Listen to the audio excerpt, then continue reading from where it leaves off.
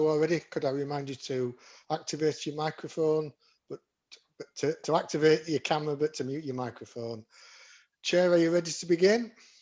I am, John, thank you. And apologies, but I have to go through the script, as you all know. Good afternoon, everyone, and welcome to this remote meeting of the City Plans Panel. My name is Councillor Jim McKenna, and I will be chairing today's meeting.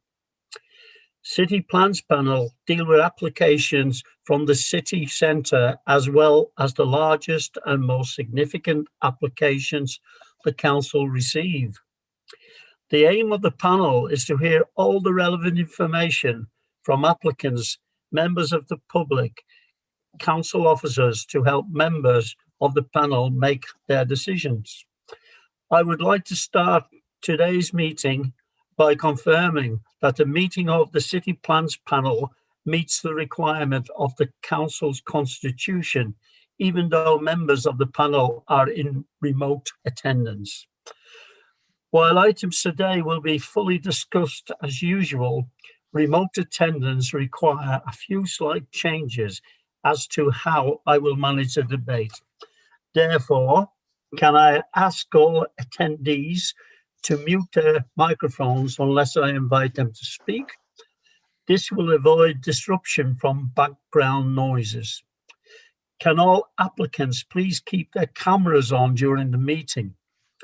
All participants will be invited to introduce themselves at the start of the public session to make it clear to the public observers who will be involved in the proceedings. I ask for your assistance and patience while I go through this process. In order to avoid any disruption to the meeting, should I lose internet connectivity, I propose we appoint a vice chair who could step in during my absence. Could I therefore move Caroline Groon and invite other members to second the motion? Second, Chair. Second. Thank you. Can I just say, Chair, at the moment, Caroline's lost sound, so somebody needs to phone her and navigate her back in, please. Okay. Thank you, Chair. I'm sure John or Sam can sort that out, yeah? We'll sort it, Chair. Okay. I assume I've heard nothing in a lot more than 5 seconds has elapsed, so I assume you all agree with that. Could I now invite members and officers to introduce themselves and mute your microphones once you have introduced yourself?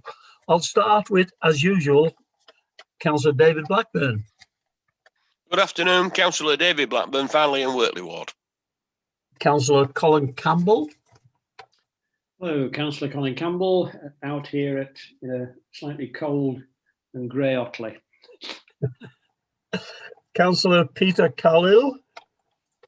Afternoon, everyone. Councillor Peter Carlill, Carvely and Farsley Ward. Councillor Dan Cohen. Councillor Dan Cohen from a bright, crisp and sunny Woodley Ward. Oh, wonderful. I'm not sure if Al is in yet. Are you here, Al? We can come back to you. Councillor Caroline Groon, I think the same applies. I can hear that, actually. Sorry, that's somebody ringing me. I'll just turn the sound off. My sound is in and out. So it's Councillor Caroline Gruen from Bramley and Stanningley. Thank you, Caroline. And you are aware that we've elected you as Vice Chair in case I lose connectivity. Councillor yes, and Chair, if I do fail in sound altogether.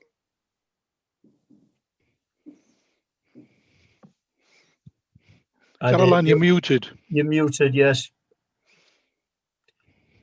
Sorry, I was just going to say, if I do lose sound again or I'm not following the meeting, I will go and sit in front of Peter's computer as I have done on previous occasions. Oh, that should solve the problem. Thank you, Caroline.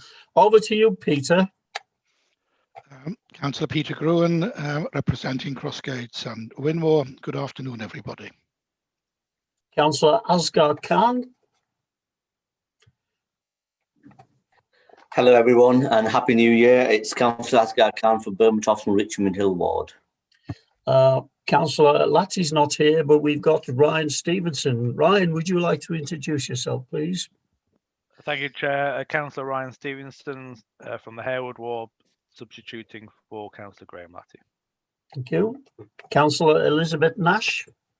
Good afternoon, Elizabeth Nash from Hunslet and Riverside Ward. Councillor Paul Wadsworth. Good afternoon, Councillor Paul Wadsworth, representing Guys in Rawdon and from a dull Eden. Councillor Neil Walshaw. Thanks, Chair. Happy New Year. Good afternoon, everybody. Councillor Neil Walshaw, Headingley High Park Ward. Thank you for that. Now, if I may, I'll turn to officers, starting with David Feeney. Good afternoon, everybody. David Feeney, Chief Planning Officer for Leeds. Jonathan Carr. Good afternoon, Jonathan Carr, Head of Development Management. Daljit Singh. Good afternoon, everyone. Daljit Singh, Group Services Manager, Planning Services. Thank you. Richard Smith. Good afternoon all, it's Richard Smith. I'm Principal Planning Officer for Development Management and Planning Services. Sarah McMahon. Hello everyone, Sarah McMahon, Planning Officer for City Centre Team. Thank you. Steve Varley. Good afternoon, Stephen Varley, Design Officer. Thank you, Chair. Matt Hills. Are you here, Matt? I haven't seen you up. No, Councillor McKenna, it's you, myself. isn't it, Nikki? Yes, I'm the legal Okay. advisor for this panel, and in the event that I lose connection, I've got Miss Plumtree Varley as support. Oh, lovely. Thank you. Andrew Thickett. Hello, it's Andrew Thickett, Highways and Transportation. Paul McGrath. Good afternoon, Paul McGrath, School Place Planning Manager. Thank you. Brian Maguire.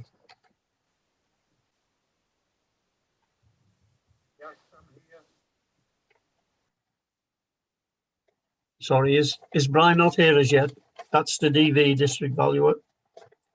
We can come back to that. Cody Baker.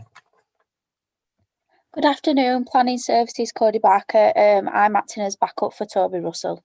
Lovely, thank you, Cody. And John Greaves. Good afternoon, everyone. John Greaves, Governance Services, and I'm clerk in today's meeting. Thank you. I'm aware that there's a number of developers or people here on behalf of the developers or applicants. So at this stage, I'm quite happy if you introduce yourself. I did see Freddie there. Chair, shall I run through the list and we'll get them to introduce themselves? Okay. So Jamie Lynch. Hello, yep, Jamie Lynch, Town Planner on behalf of Marshall CDP for the Kirkstall Road scheme. My colleague Connor Vanley will be leading on our behalf today. Thank you, Jamie. Rachel May.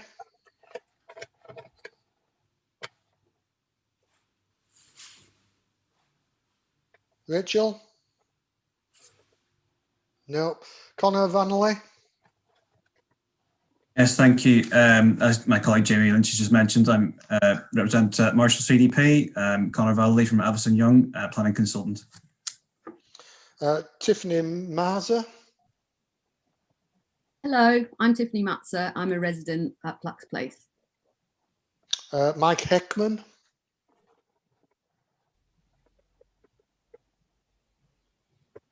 The mute button will get me. Good afternoon, I'm Mike Heckman. I'm a resident of Sackton Gardens.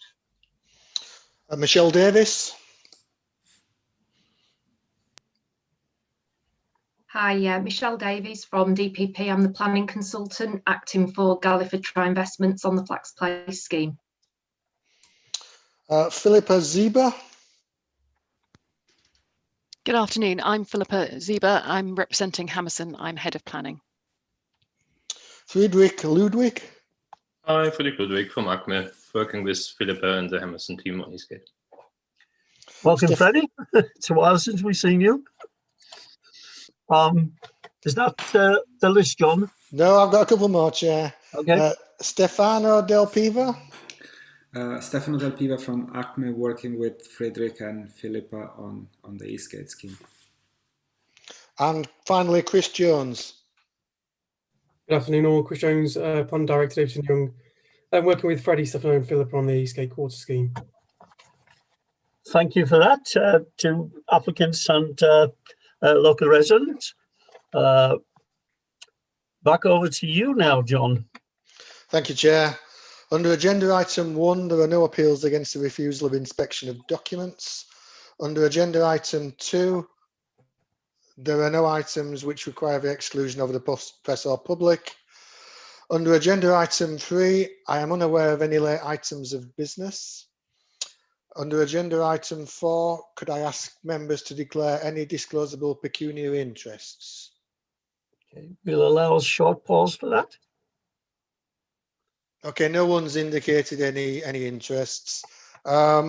Agenda item 5, apologies for absence. Councillor Graham Lattis sent his apologies, and we've got Councillor Ryan Stevenson stepping in. Thank you, Chair. Thank you. Thank you, John. Thank you all for that introduction.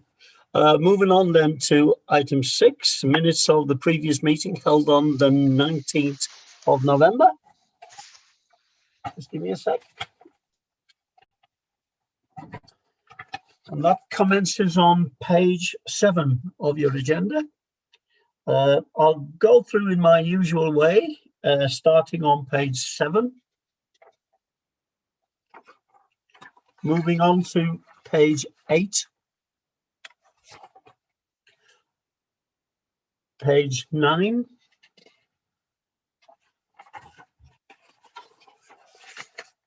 Page 10.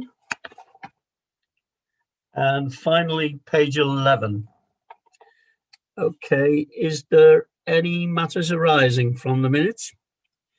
Can I start by saying that the letters to all early leavers and retirees was sent by me on your behalf, and I did get some responses who thanked us for our kind thoughts.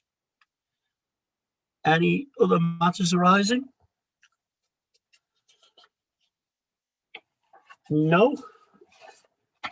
Can we then move on to the first item for consideration? Agenda item 8, full planning permission for demolition of existing building and structures and outline planning permission with all matters reserved except for access. Over to you, Richard, when you're ready. Yeah, hi there, Chair. Thank you for that. Yeah, good afternoon. Yeah, as Chair says, this is agenda item 8, page 13 on the report panel pack. First slide, please, if we could go to the next slide. Yep, so as the title says, it's a hybrid application. It's a full application for the demolition of the remaining buildings within the site and an outline planning permission thereafter, where all matters are reserved other than access. And this is for a residential-led redevelopment of the site with some flexible, that's ground floor, commercial space and associated landscaping, public realm and open space. Members may well recall this scheme, which was put at pre-application stage at Plans Panel in March 2020. Next slide, please. So this is the site. It's an L-shaped site, which is just over 2 hectares in size, located to the south of Kirkstall Road, as can be seen there in the plan in front of you. It's set just around over 300 metres from the city centre boundary, which lies just to the southeast, adjacent to the fire station, just creeping into the the right-hand side of your screen there. Next slide, please. It's the site is generally a cleared open area of brownfield land. However, the 1960s office buildings of the previous occupants, Arla Foods, do remain on the site frontage facing Kirkstall Road. It's an allocated site in the site allocations plan as part of a wider mixed-use site, MX2-9, which is itself set in 2 parcels, and this is in reference to office and residential development. The surrounding context is generally commercial, although just off to the southeast in your screen there, you'll see in between the River Aire and the Leeds Liverpool Canal, the northwestern tip of the Otter Islands residential development, that's Holt's Crest Way, which was built around 5 years ago, and I'm sure many panel members remember seeing that before then, and there has been a very successful residential scheme. Opposite the site to the northeast, across the busy multi-lane A65, is a council pay and display car park. There are a number of commercial buildings on that side as well, which include television studios, Kirkstall Brewery, a building converted and now occupied by the Life Church Group. Moving clockwise around the site and adjacent to the side is a Nissan car dealership garage. There's some warehouse and works buildings adjacent to that, along with a larger cleared area of land known as City Reach 1 and City Reach 2, which members I'm sure will be well aware of, and the latter of which, City Reach 2, is included in the same MX29 allocation. To the southwest of the site, across the river and the canal, is a larger area of commercial, warehouse, distribution and industrial buildings, the nearest of which is around 675 metres away. To the northwest, separated by Washington Street, is a further older group of mill buildings, which are used for a variety of smaller light industrial, general industrial, storage and warehouse and other commercial uses. Lastly, fronting Kirkstall Road, immediately adjacent to the site entrance, with some connection historically to the site, but now in separate ownership, is the tannery buildings, which are used for office use, and they have an ancillary car park to the rear. Access to the site is historically taken off Kirkstall Road between the 1960s former office building and the tannery building, aforementioned. A secondary access is also found off Washington Street on the northwest side. Also of note is the Leeds Flood Alleviation Scheme, Phase 2, which aligns the river edge on the site and is presently under construction, reflecting the fact that the part of the site or the site is here within flood zone 3, high probability. Next slide, please. This slide shows the site clearly, a bit more clearly on plan with its surrounds, the red line there, the just over 2 hectare site. The next slide, please. This slide shows the site within the centre of the page, and this is looking towards the city centre in the background, which is to the east, set in between Kirkstall Road and the River Canal. Next slide, please. This image is taken on the opposite side of Kirkstall Road, looking west, and shows the adjacent Nissan dealership and the 1960s office building has to be demolished on the site itself. Next slide, please. This image is taken also on the opposite side of Kirkstall Road, but now looking more broadly southeast. Again, it shows the 1960s office building in the background, and nearer is the tannery building on the right-hand side there. Next slide, please.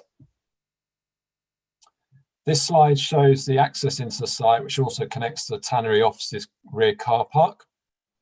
Next slide, please. This photo shows a secondary access out onto Washington Street from the site. Currently, this is being used as a temporary compound base for the Flood Alleviation Scheme Phase 2. Next slide, please. This shows the actual Flood Alleviation Scheme Phase 2 defences currently being built.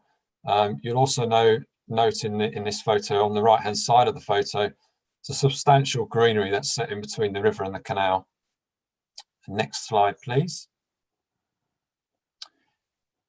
Here we have an indicative, and I have to just keep reminding or using that word indicatively, because this is an outline scheme where matters such as scale and appearance are reserved.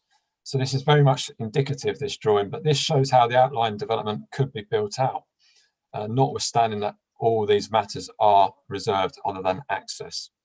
So it's formed of 6 blocks, or proposed here as 6 blocks. So you've got building A, fronting Kirkstall Road, which is stepping from 7 to 11 stories. And this would be set back by 5 metres from that of the existing building line, and there'll be an open aspect to a spine road immediately behind it to the south. Building B is set perpendicular to building A at its western end, and is a landmark building on the site at 16 stories, and that steps down to 11 stories. Building C is also set perpendicular to building A, but on its eastern end, and is set between 11 and 12 stories.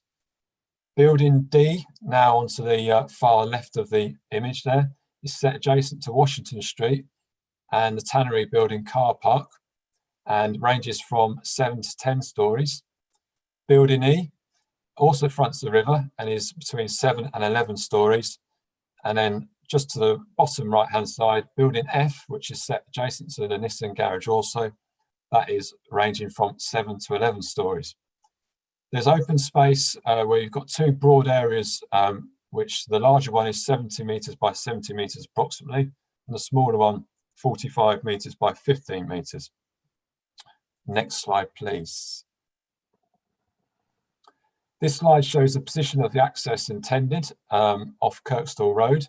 This is the one matter for approval today, which utilises the existing point that you saw in the photos before. A secondary access for exiting only, again, which we also saw in the photos, is shown from the site exiting out onto Washington Street, and that's shown on this northwest side of this image. Pedestrian routes are constrained and contained throughout the site, but they're set in between various points between the blocks. And here you have one particular prevalent route, which is between Block A, and it runs towards the riverside. So that's Block A at the Kirkstall Road side, running all the way down to the riverside, which is a key route. Then you've got also a diagonal walk, a diagonal route through the middle of the site from Washington Street to the southeastern boundary. And you can just see that emerging through the middle of the image there. The riverside route also is of note. That takes a pedestrian route alongside the flood alleviation wall being built, and that's shown to a depth of 8 metres alongside the southwestern boundary edge of the site.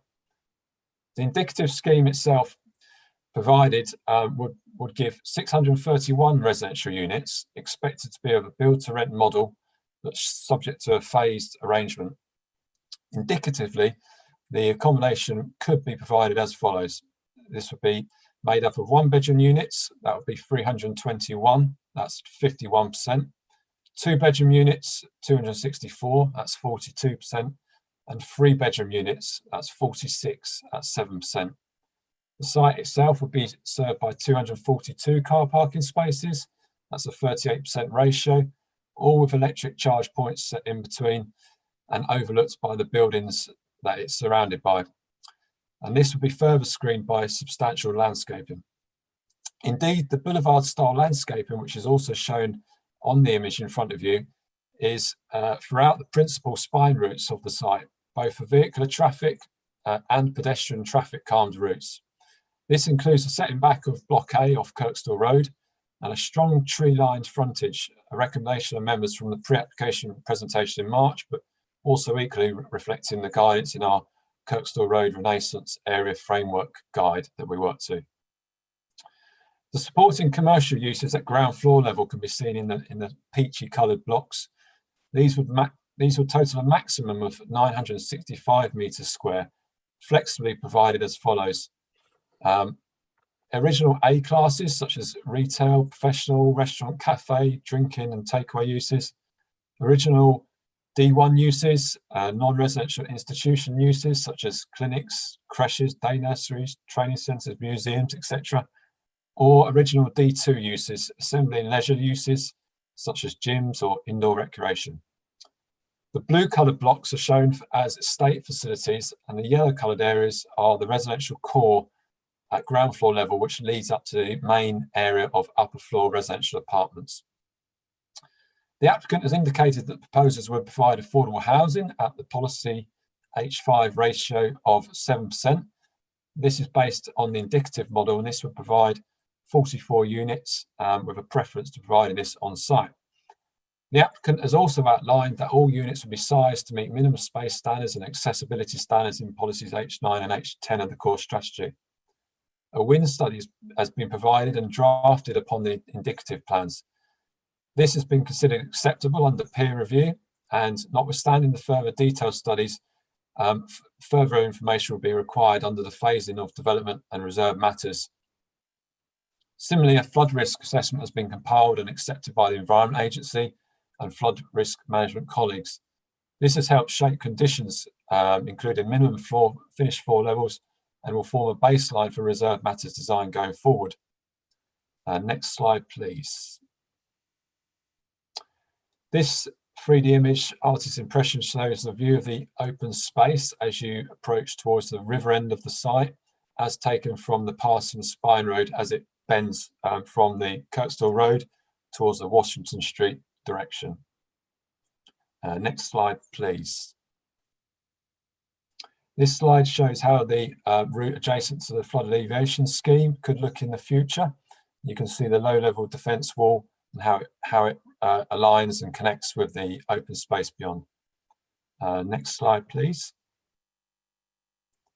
This shows an image from across the riverside. It's a direct view from over across the river beyond to the development, and you can see the open space, a substantial area of open space, and obviously the various blocks as you look broadly from the northwest to the southeast, left to right. So the recommendation, Chair, is to defer and delegate approval of the application subject to completion of the Section 106 agreement and the conditions set out on page 13 of the report pack. Thank you, Chair. Thank you, Richard. John, is there any objectors to this? I'm not sure. I know we had 2 residents, but I think there might be Flax Place. Is that right? No objections to this application, Chair. Okay, then. All right. Can I ask if there's any questions from members? Probably the best way to do it is to raise the hand facility on it, please. Okay, and I've seen Councillor Colin Campbell first. Yeah, thank you, Chair. Can I ask a highways question, please? You can. Currently, we're looking at an access onto Kirkstall Road, which is shared with the adjacent.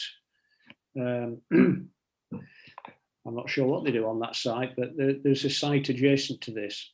I was wondering, would the access be sufficient if that site, as are many on this row, was developed to the same level of intensity as this one might be? Andrew? Thank you, Chair. I mean, it's something that hasn't been tested, but nevertheless, as you say, Councillor, that current site does have a car park behind it, in quite a large car park, and the traffic from that car park is taken into account in the, if you like, in the baseline traffic counts. So whilst we don't have a development proposal for that site that we've tested, we do know that a certain amount of traffic can be accommodated from that site on the network. And to be honest, with the size of that car park, I couldn't imagine that it would be much substantially more, and probably quite a bit less if the site was developed. Right, thanks. Okay, David Blackburn, please. All right. Thanks, Chair. I suppose technically this isn't to do with the outliner, but I know when we had the pre-app, there were some comments about the vast area of the car park in there and what we could do to change it. I noticed in the documents there's nothing, it doesn't say anything about what the developer might be doing, might want we try to do that, because quite honestly, these car parks are extremely large. I mean, I think there was one suggestion of putting some of it under solar panels or something like that. While, as I say, strictly speaking, it isn't about access. I'd like some information about what's intended. Okay, Andrew. Yes, thank you, Chair. I mean, as Richard's explained, the plans, as you've seen, are indicative at the moment. I mean, the discussions that we've had with the developer, and clearly it's been going on for some time, as this is that the level of parking that they propose, they consider to be representative of what the market would require in this area. So we've gone along with that as the number of spaces to provide. But what we've also talked about is, and one of the advantages of it actually being surface car park, is that it's effectively flexible for how it's used. And we talked about things like, well, it could be a grass treated type surface as opposed to a hard surfaced one to help with runoff and provide some green, and also that it could be interspersed with tree planting.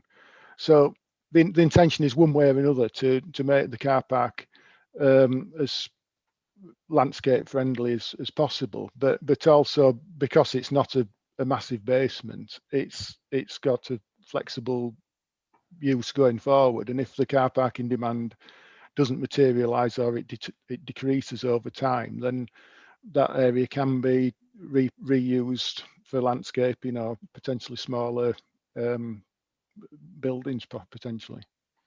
Yeah, so we're sort of covering the developer's expectation at this stage, but allowing some flexibility for how it's used going forward. Okay, I'll accept that for now. I'm not going to pursue it, but can we put a marker down that we feel there's an issue maybe with that when it comes to the full planning application. Yeah. Okay, David. Yeah. I can tell you that I raised a similar point at my brief, and the answer that Andrew has just given you was the one I received from Richard Smith. That it could be flexible and it could be smaller and it could be landscape moving into the future. But I understand where you're coming from, because I don't like to see too many car parking on sites so close to the city centre. Dalja, do you want to come in on the same thing? I saw your hand go up and down. Yes, Chair, if I can just briefly, in addition to what Andrew said, we have tried to work closely with the applicant to make sure that surface car parking is screened as far as possible by the arrangement of the buildings. And although this is an outline application, and I know what Richard said about, and this has been indicative, we are very much informed by the illustrative scheme, and we will be controlling the parameters of the blocks and the location through condition by a parameter plan, and we're controlling the quantum of proposed units as well through condition. So there should be plenty of opportunity to screen that surface car parking appropriately. Thank you, Dalja. Councillor Groom, Peter, please. Chair, I have 3 questions. The first one is, could we have the last slide up again, which was the view from the river?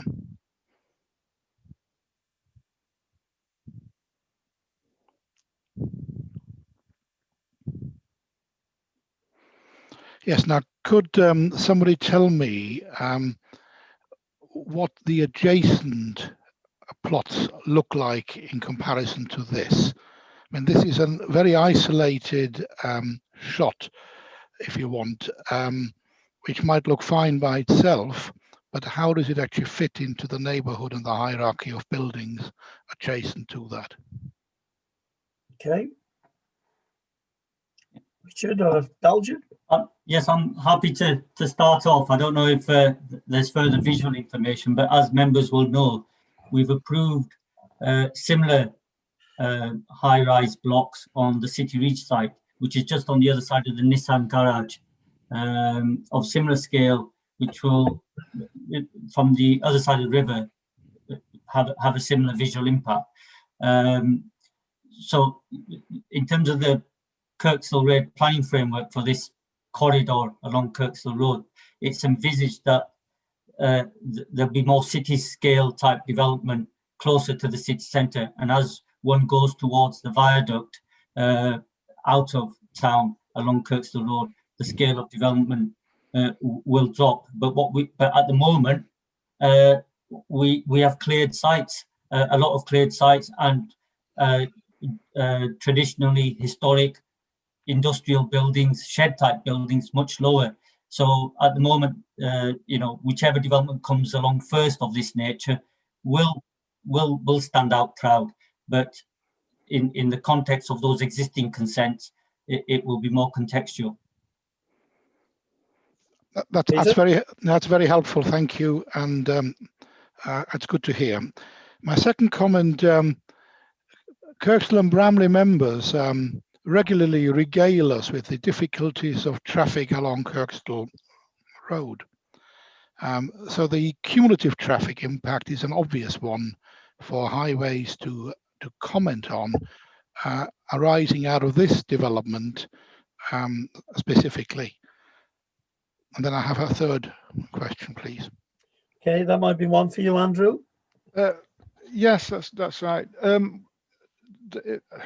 In Richard's report, it does refer to, I think it's £197,000 towards works to address traffic measures on Kirkstall Road, and there's similar sums being obtained in the City Reach consents, and one or two of the very smaller consents have provided some small amounts of money as well.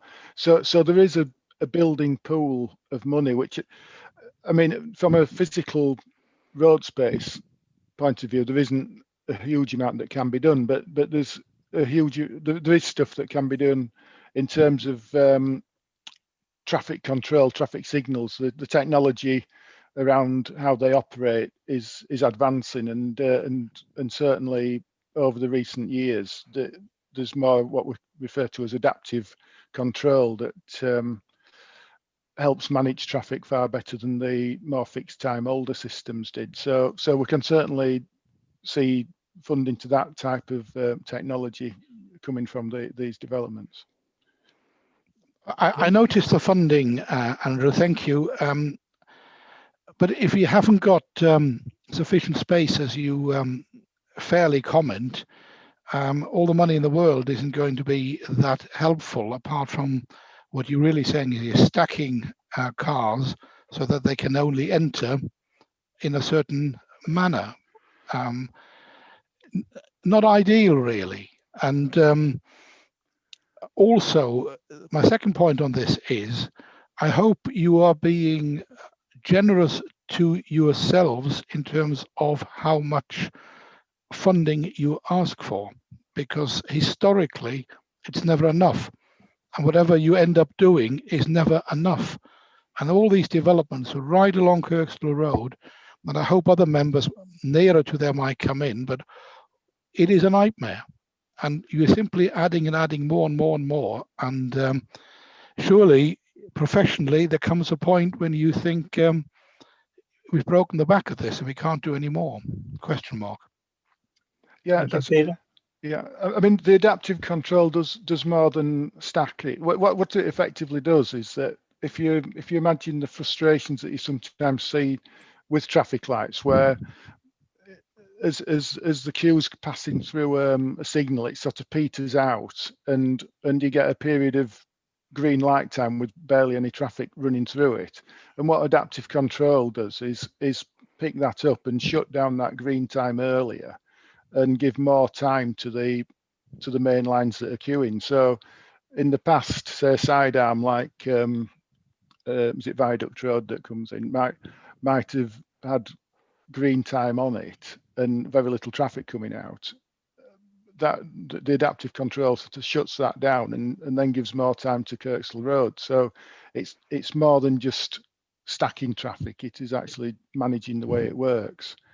But obviously the way that transport strategy is moving is more towards not building new capacity, but to try and manage the existing capacity to encourage public transport use and cycling and walking. So to start building new road space just for vehicle private car capacity is contrary to, if you like, the current thinking and the way that we're moving with the transport strategy in view of the climate change. And I agree with you, and I think Councillor Blackburn and others would say that money that you're pooling from adjacent sites should go towards a proper public transport, mass public transport system. And if we don't collect enough money from developers when they're developing these sites, we are never going to have enough money to do that kind of thing. But that's a comment, Chair. I'm sorry, rather than a question. It's okay. It's okay. My third question, I'd just like some advice when we will talk about design materials, and whether the image that you showed earlier on from the river, was that just a schematic illustration to whet our appetites, or is that anything like what's actually going to be built? Okay, Richard or Dalgin? Yeah, the image is very much just an image. So in terms of the architectural treatment of the buildings, that will be subject of reserve matters, and members will have full control and say on that, as you will on the outline now.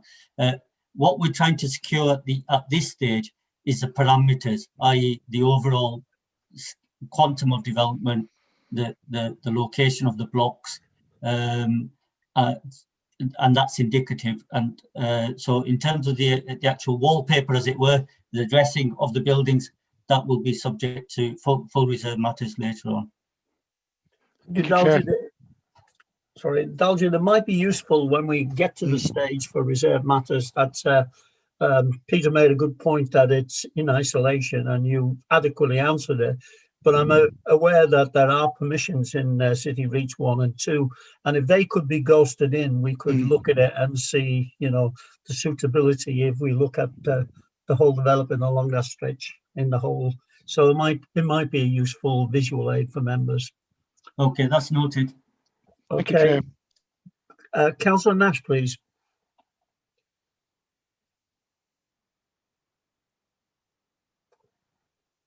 You're muted, Liz.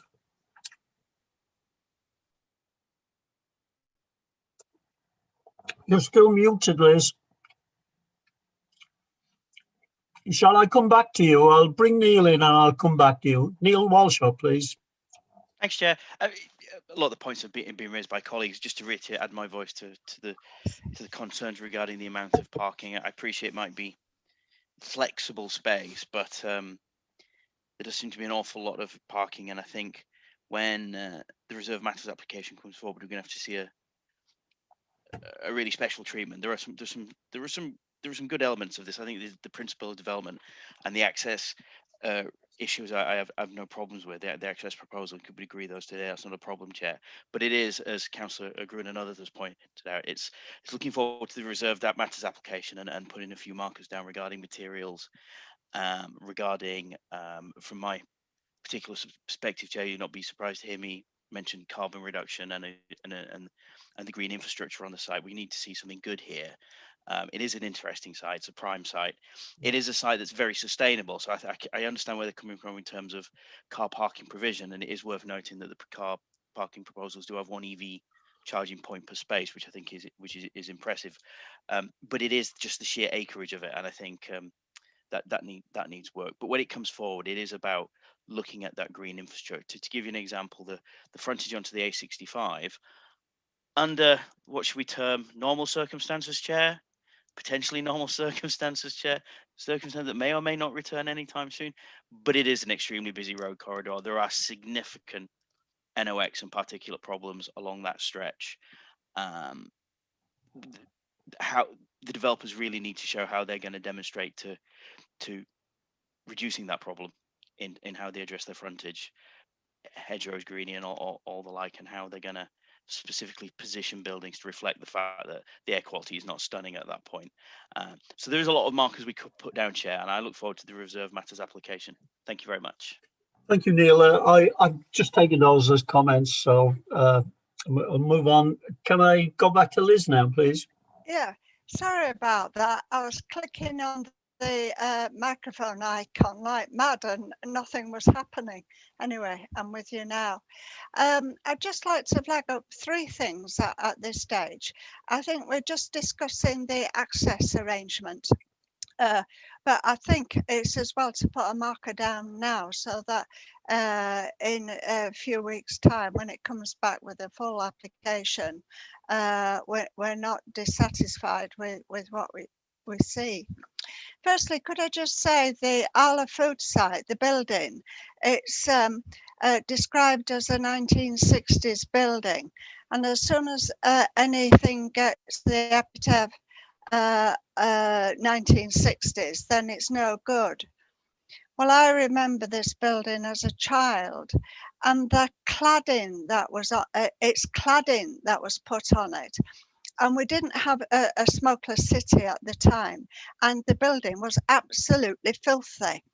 From memory, I think it was brick with stone dressings, but when the cladding was put on, everybody thought, oh, how clean it looks, because it didn't look very inviting as a dairy.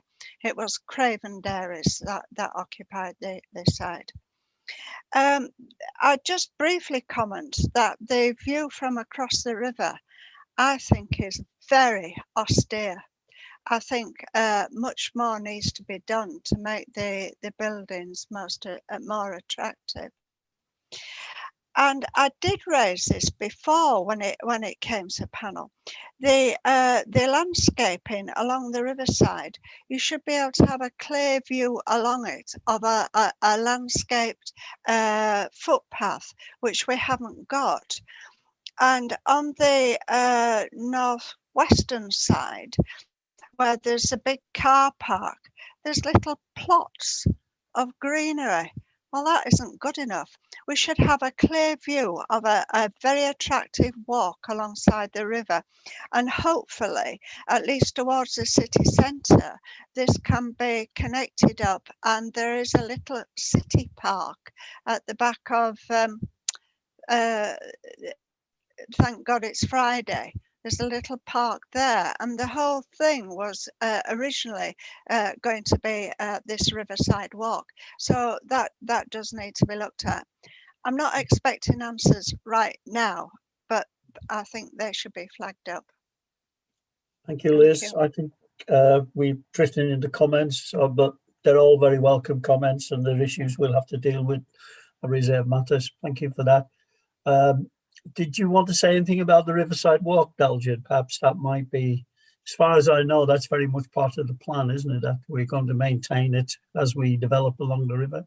Yes, that's very much part of this proposal. It's a continuation of the Riverside Walk we've already secured with the City of Each 1 and 2. The flood alleviation scheme is very much aware of that. So the flood defences are going in with the intention that there'll be a public route along the riverside. And as Richard showed in his images, there's significant vegetation along the riverside already. So we're very much working with each site to work with what's already there, as well as provide their own enhancements on site in terms of extra public realm and space.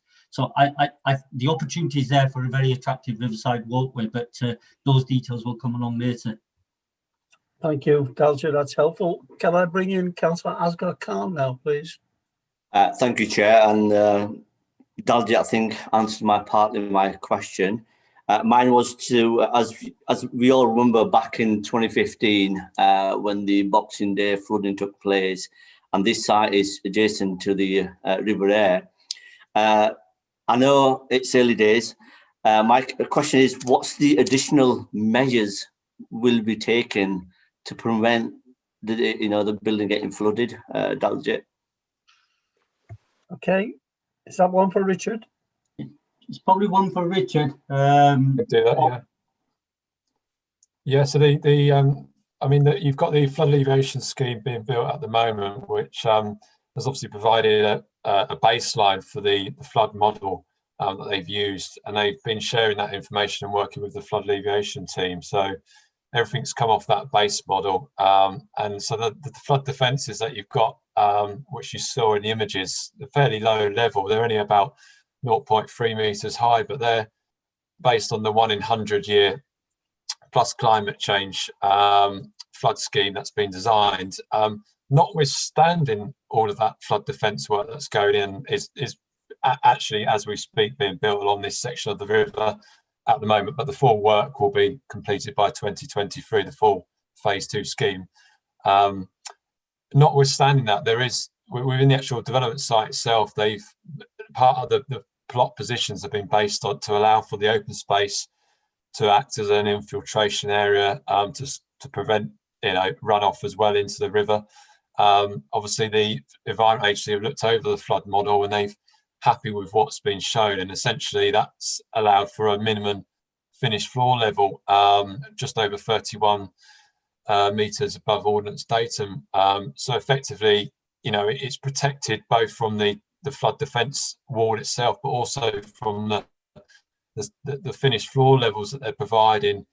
And further on beyond that, they've obviously provided all the commercial uses at ground floor level with the intention that the more sensitive residential uses are first floor and above. And notwithstanding that, we've got, you know, other aspects such as evacuation plans in place. But yes, it is obviously in a high probability floodplain. So, you know, as part of the reserve matters, we've got a baseline which, you know, we'll be working to and hopefully improving. And I suppose the other thing to mention is with the flood alleviation scheme is that it's intended that, you know, at the moment it's designed to 1 in 100 year plus climate change, but, you know, with the 30% allowance. But hopefully in the near future, as the application for step 2 comes on board and will probably become for city plans panel in the near future, hopefully that will raise that defence level up to 1 in 200 year defence. So you'd like to think that as the years progress going forward, we will have a very much a different picture here in terms of flood protection. But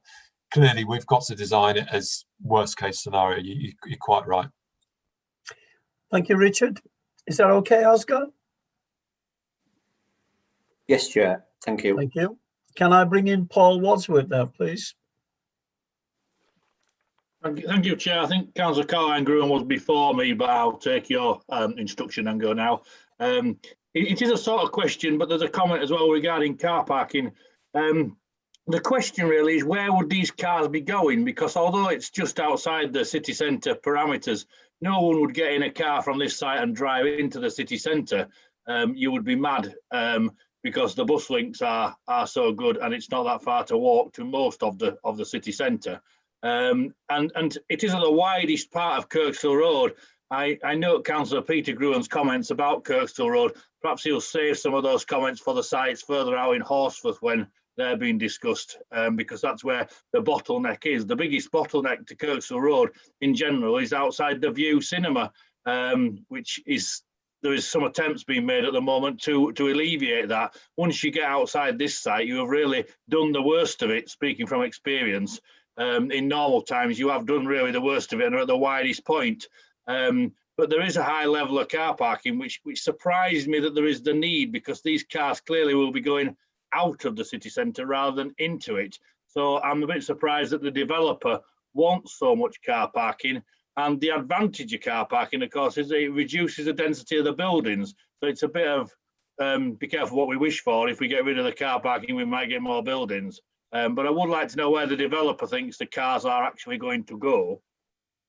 Okay, good point, Paul. And we have some developers here. I'm not sure which developer is associated with this scheme, but if somebody wants to come in who represents that, please do. To make a comment on that, Chair. Thanks, Colin. Yeah, I mean, Herald members have got to say that the level of parking proposed in the scheme, we have to strike a balance. I would point out that it's actually, maybe Mr. Thickett can come in on this point as well. It's actually below the council standards. So it takes into account the highly sustainable nature of the site. There's obviously excellent public transport connections here as well. It's very walkable to the city centre. The level of parking provision is essentially in line with what the applicant believes buyers will want, but it's not one for one. It's significantly below that, and we believe it strikes the right balance. So a lot of it's also undercroft and is well screened by the buildings. And we could just come in a comment from earlier on the visuals, if I may. We did provide the council with a cross section and some present imagery to show how the surface car parking could be screened. And there's various ways that can be done and dealt with at reserve matters. And just to note that not all of the car parking is visible from the river frontage. There is a certain amount of it which has been designed to be undercroft and between buildings as well. So we have worked very hard to minimise any visual impact arising from that. I don't know if that helps to clarify.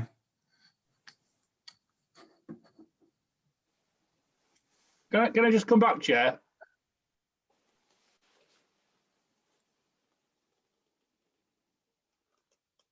I'm not getting anything. I can still hear you, Paul. You're about the only one, I think. The chair seems to have frozen, has he? I think Councillor McKenna's frozen just by the fact he doesn't appear to be moving. Caroline? Councillor Gruen. Councillor Gruen, you're on. Yeah, it's the wrong Gruen at the moment. I'm trying to get Caroline. Hang on. Well, I'm sensing that maybe we ought to recognise Councillor Peter Gruen and just move on. I think her sound has gone.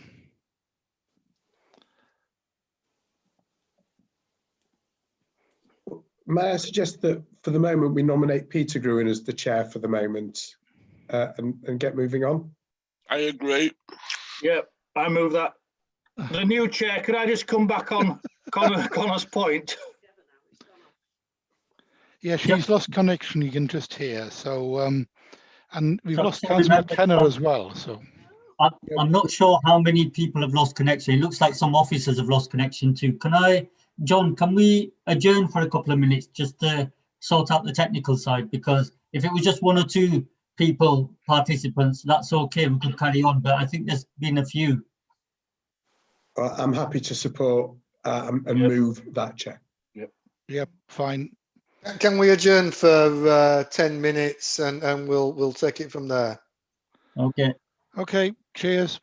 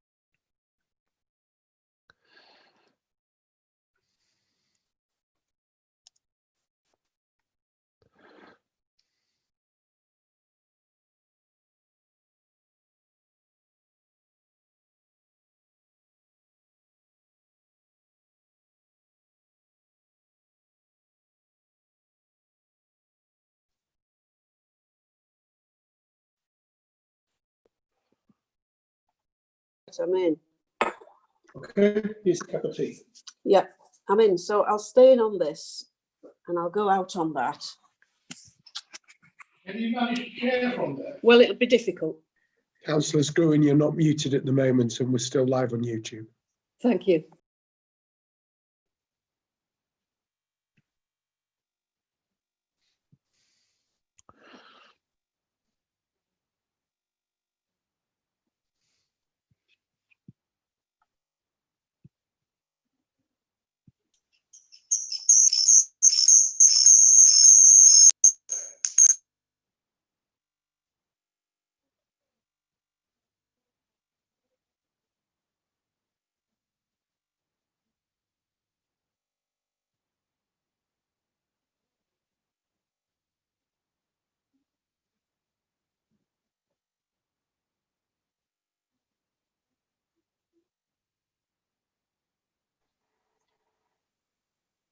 John, I'm assuming we've got a technical colleague trying to resolve the issues.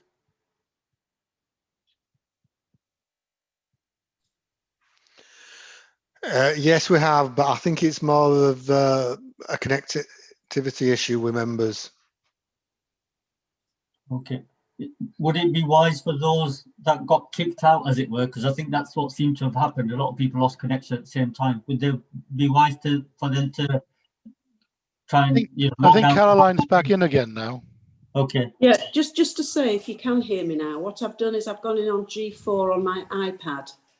So I seem to have been successful at doing that. It will be more difficult from my iPad if I need to chair it, though. That's the only thing. Okay. But I'm sure it can be doable. But I've had Councillor McKenna on the phone. He's desperately trying to get back in, but unsuccessfully. John, might it be worth ending the live stream on YouTube temporarily? I'm not entirely sure how good an account we're giving of ourselves at the moment. We can't really stop the live YouTube. All we can do is put the adjournment screen up. But if other people are back again and Councillor Caroline is available, we could continue. You have to tell us how many people are actually dropped off. Providing we've got sufficient members in and the key officers, John, I'm happy to continue. Actually, so can you check that we've got enough members for quorate, and our vice chair, as elected, is able to hear the meeting and chair it? Yeah, I am able to hear it. This is Councillor Gruen speaking. I will find it a little more difficult to chair because the functions on an iPad are more difficult. For example, the hands. So I might need John, for example, to just tell me if I miss hands.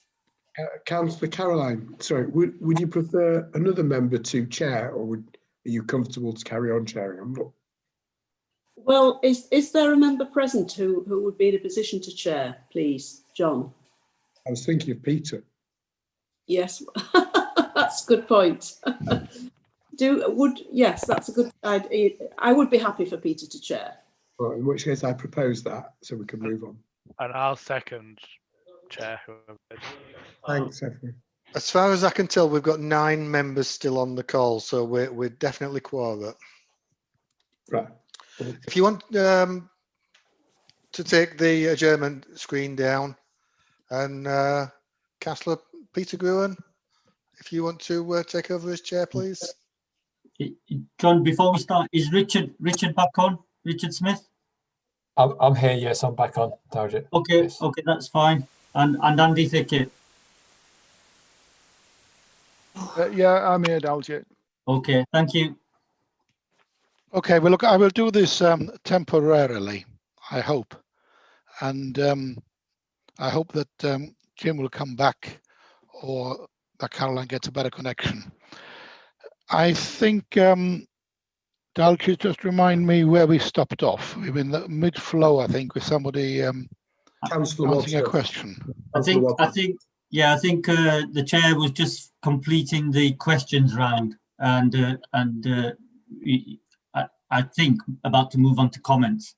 Well, I can see the hands up on my screen are Councillors Campbell, Garthwaite and Caroline Gruen, who hadn't spoken. Chair, could I just come back? I was just about to come back on a point that Connor had made when the chair froze. Could I just come back? You were, of course you can. Yes, please do, Paul. I made some comments about you, which you won't want to comment on about transport. But you didn't, Connor, you didn't really tell me, and it may be a job for Mr. Thickett really, where these cars are actually going to, because I think we've established that they won't go into the city centre. Are these cars going to be used for weekend trips out to the Dales and out through my own ward to clog it up? Because that's certainly something that we would want to discourage in people taking leisure travel that's not necessary. I struggled with all this car parking when it's so close to the city centre and the cars are clearly not going to be used to commute. That was really my final part of the question. Yeah, thank you, Chair. Andrew Thickett. Yeah, going back to when the parking levels were first discussed, it was about car ownership rather than use on a day-to-day basis for work purposes. And as I understood at that time, and actually the City Reach development, which is the next one into the city centre from here, is a very similar level of car parking. And it seemed to be the view of the developers that they needed that level of parking to attract the people that they thought would be occupying the flats. So yeah, as you say, there will be a certain amount of people who don't work in the city centre who will, for various reasons, choose to drive to their places of work. But I think the biggest market research side of it was about car ownership. But of course, I suppose through the gestation of this application and then the fact that we'll have reserve matters coming along, and we're seeing from other developments around the city centre, and particularly the ones that are a PRS type model, that they suggest a much lower level of car parking. And so, you know, we can be open to the level reducing with as the development comes forward through the reserve matters process and understanding better about the tenure of the properties. Thank you, Chair. Thank you for that. I do think it's Caroline who was next, and then Colin, and then Councillor Algarthwaite. Caroline. Thank you. Before we all dropped out, I think we kind of got in a sort of a position between questions and comments, and mine's kind of both really.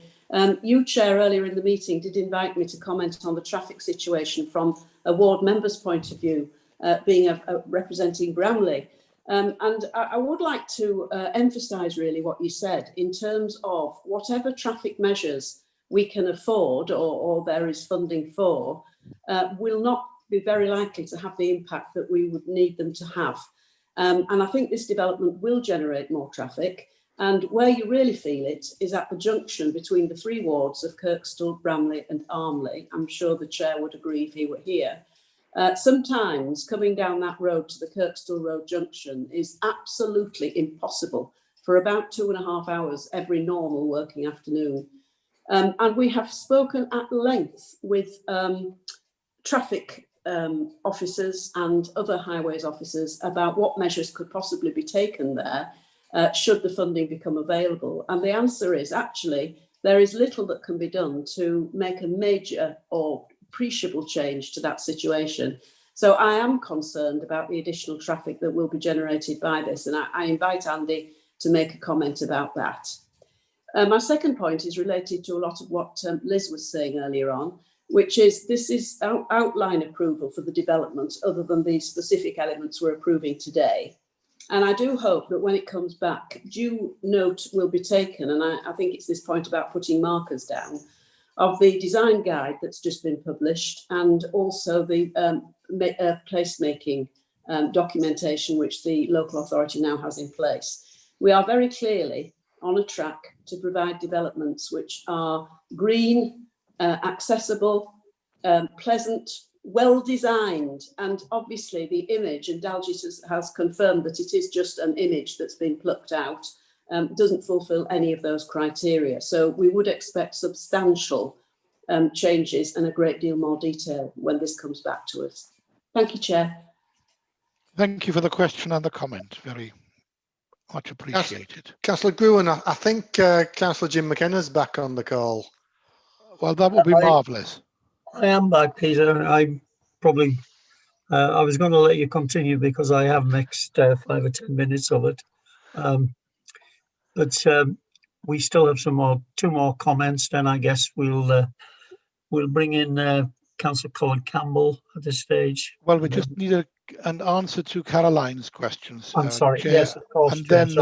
And then if you take over with Colin and Al, okay? I'll do that. Yes, thank you. Yeah, thank you, Chair. So I think the question was aimed at me, and it's the Kirkstall gyratory issue, which, yes, as Councillor Gruen knows, we're all too well aware of. In terms of this development, I think it would be very difficult to say that this development would have an impact on that junction. I think by the time we looked at the level of traffic that it'll generate and distributed it that far along the network, that it would be a very small drop in the ocean of the traffic that's affecting that junction. So whether it would be reasonable to attribute some of the funding to that junction that the developers offered, I don't know, but certainly we could raise that with him through the Section 106 discussions.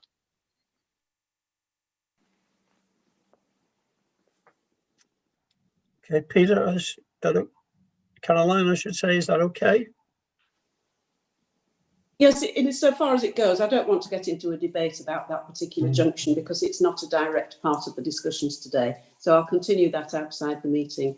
But I just trust that my other points have been noted by the developer. I'm sure they have, Caroline.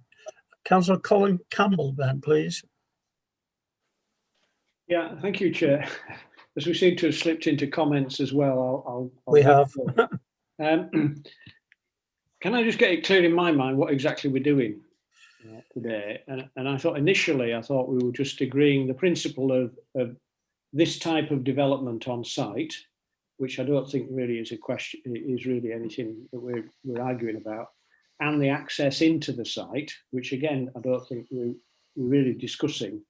But Downsheet slightly expanded it about the volume of development and the types of development.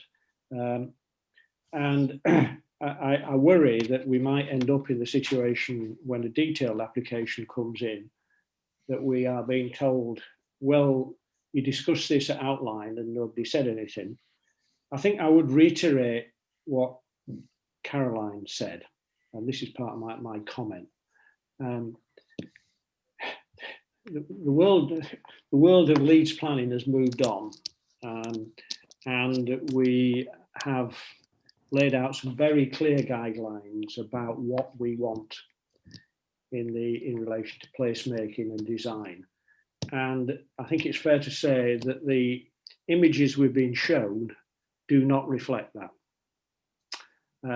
So I'll put up a marker and say, if this comes back in this form, then I don't think I can support it because I don't think it's good enough. I won't get into too much of an argument about how much car parking there should be, bearing in mind that it seems to be below policy level.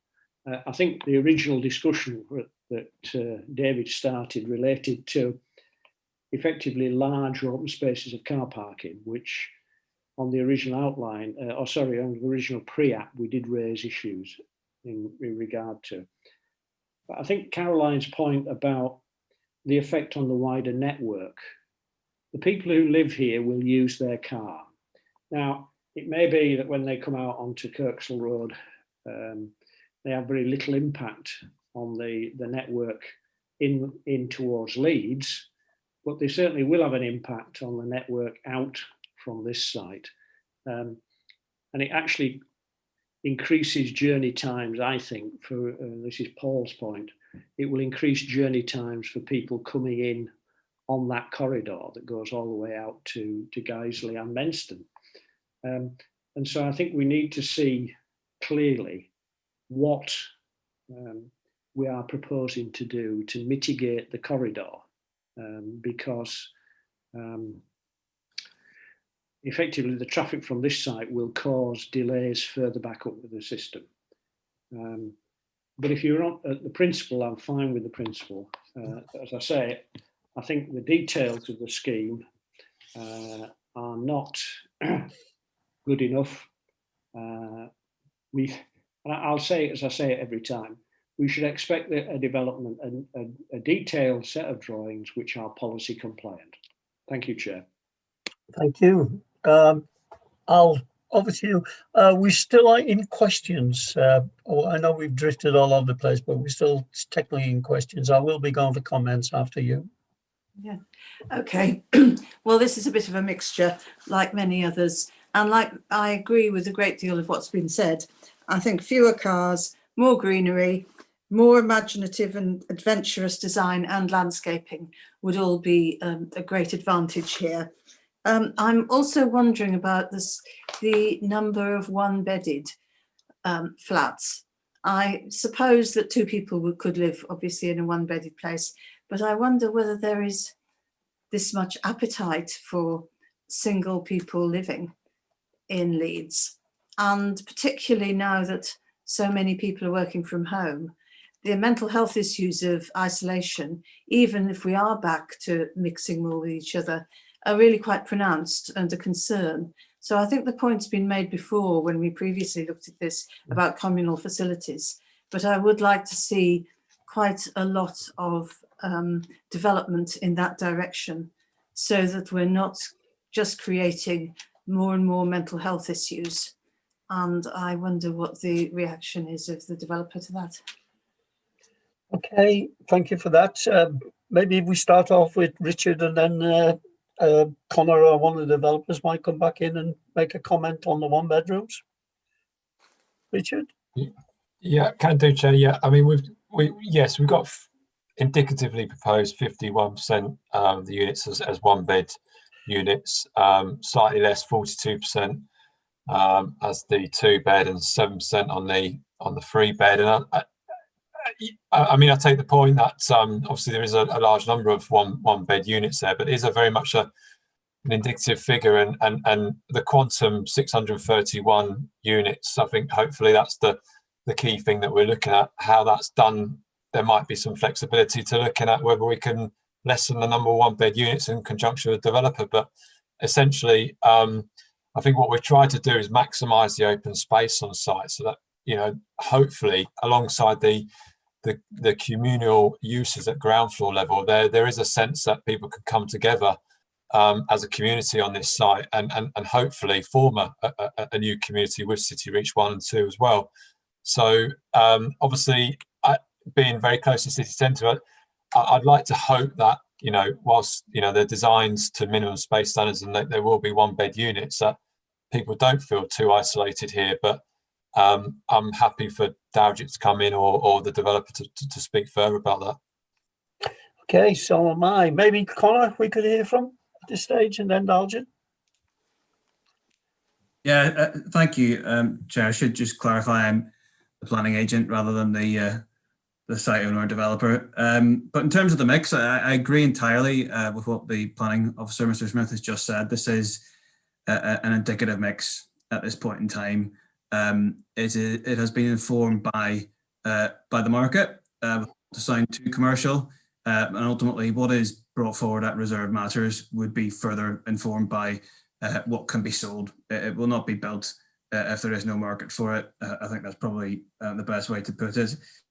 And just in terms of, again, commenting on what the case officer just said, over half of this site has been reserved through the parameter plans for public realm and open space. It's a very generous amount of open space, and obviously more details at Reserve Matters can come forward on that. But the concept is for a green and open scheme, as the details that were put forward at Plans Panel in March for the pre-application, with green roofs, the Riverside Walkway, and a focus on cycling. So I just wanted to get that in there, that these are not details that have been overlooked. They are embedded in the design and access statement, and they will inform the reserve matters application. And just whilst I'm on, the figure came back to me.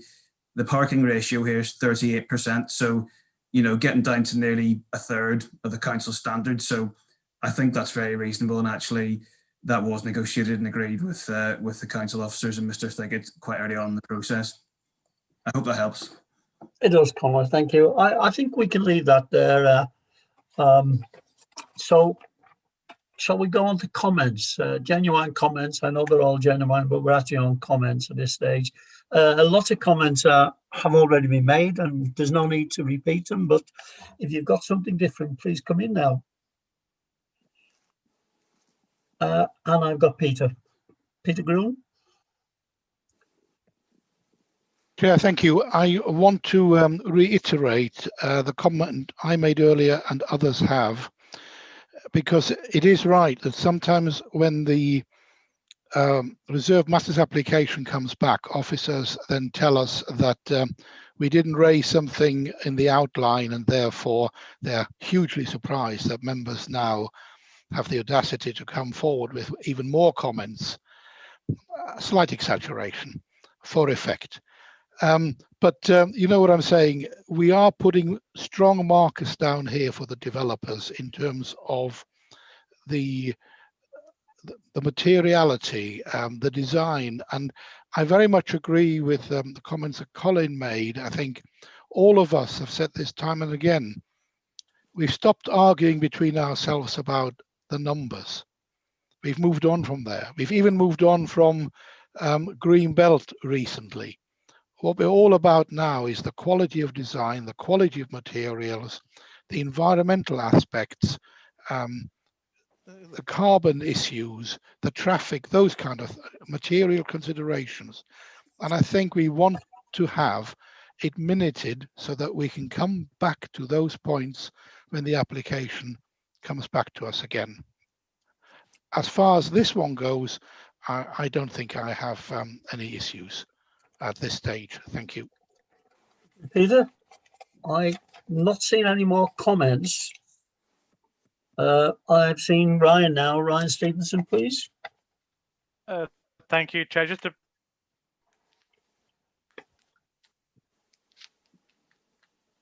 brief one, and probably a personal view. Notwithstanding this is an indicative plan, but looking at from the river out massively, I think because it isn't tiered down with the garden terrace like the other ones. So as a comment for developers, if they're going to come back at a later stage, they might want to look at that. I think it just doesn't fit right on the vista there. It could do with a bit more greenery. Thank you, Ryan. I think we've got that. We were losing you for a bit, but I think we've got that. Moving on then, does any officers wish to make a comment at this stage? Chair, if I may, Councillor Campbell earlier asked what exactly is it that panel is being asked to agree to, and I just wanted to clarify. So you're being asked to agree to the demolition of the existing former Arla Foods offices on the site, which Richard showed you an image of.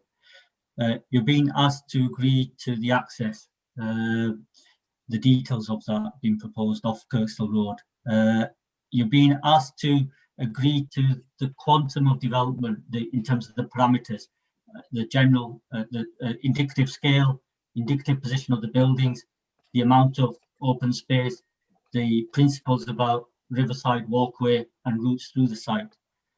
All of the detailed matters and all the matters that Councillor Peter Groom has just mentioned will be subject to the reserve matters application. Thank you, Daljit. I've had a late comment from a member. Councillor Nash, do you want to come in, please? Yes, I'm sorry I didn't express myself very well. The Craven Dairies house on Kirkstall Road, before we agree for it to be demolished, I would like to see what's under that skin, because it could be a decent building that we would want to keep. Okay, David, bring you in. Thank you, Chair. It was just a general comment, really, in response to some of the broader issues that members have been raising about the location of the site and particularly the traffic issues, and fully take on board issues that have been raised at a site-specific level. It was just really to remind the panel, Chair, that this site was identified within the site allocation plan, which is now adopted. So the principle of development from that perspective has been accepted, and some of the strategic issues around transport and transport corridors and modal shift, etc., were set out as part of the supporting evidence as part of that plan making process. So some of those principles have been set out already in the adopted plan. So I think that gives us a sufficient foundation to work from to take forward some of the issues that have been raised this afternoon. Thank you, Chair. Thank you, David. Colin, you've come in again. Well, I have, Chair, actually. I think there are two. Well, I think Mr. Feeney's interjection was useful.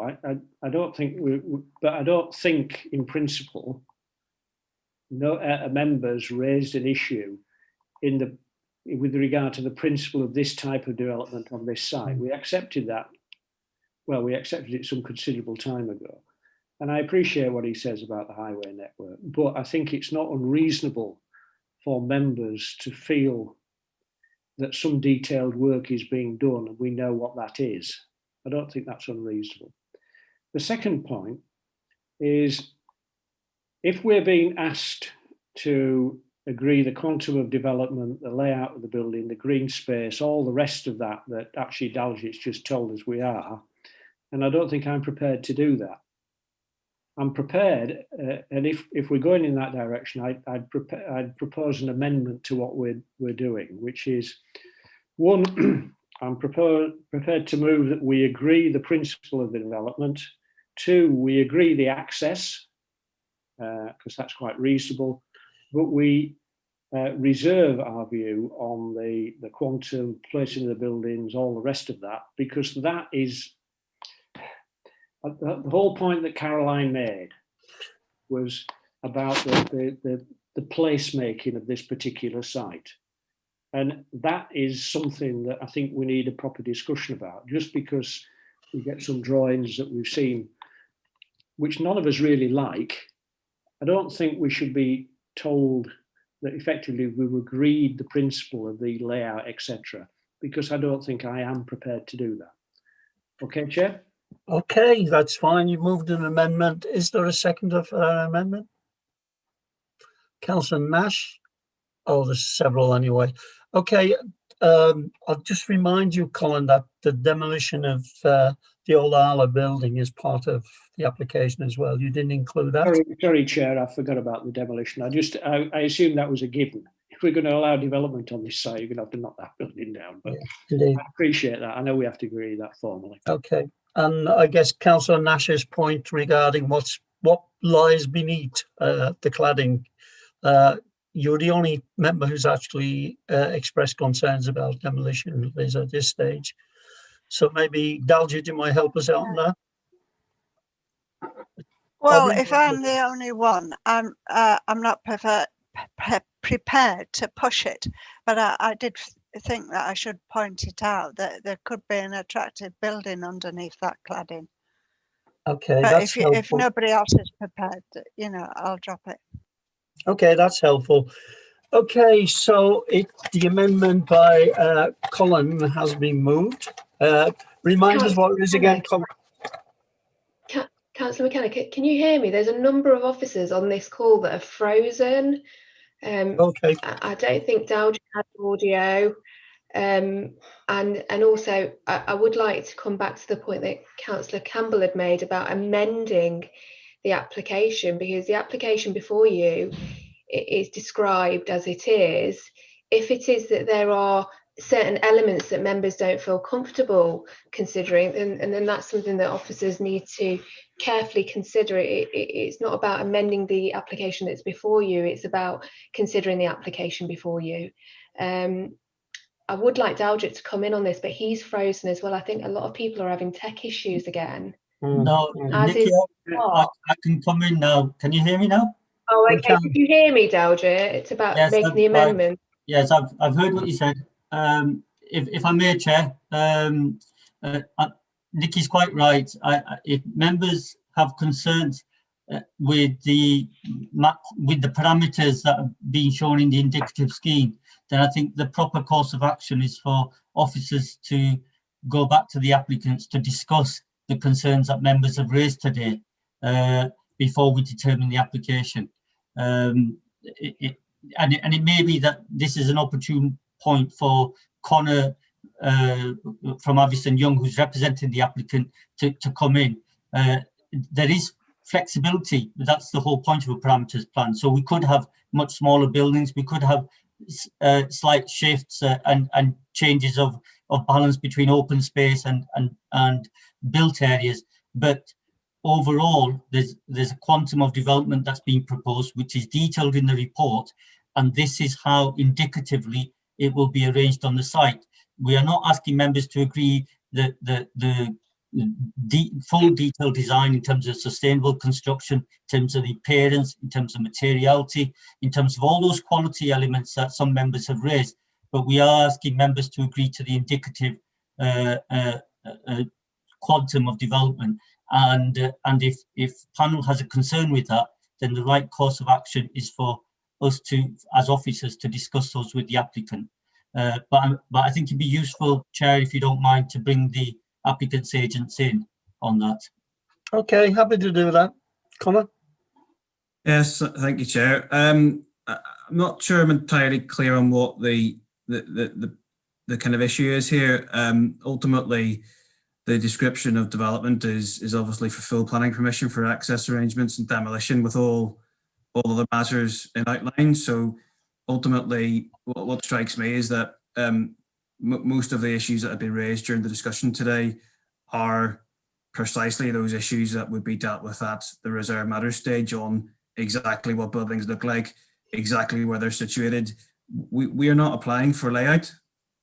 Just to be absolutely clear, I'm sure members are aware of that from the description of development, but I think my overriding comment would be that pretty much everything that's been mentioned are points of detail, which, this is a high quality comprehensive planning application. I think that Daljit and Richard would confirm that. We believe it is the right approach. But there is, as I say, a lot of detail that's not in this application because precisely it is an outline, and much of that would normally and naturally be dealt with at reserve matters. So I'm not entirely clear what the benefit would be to a deferral and us going back for discussions with the officers. I'm not ruling it out, but my gut reaction is that. It's an outline and the level of detail we've provided is commensurate with that. Okay, thank you for that. Colin, do you still want to proceed with your amendment given the explanations you've had? You're muted, Colin. Sorry, I noticed that. Chair. I suggested an amendment because it's clear, isn't it, that the officers want us to do several things.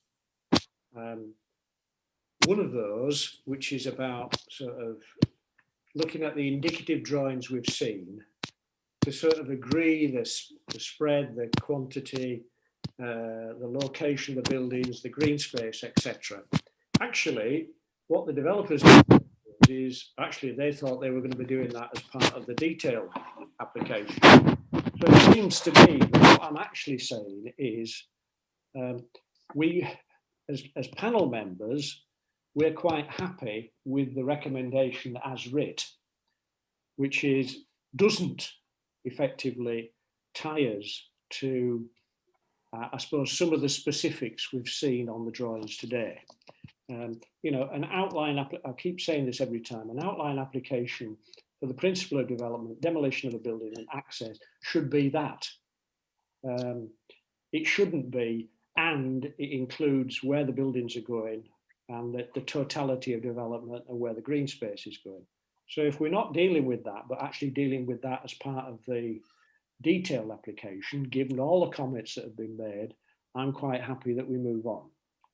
Okay. Without an amendment, because technically I'm not allowed to amend it, am I? Yeah, well, I would have come in for advice from Nikki at the next stage, but I think that's negated. Thank you for a Colin. Can we then move towards the recommendation that we see in front of us on page 13? Is there any member who wishes to move that amendment? Sorry, I'm confused as well now. Which amendment are we talking Sorry, about, no, Chair? it isn't the amendment. The amendment has been taken Has off been the dropped. table. Chair, It's the original Yeah, recommendation. for the benefit of members, right? I am prepared to move the recommendation as it's written down on the paper. Okay, that's helpful. With the qualification for the benefit of members that this it effectively says we agree the demolition of the building, unless there's a 16th century cottage underneath the old Isla building. So we effectively agree the demolition of the building. We effectively agree the principle of development on this site, which is what we're being asked to do. And we agree the highway access to the site of Kirksall Road and the sub accesses. That doesn't mean that we've agreed the principle of the quantum of development, the layout of the buildings, the size of the buildings, the green space, etc., much of which we've discussed this afternoon, but I regard that as suggestions that officers might use to take back to developers for the detailed permission, which will presumably come later. And I'm Okay, happy to second that. Okay, we've had that in a second. Is that okay, Dalgers? Is that clear enough message to take back? Yes, that's fine. The message is clear, and I noted closely what Connor had said. Okay, I'm sure you'll have discussions with Connor at the relevant time. All right, then, if we can go on to the vote, and can I ask Councillor Blackburn for, against, or abstention? I support the motion. Okay, Councillor Campbell. Support. Councillor Peter Carlill. Support the motion, Chair. Thank you, Peter. Councillor Cohen. For the motion, Chair. Councillor Al Garthwaite.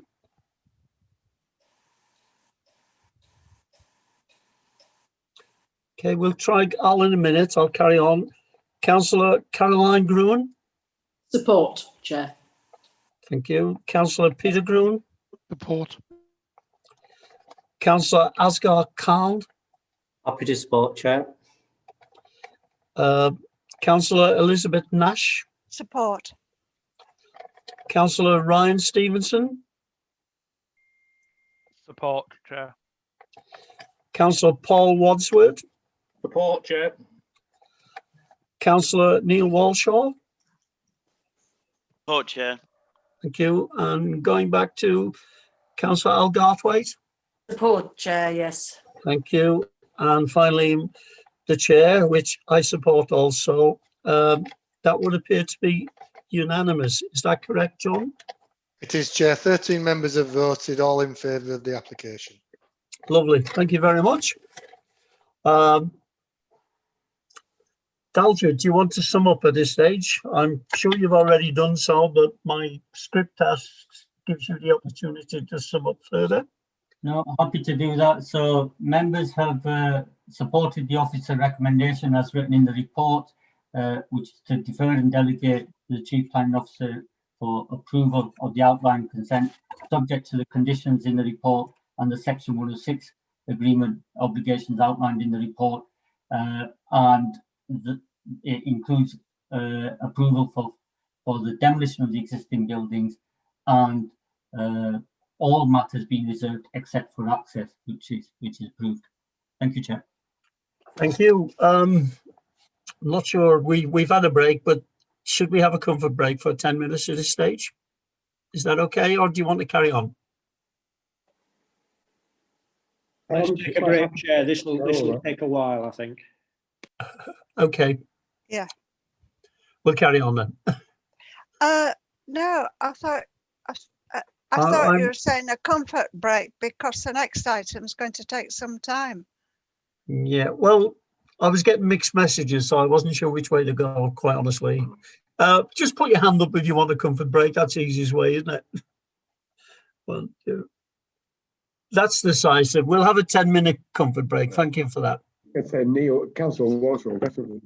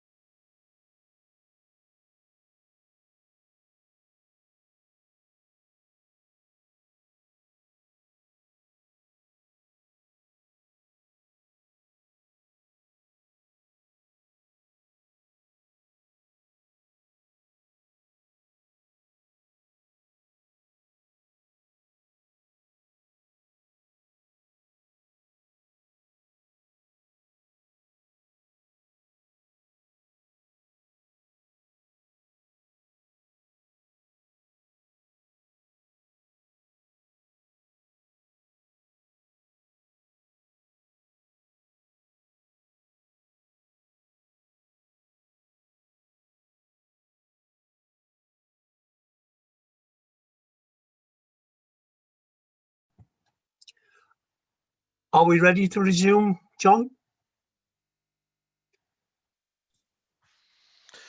Just give me a second, Chair. I think there's quite a few members missing. Okay.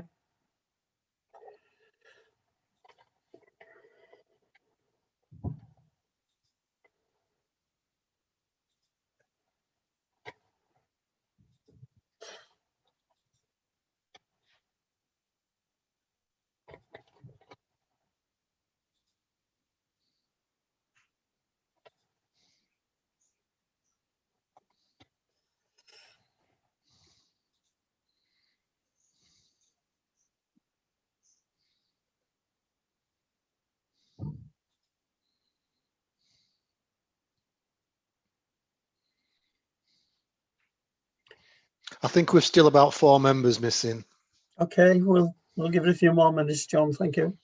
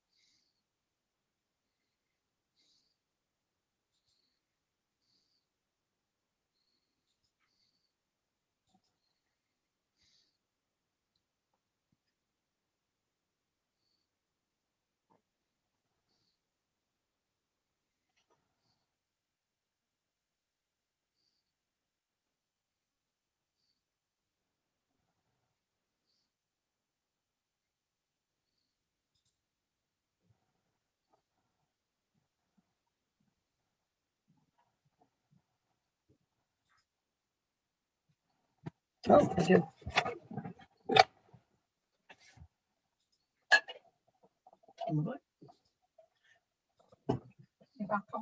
Yeah, we're back on. We're just having a break at the moment.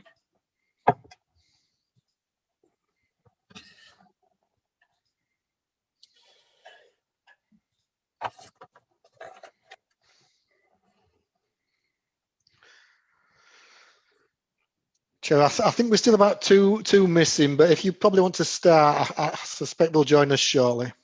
Okay, we'll do.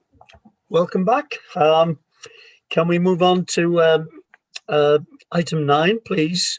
Application 20/03428/FU, residential development to land of Flax Place, Richmond Street, Marsh Lane, and East Street, Leeds 9. Are you ready to present, Sarah? I am, yes. Thank you, Chair. Thank you. Okay. I should, sorry, Sarah, I should say okay. it's on page 51 of your agenda. Thank you, Sarah. Thanks, Chair. So members, this is an application for, as you can see, for 2 residential blocks, including access into the site, car parking, drainage and landscaping at Flax Place and Richmond Street, the junction there, and Marsh Lane and East Street. If we can have the next slide, please. And the next one. And again, sorry. Quite a few here we don't kind of need. Right, okay. So this is the site in outlined in red. Members will recall that we previously had a scheme here that got consented in April 2018 for a very similar scheme that was for 300 residential apartments, a retail unit and a potential GP surgery plus car parking and landscaping. That has fallen away, and the applicant that was putting that forward is no longer in operation. So other people have been looking at the site, other developers have looked at the site, and this has resulted in the current application coming forward by a different developer. They have reconsidered the existing scheme and based their scheme on that. However, they have said to us that the original scheme wasn't viable. And they've also got a viability case on this current scheme, as you will see from the papers that you've got. It's in the report, and also there's a district valuer's appraisal of the financial viability appraisal received in the papers as well, and we've got the district valuer here with us today as well to talk through any issues on that.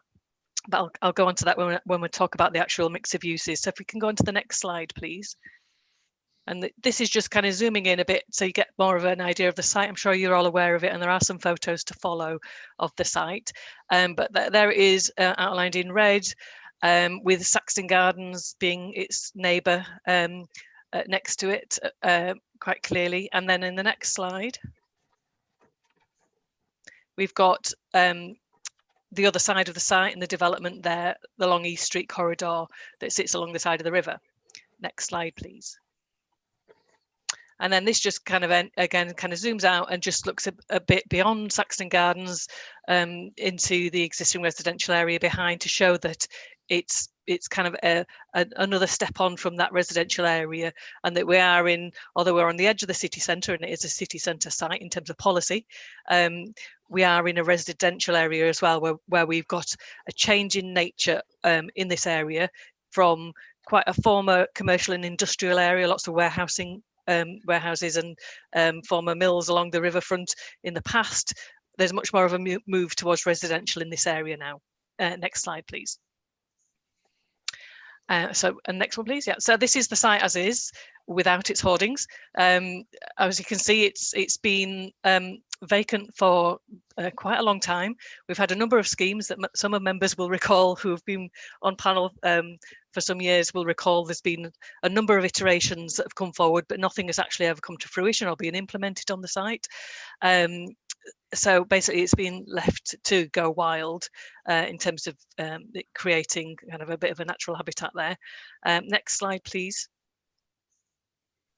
And just to show, there's been issues recently on site, which board members have raised with us and the developer about safety on the site, about kind of social disorder on the site, people doing things they shouldn't do, and general mess, etc., potential rodents, etc. So they've hoarded off the site, and that's recently kind of been put in place to make the site secure until it's developed. Next slide, please. So previously, just to show you the past consented scheme, just to refresh people's memories, this is the scheme as was, the neighbour scheme, that the developer was called Neighbour back then. And we had a basement car parking, and then we had two blocks sitting side by side, taking orientation from Saxton Gardens in terms of the way they stepped across the site, running in the same kind of lines as though the blocks on Saxton Gardens, with the stepped form so that the buildings slid out against each other and weren't just single blocks. Next slide, please. And these are just typical floor plans showing that previous scheme. And again, next slide. And then this is the previous scheme's design. It was a modernist scheme, the detailing being really in the crispness of the lines, the simplicity of the palette of materials, the depth of reveals, those being important details to make sure that with a modernist design you get a high level of quality. And there on the ground floor level, you can see we had some active frontage where we had the potential retail units and GP practice space. Next slide, please. And now moving on to the proposal now. So now what we've got now is the developers have come forward with a scheme that, as you can see, largely follows the same form as the previous building, but just has some significant changes. One of them being that previously we had 300 units and now we have 350 units within this. Now they've achieved this partly through increasing the part of the height of each block by one level. So whereas previously we had a 10 and 14 story block, now we've got them rising up to 11 and 15 stories. But apart from that, because they're using a different construction method, and members may remember the previous neighbour scheme had what they were going to use quite an innovative modular system where it basically came in like kind of pre-built units, and you plug them together as if you were building a Lego block. They're not using that anymore. They're using a much more kind of traditional way of developing, constructing, and that means that you don't have as much structure as that scheme would have had previously. The modular system basically had much more structure because you were basically butting unit up against unit. That means they've got more space internally, so they've been able to accommodate more of the existing dwellings without actually massively increasing the mass of the buildings. So generally the footprint is the same, and it's just that increase in height on those 2 blocks. There are some elevational changes in terms of the detailing of the blocks, but again, they've tried to follow the modernist approach here that was previously approved, and I'll come on to those as well shortly. If we could just whiz through the next few shots of the kind of aerial views like this. Next one, and again, please. And again. So right, so we're onto the floor plans now. So turning to the floor plans, within that 350 dwellings, as you'll see from the report, there is a split of 1 and 2 and 3 beds, and you'll see from the report that the 3 bedrooms is quite low, and that's kind of detailed. The rationale for that is partly down to, or largely down to, the financial viability appraisal. As well as that, the affordable housing contribution is lower than the 7%, and the viability has produced a figure of 3.14%, which is equivalent to 11 on-site units, and that's what we've kind of looked at with them bringing forward as part of the scheme. At this level, at the lower ground floor level, the white area at the top of the site of the plan is the car parking, which kind of dives into the site, and there is a levels change. Members will recall from being on site in the past, there is a levels change on this site, so that kind of pushes into the site and is largely concealed. And you can see there's landscaping at the end of the site with tree planting. And then to the corner where we would have had the retail unit and the GP's practice, now we've got residence facilities. So they're basically proposing a residence lounge, kind of communal spaces, potential for a gym there for residents to use. And that what the applicants have advised us in terms of the loss of the retail units is that there are other schemes within the vicinity which have retail units already in them, the Gateway being one of them. There are other schemes with retail units coming forward, and that's detailed again in the report of the schemes nearby. And there is no actual policy requirement for a retail unit in this one, in this scheme.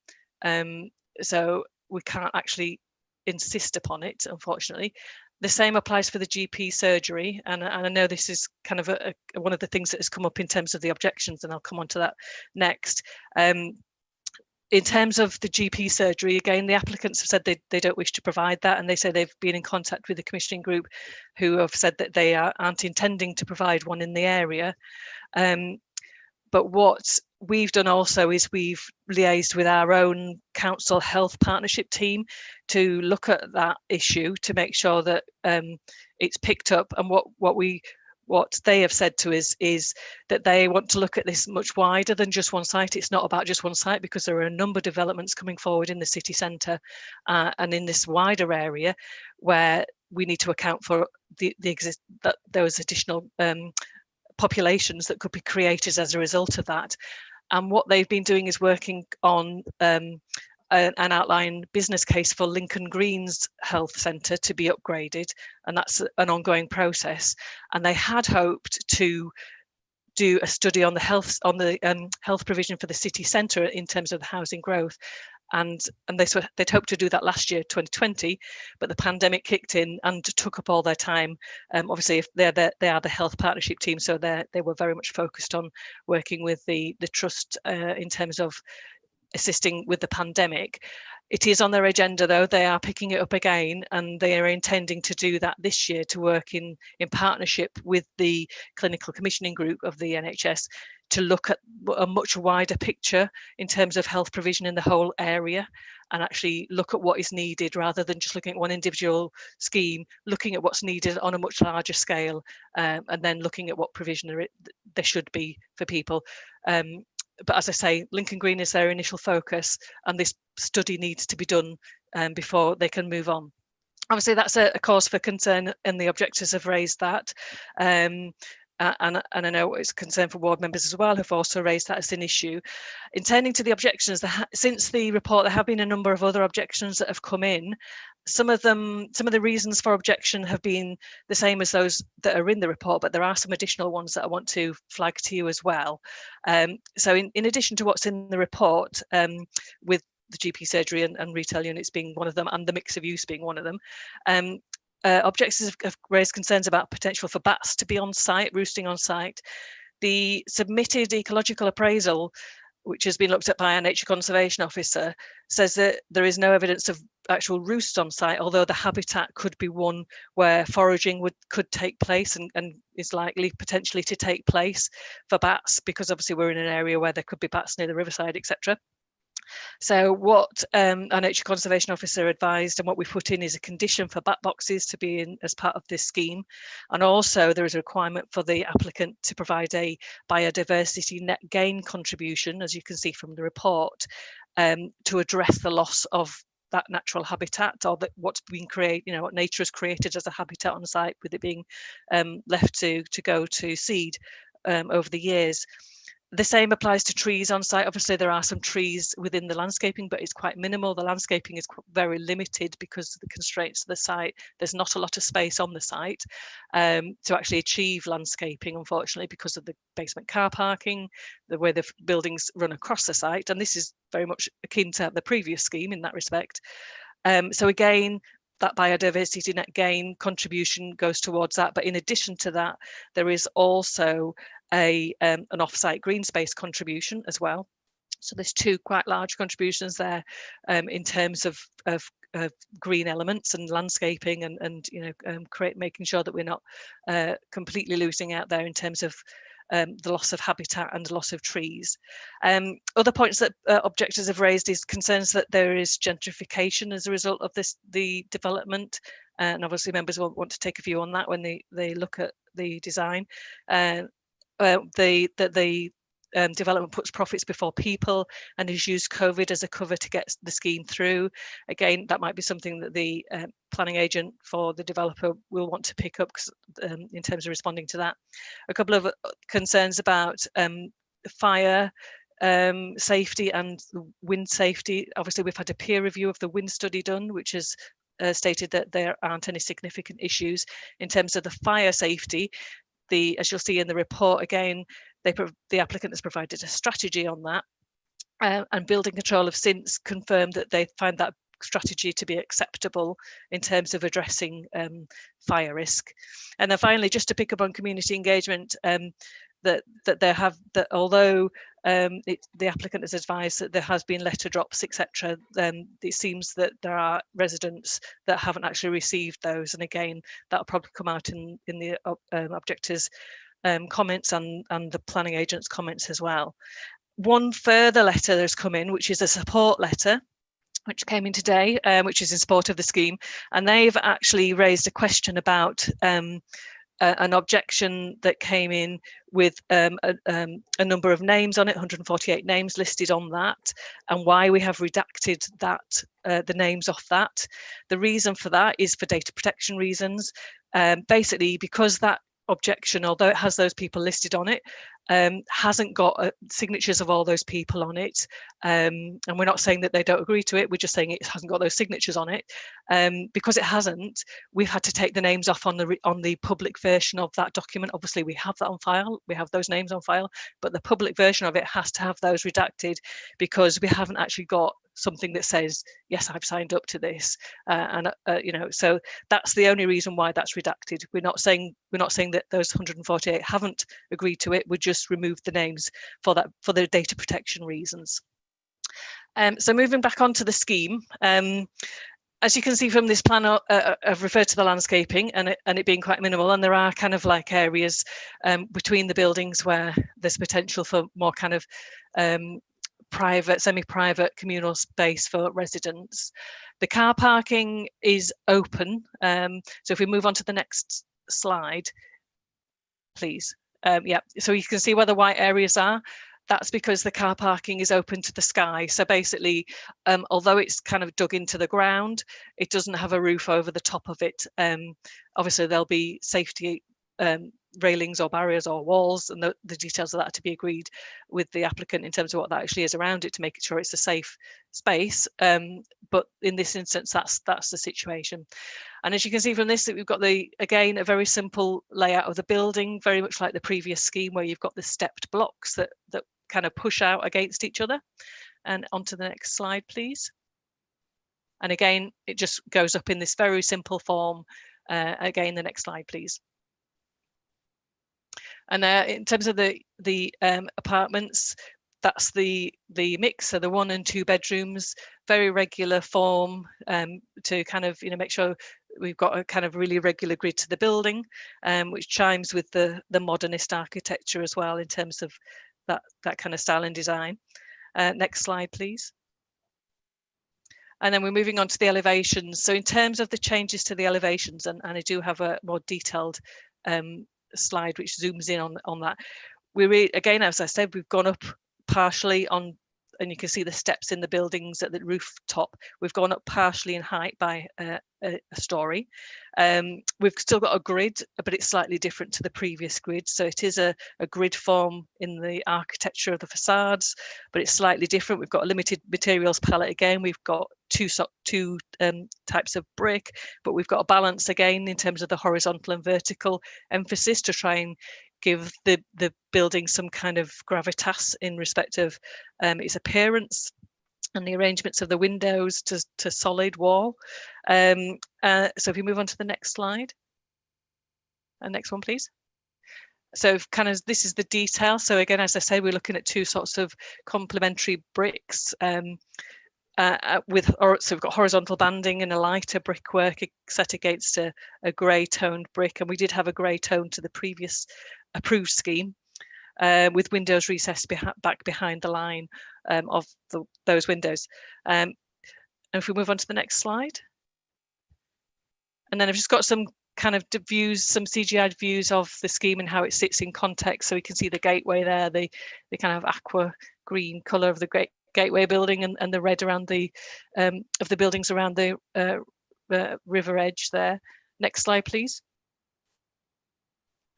And then zoomed in, so you can see here the ground floor having an active use in terms of the residential uses, in terms of the kind of communal residential uses, so that you've got an active frontage still at the corner there. Next slide, please. And that's zoomed in again just to show you that you've got some activity and sort of a bit of landscaping at the corner there to soften that edge.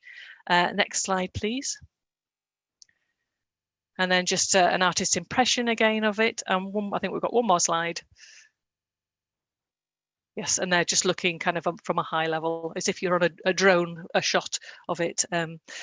So obviously officers are recommending it for approval, bearing in mind the previous consented scheme. But there are kind of, as I say, there are financial viability issues that have been raised with this scheme. And we do have, as I say, Brian is here from the District Valuer to comment if necessary. Thank you, Chair. Thank you, Sarah. I understand we have 2 local residents. I assume they're objectors. Is that correct, John? Yes, Chair. Yes, Chair. We've got 2 objectors, Tiffany Mazar and Mike Hackman. Okay. Are they aware that they can share the 4 minutes, or what's the speaking arrangement, John? Do you know? I think they've been notified they've got 4 minutes, and that is the total amount of time for both of them. Okay. Can I invite you to speak then? Tiffany and Mr. Ackland? Hello, yes, I'll go first. So I only have 2 minutes, but I would like to speak about 4 points. 1, the development will cause increased traffic generation, access and safety problems to the area. The lack and reduction of parking will cause overspill parking. We see this on Flax Place already. The roads surrounding the development have collectively had 30 road traffic accidents between 2015 and 18. And Flax Place is a key access route for ambulance dispatch. Adding to this already problematic area will cause more issues. The scheme is built to rent, providing only 1.4% of 3-bedroom units, which is substantially less than the council's own target of 30%. The scheme is also not viable to provide the minimum threshold of 7% of affordable housing outlined in the core strategy. And questions have been raised about why support would be given to schemes that are not viable to achieve these important targets when they are so important to the community. The build-to-rent schemes attract absent landlord investors and transient individuals that do not invest in the local community the same way as permanent residents do. Echo North is another build-to-rent scheme that's just 5 minutes away, and this demonstrates that this build will become another slum of the future, and continued approval of developments like this would create a precedent, meaning it would be difficult to object to similar proposals. The visual appearance of the building is ugly. Leeds Civic Trust called the facade dumbed down with a blander treatment compared with the 2018 proposal. And I do not believe a development that has been described as such by the Trust can fulfil the Council's core strategy policy P10, that new developments will be expected to deliver high quality, innovative design. This design falls short. And finally, the community engagement has not been adequate. Notification of the planning proposals and its changes have not been effectively communicated to residents. This is evidenced by the collection of over 150 signatures of people who, once informed, wanted to object, but were too late to object. This is unfair for the ageing community of Flax Place, who have not received satisfactory level of information and who arguably have the most to lose. I would like to finish with a comment from a resident. I live directly opposite where the tower will be built on the 4th floor. I am housebound. All I have is to look out and watch the view of people moving around and the sunset. Take that away, I have nothing left. Thank you. I'll pass on to Mike. Thank you, Tiffany. Mike, please. Good afternoon. My first query is the financial viability of this. If it was financially viable in 2018, why are we having to have significant number of changes now to make it financially viable once again? It makes the building higher. It's going to be overlooking Saxton Gardens. It's going to be removing the sunshine. It's going to be damaging the wind behaviours. Now, I appreciate you've done studies against all this, but with the council's current obsession with building tower blocks everywhere, is this taken into effect that there'll be more tower blocks built around here and they will all collectively cause wind behaviour? We have elderly citizens living here, and the wind get bad enough around multi-storey blocks as it is. Councillor Garthwaite comments earlier on that about single bedroom flats. There's far too many of those. The COVID-19 changing how people live, and this will become a white elephant. It's too tall, it's too overbearing, it's got no community facilities. They say there's no financial viability for a shop or the doctor's surgery. Again, the area is expanding continually. If it could, in 2018, it could facilitate community facilities, why can't it now? And finally, I just want to ask you all, the panel, would you want to wake up to that view? Do you want to see that building on the morning? By all means, build on that land, but build smaller, build something that's going to be part of our community, and build something beautiful. It's as ugly as sin. Thank you. Thank you, Mike. Thank you, Tiffany. Do members have any questions to Tiffany or Mike? Please use the raised hand facility. I've seen Councillor Colin Campbell first. Colin? Yeah, could I ask a question to Tiffany about something she said in relation to, I think effectively we're talking about parking and traffic overspill and 30 accidents in the area. Could you just explain that a little bit in a little bit more detail for my benefit, please? Okay, Tiffany. Thank you. Yes. So in terms of overspill onto Flax Place, Flax Place is a permit holder only. It has a bus stop on either side and permit holder parking. We already see traffic from the student halls, from the other buildings in the area, park on the single yellow line around the area. Now, I personally have never seen a traffic warden on Flax Place. It does cause problems. It has caused accidents. In fact, there was a bus accident because of someone who was parked on the single line. The data that I had from the 30 accidents is from 2015 to 2018. That includes Marsh Lane, Flax Place and East Street. These roads surround this build, and the data is from Leeds Data Mill. So that includes cyclist, bus and car collisions as well. So the roads already are really, really, difficult to navigate around. People park on them. There are no parking wardens, to my knowledge, that go round up onto Flax Place. So I believe that this will be a real problem. I mean, the reduction in the parking from 78 spaces for 300 units to 38 for 350 is enormous. Understandably, the residents of this new build will want deliveries. They will want to have visitors. Where are they going to park? They're going to park on Flax Place if they can't have parking inside the actual building. So this is all problems that I anticipate happening.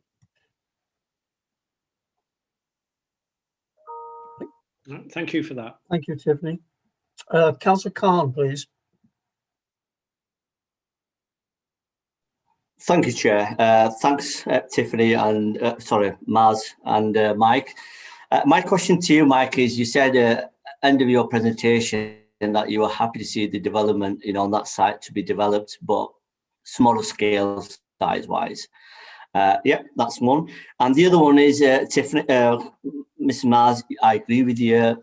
Yes, there is a parking issue around Saxon Gardens and Flax Place and around the area. But I mean, I disagree with you, but there are wardens who do attend. And people have approached me regarding the parking, and we have informed the parking services, and they do regularly send us the updates. Yes, there is an issue with this development, and it will create more parking issue in the area. I'd just like to clarify that for you. Thank you, Chair. Do you wish to comment, Tiffany? Thank you, Councillor Khan. And thank you for clarifying that. I mean, I do understand that obviously you will get reports saying that there are parking wardens, but like you have said, regardless of whether that is being policed, it's not being policed enough by parking wardens because there are still issues and there are continued issues. I don't see how adding another 350 units, potentially one person is in every single one of those rooms in that unit, it's 500 plus, how this is going to be resolved. Thank you. Thank you, Tiffany. I don't see any more hands from members. Does that conclude questions? Okay, moving on then. Have we some representatives of the applicants here to make a comment? Yes, Chair, we have Michelle Davis, the agent. Okay, Michelle, when you're ready, please. Again, you have 4 minutes. Thanks, Chair. Thank you for the opportunity to speak today. My clients very much welcome the Office of Recommendation of Approval on this site. I think, as you all know, it's a long derelict site which has become an eyesore. I actually worked on this site back in 2008 when it was in the hands of the receivers, and it had a residential consent that was not viable then. My involvement ended due to the economic downturn. The site did not progress again until the most recent consent in 2018. But again, those developers went into liquidation. They couldn't find anybody to fund their development, and contrary to what one of the objectors has just said, it wasn't actually financially viable in 2018, hence why we're here today with a different party and a different scheme. The difference this time is my clients, who are a major national operator with a construction arm who will build this scheme, their proposals represent a real opportunity to finally develop this site for a high quality, market-led, well-designed development on a really sustainable city centre site which is allocated for housing in the Aire Valley Action Area Plan. Should planning permission be granted today, it's anticipated that a start on site would commence in May 2021. And I think, as Sarah's shown in her report, the principle of a development of this general height, scale and massing has been established by the recent consent, and there is a strong similarity between the two schemes. There is a higher density, but I would point out that the scheme still exceeds the national and locally set minimum space standards for all of those apartments. We comply with policy H10 in terms of accessibility for wheelchair users and future adaptability, and we do provide affordable units at 3%, which does accord with the district valuer's advice. Turning to sort of respond to the objector's comments, parking levels are lower than previously proposed, and they don't accord with the council's standards for this area. However, we're in a fringe parking zone, and everything we hear from the City Council is about that we have to encourage sustainable methods of transport, particularly in a city centre location such as this, which is so close to the bus and train stations. Those car parking spaces will be 100% served by electrical charging points. We've got a significant increase in the number of cycle spaces, and there's also a car club bay on site. In terms of the overspill parking issues, I do have sympathy with objectors. I suppose in reality, though, the issue of enforcement of parking restrictions is for the City Council. And with that in mind, there is a Section 106 agreement attached to any permission here that would secure £10,000 to help cover the cost of additional traffic regulation orders on the surrounding streets. In terms of the road safety point, I haven't seen the Leeds data mill data. What I have seen is our transport assessment, which collated the same data from the same source from 2015 in terms of the two junctions immediately next to the site, which obviously are the most relevant in terms of people accessing and egressing. There were 3 accidents in 5 years, 2 were slight and 1 was serious. I would like to just touch on the public consultation point. Both the government and the Chief Planning Officer have said that COVID-19 cannot be used to delay the planning process, and this virtual committee is evidence of that. We did send out 600 letters and leaflets to local people with our name and address on it. So if they didn't have access to a computer, they could contact us directly. And we did actually have letters from 2 elderly residents who weren't actually objecting to the scheme. They were actually inquiring about employment for relatives, and we spoke to both of them by phone. The website was up for 2 weeks. It's remained live ever since. You can still go and look at that website today and look at the proposals and write in with comments. We've never had any request for direct conversations with residents.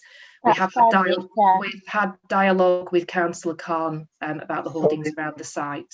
Could you finish up, Michelle, on the sentence, please? Yeah, sorry. In summary, I would just highlight it's a well thought out scheme with a high quality design, which will develop social and economic benefits to the area and the city as a whole. And most importantly, it's deliverable and it will get built. Thank you. Thank you, Michelle. Questions from members, please. Could you show your hand, please, if you wish to ask a question? Councillor Khan, please. You're muted, Asghar. Oh, thank you, Chair. Thank you, Sarah. Sarah, do we have a slide that, I mean, you've shown slides from different angles, but do we have a slide that is angling from looking from Flax Place, from Richmond Hill area, how the blocks will fit into these site, please? Okay, can we do that, please?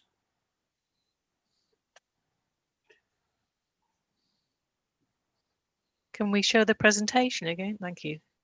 I don't know if we have one that specifically shows. I'm just trying to think which is the best one.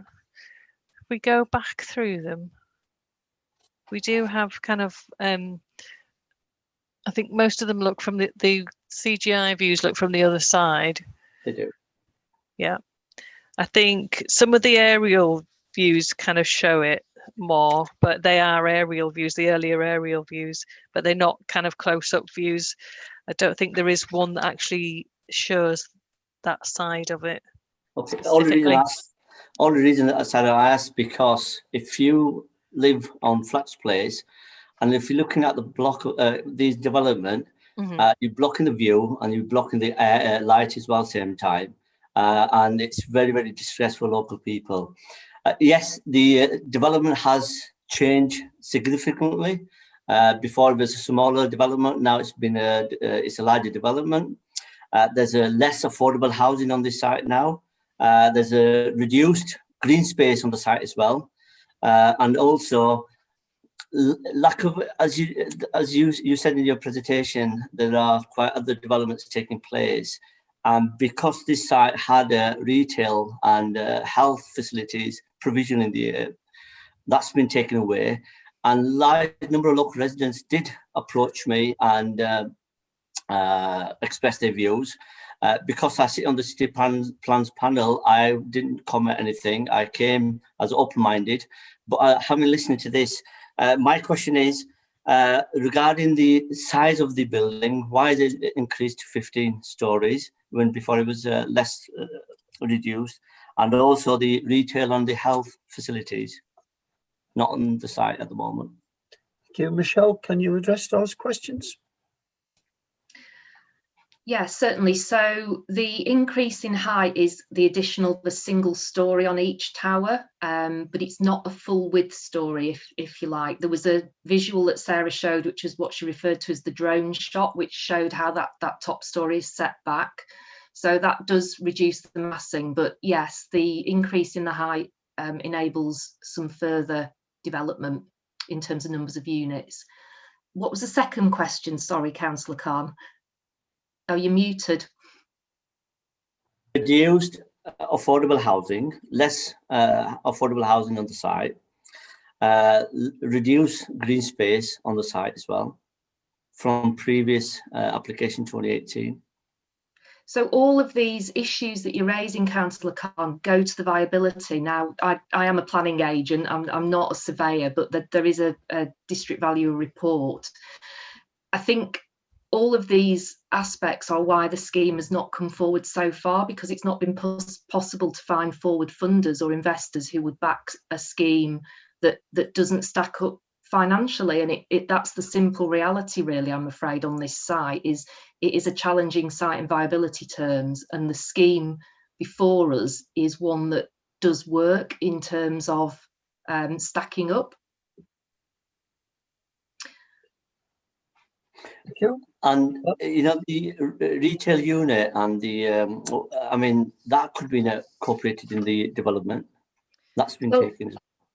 The new development is different in terms of those resident facilities that you saw on the lower ground floor. And I'd make the point that what they actually do is also allay some of the concerns that the objectors have talked about, the whole build to rent market and transient population and all of that aspect. This will be a properly managed development, which is singly managed by an entity. The residents will have the lounge, the potential gym, and all those facilities at lower ground floor level, which will make it the sort of development where people are more likely to put down roots. And there's been a lot of studies into the BTR market which show that the average sort of tenancy length is about 3.5 years, and that's very much helped by facilities such as this. So those facilities were seen as being fairly critical to making this scheme attractive to the market and viable and would work. As we've seen, the CCG have confirmed that they have not identified a need for GP surgery in this area. And again, it's not an area I'm an expert on, but Sarah did talk about that in quite a lot of level of detail. Thank you, Michelle. Councillor Khan, we do have Brian Maguire, the district valuer here, and Brian has been along to this panel many times. So when we open it up to questions to officers, you may put those questions directly to Brian. I'm sure he'll be happy to deal with the viability side of it. Councillor Gruen, Peter, please. Yes, I want to turn to a different aspect altogether. Not that I haven't valued the comments of colleagues already made. I think Sarah said there was 51% or one bedroom occupation in those buildings. Michelle, can you tell me how you arrived at why the proportion should be as you are proposing? Yeah, I think it's 46% actually, Councillor Gruen, of one bed. Just let me check my figures. No, it is 56, you're right, and 42 of two. Again, it's very much determined by the market and what the market demand is seen to be, which is obviously what the developers and the agents look at and the marketplace demands. So there is very little point building a development of 3-bed units that will not be rented. And the demand in Leeds is all seen to be for 1- and 2-bed units, linked very much to the population. So I think the demographic of Leeds city centre is, I think it's something like 75% between 18 and 34. Clearly this scheme is directed at those young professionals. with the benefit, I would add, of, you know, keeping young professionals, graduates, people like that within Leeds city centre rather than losing them elsewhere. But it's very much market driven. So I, as a planner, did not make that decision about the mix. It was very much market led. Okay, that's a fair answer, but I want to follow it up with a supposition, because your comments were suppositions about the market. And perhaps this is an aside to the Chief Planning Officer. It would be really helpful for us to have some kind of statistical evidence of what Michelle was just saying, because some of us think, and this is the supposition, if it's one bedroom flats, are the majority of people who rent young men or not? And if there's preponderance within the city centre of a particular slant towards who will actually rent, how does that translate into the wider socialisation within the city centre?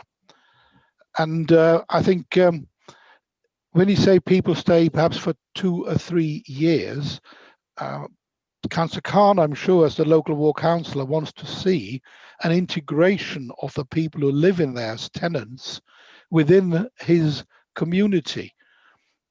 And some of us probably think that just so many, and it's the same too with the previous application, frankly, so many one-bedroom units don't tend to work towards that kind of community spirit and socialisation. Could I just Yeah, so I was just going to come back just partly to say it isn't just supposition. So we did prepare a housing needs assessment as required by policy, which did accompany the application, and that has, so the 75% figure, I've not just plucked that out of the air, it's that there is demographic data which looks towards the demand and the market. I don't know whether it is preponderance of young men. I mean, obviously a lot of the one-bed flats may well have couples living within them. I think clearly it's the case that the demographic may be towards the more younger end of the population, but that doesn't mean to say these people aren't going to integrate with the community, especially as at the moment it is so very hard for young people to get on the housing ladder in terms of buying. The reality is they may well be renting those units for quite a significant period of time. Thank you, Michelle. Councillor Campbell, please.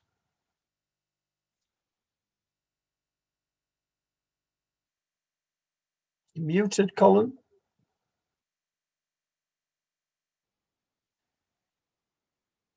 You're still muted, Colin. There you go. Yeah, I'd lost you for a minute there.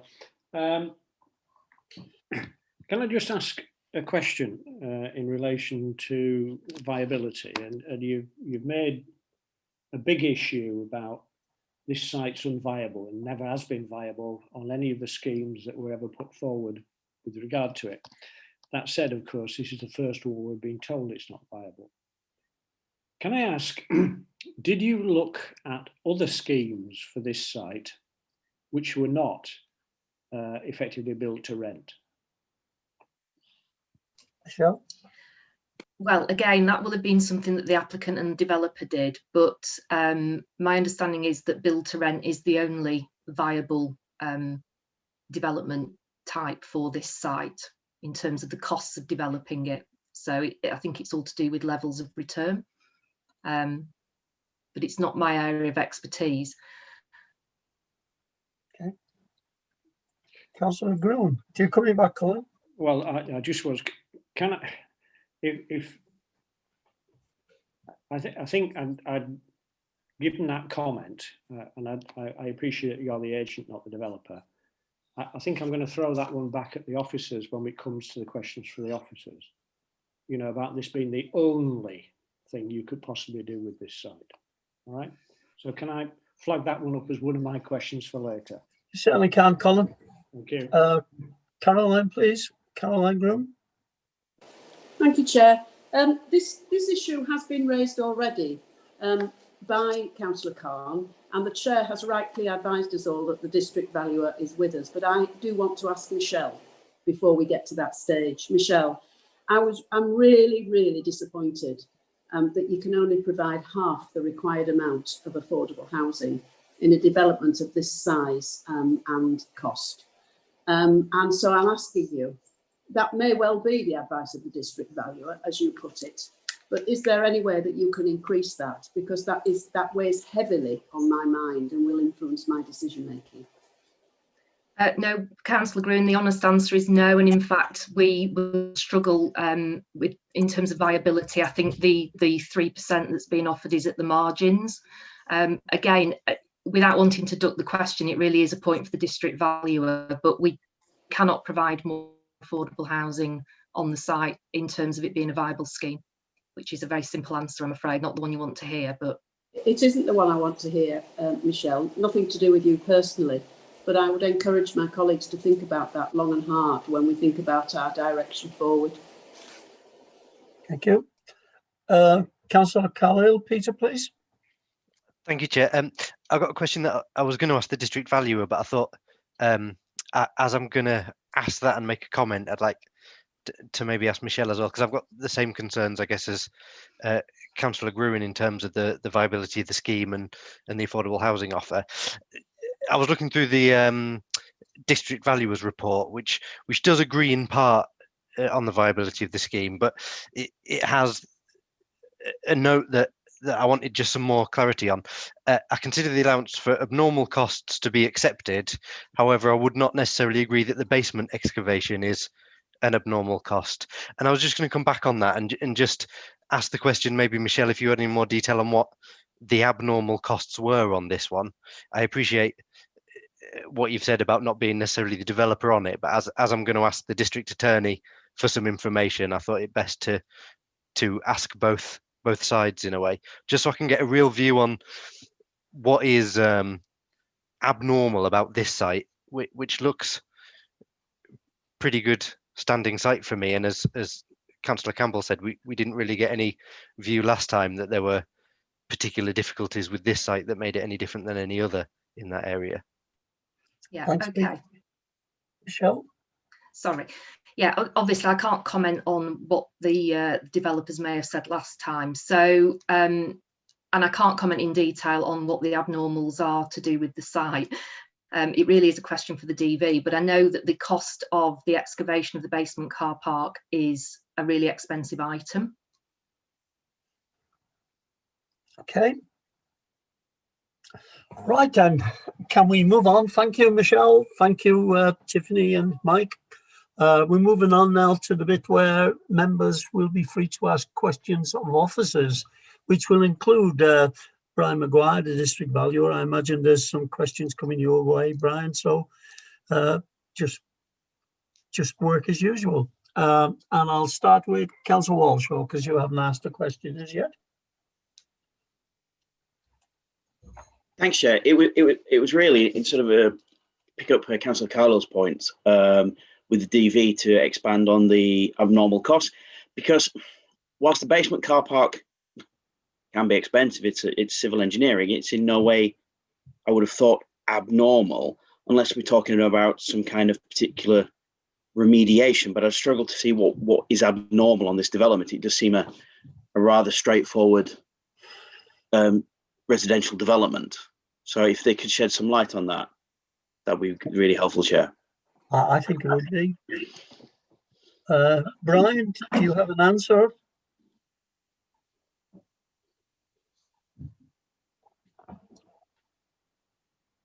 Brian, you're muted, or we're not hearing you.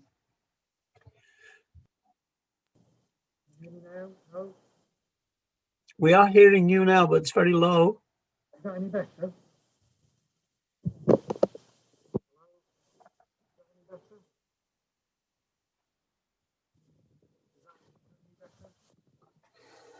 Sorry, Brian, we can't hear you. Chair, perhaps if someone else asks a question, we come back to the DV. Okay, we'll do that. Yeah. Councillor Khan, then, please. We're going to come back to you, Brian. Yeah, my question was to Brian as well on the affordable housing, how it came with those figures, Chair. Okay, moving on then. Councillor Campbell, you indicated you wanted to speak. Well, if you recall, there was a comment that well, I've got three questions. Let's start with the first one to highways. It's fairly obvious that this doesn't meet our parking standard.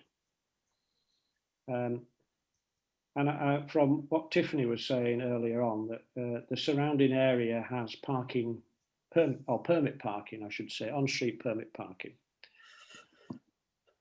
Are the officers suggesting that they put a condition on which effectively precludes anybody who rents a flat in this development from having a parking permit, like the other residents of Saxon Gardens do? That's the first question. Okay, can we bring in Andrew for that one, please? Yes, we would. The permit scheme is on the opposite side of Flax Place to the development, and it's aimed at providing parking for the people in Saxton Gardens. We normally deal with it with an informative on the planning consent rather than a condition. But the informative seems to be enough to give to our parking people to deny permits to residents of buildings other than the one that they're intended for. Okay. Can I pursue the I suppose the enforceability? Can I ask a legal opinion? Sorry, Chair, can I come in here? If I can just add, sorry, Councillor Campbell. Is perhaps anticipating what you were going to say, so forgive me if I've got it wrong. The actual parking permit license is operated under separate legislation from planning. You need if you want a residence parking permit, you apply to our parking services. We make it quite clear on the application, on the decision notice, that new residents will not be eligible for parking permits. And that allows our parking services to deny parking permits for new residents. And the reason for that is because there's only so much road space. Those parking permits are already out there. We're not going to be in a position to service everyone with parking permits. So it is very much first come, first serve, and those permits are already issued. And that's worked very well on the fringes around the city centre.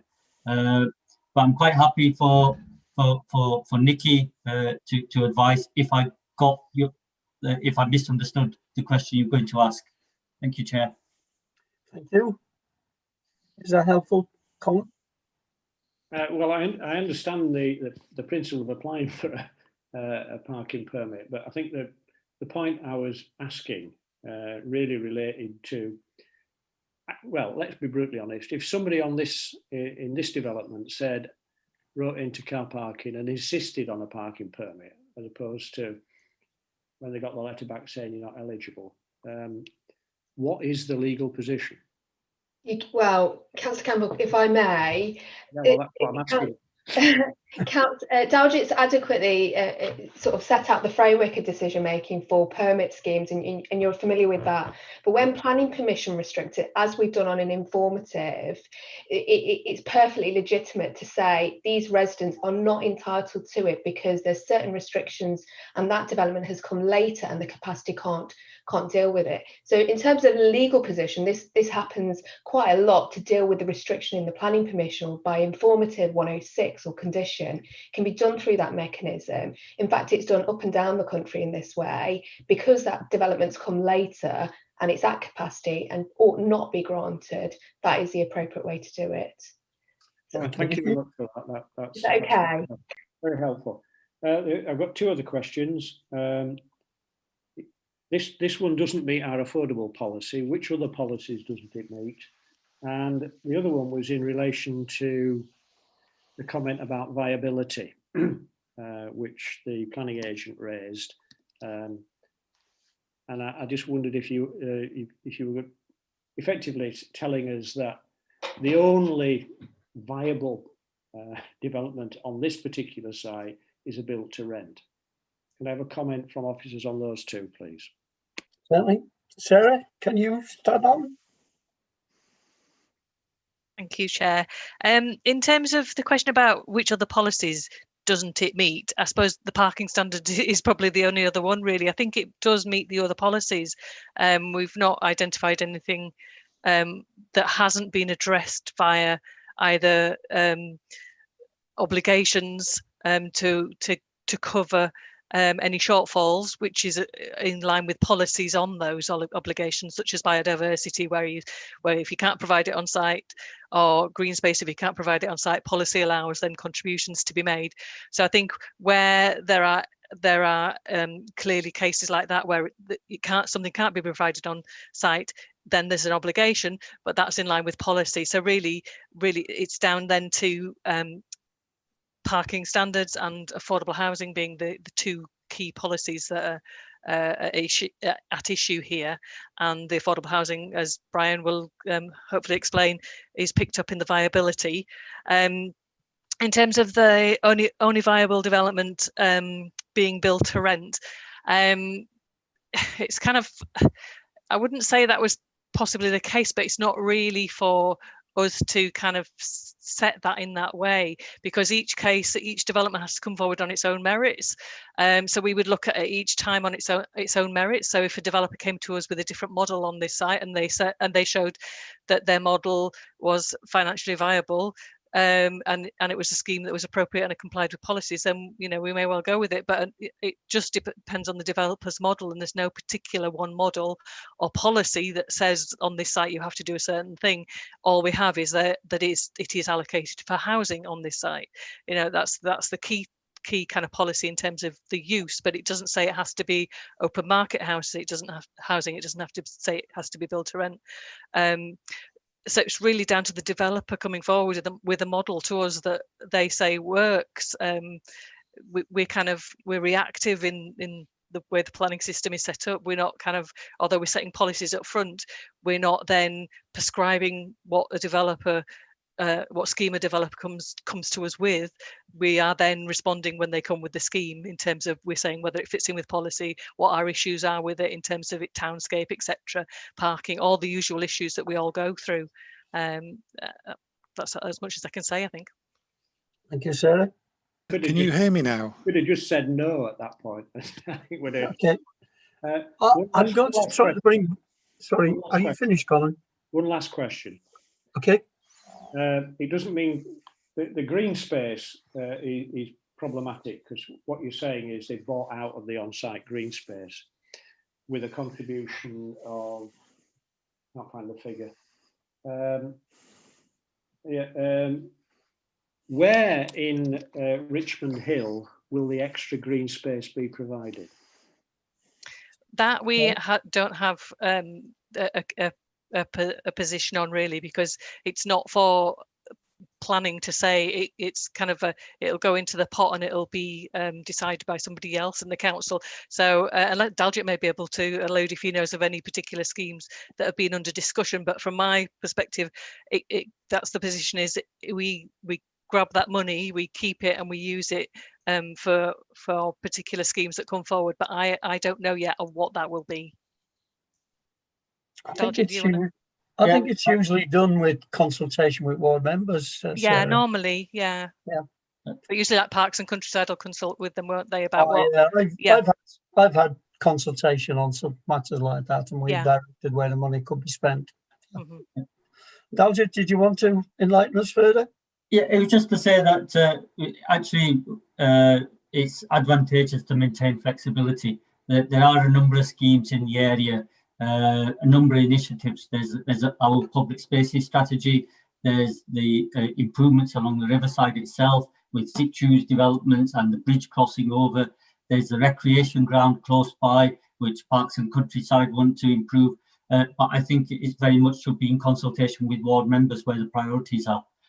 So that's why we've kept it flexible. The applicant are happy for us to keep it flexible. So that's why the position is as it is. But if members have a particular steer they want us to consider, happy to consider that. Thank you, Daljit. That's helpful. Can we try to move back to Brian now? I know there's a lot of outstanding questions. Can you hear us now, Brian? I can hear you. Can you hear me? Perfectly. Okay. Apologies about earlier. Sorry. It's not your fault. Technology, connectivity, it's an issue, isn't it? Can I bring in Councillor Neil Walshaw, because I think you were the first to ask that question. It was the abnormal costs. What was that entailed? And it was raised that it was the basement car park excavations. Yeah. So I'm going to explore that, please, Brian. Thank you. There's probably two main points there that I'd like to address.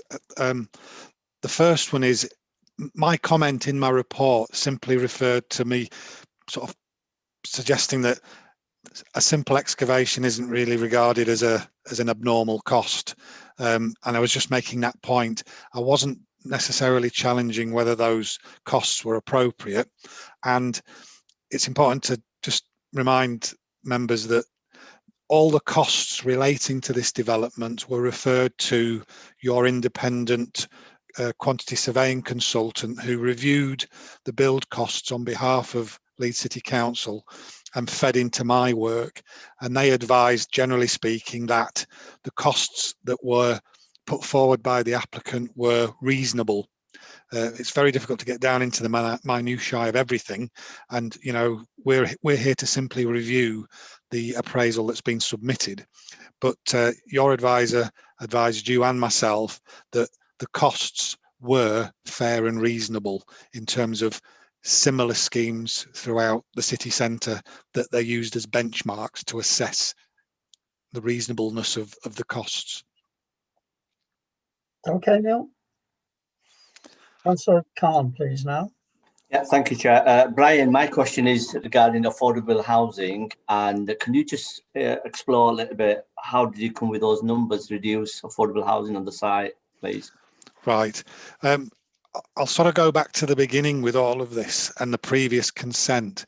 It's probably important to note that the previous application, I think the applicant at that time simply agreed to the consent and the policy requirement for affordable housing, and I didn't review the previous scheme because the applicant basically said they'd build 7%.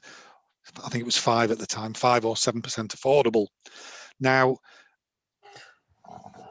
when it comes to the current application, it's probably important to note that the viability that was submitted by the applicant said that the scheme wasn't viable and couldn't support any affordable housing at all.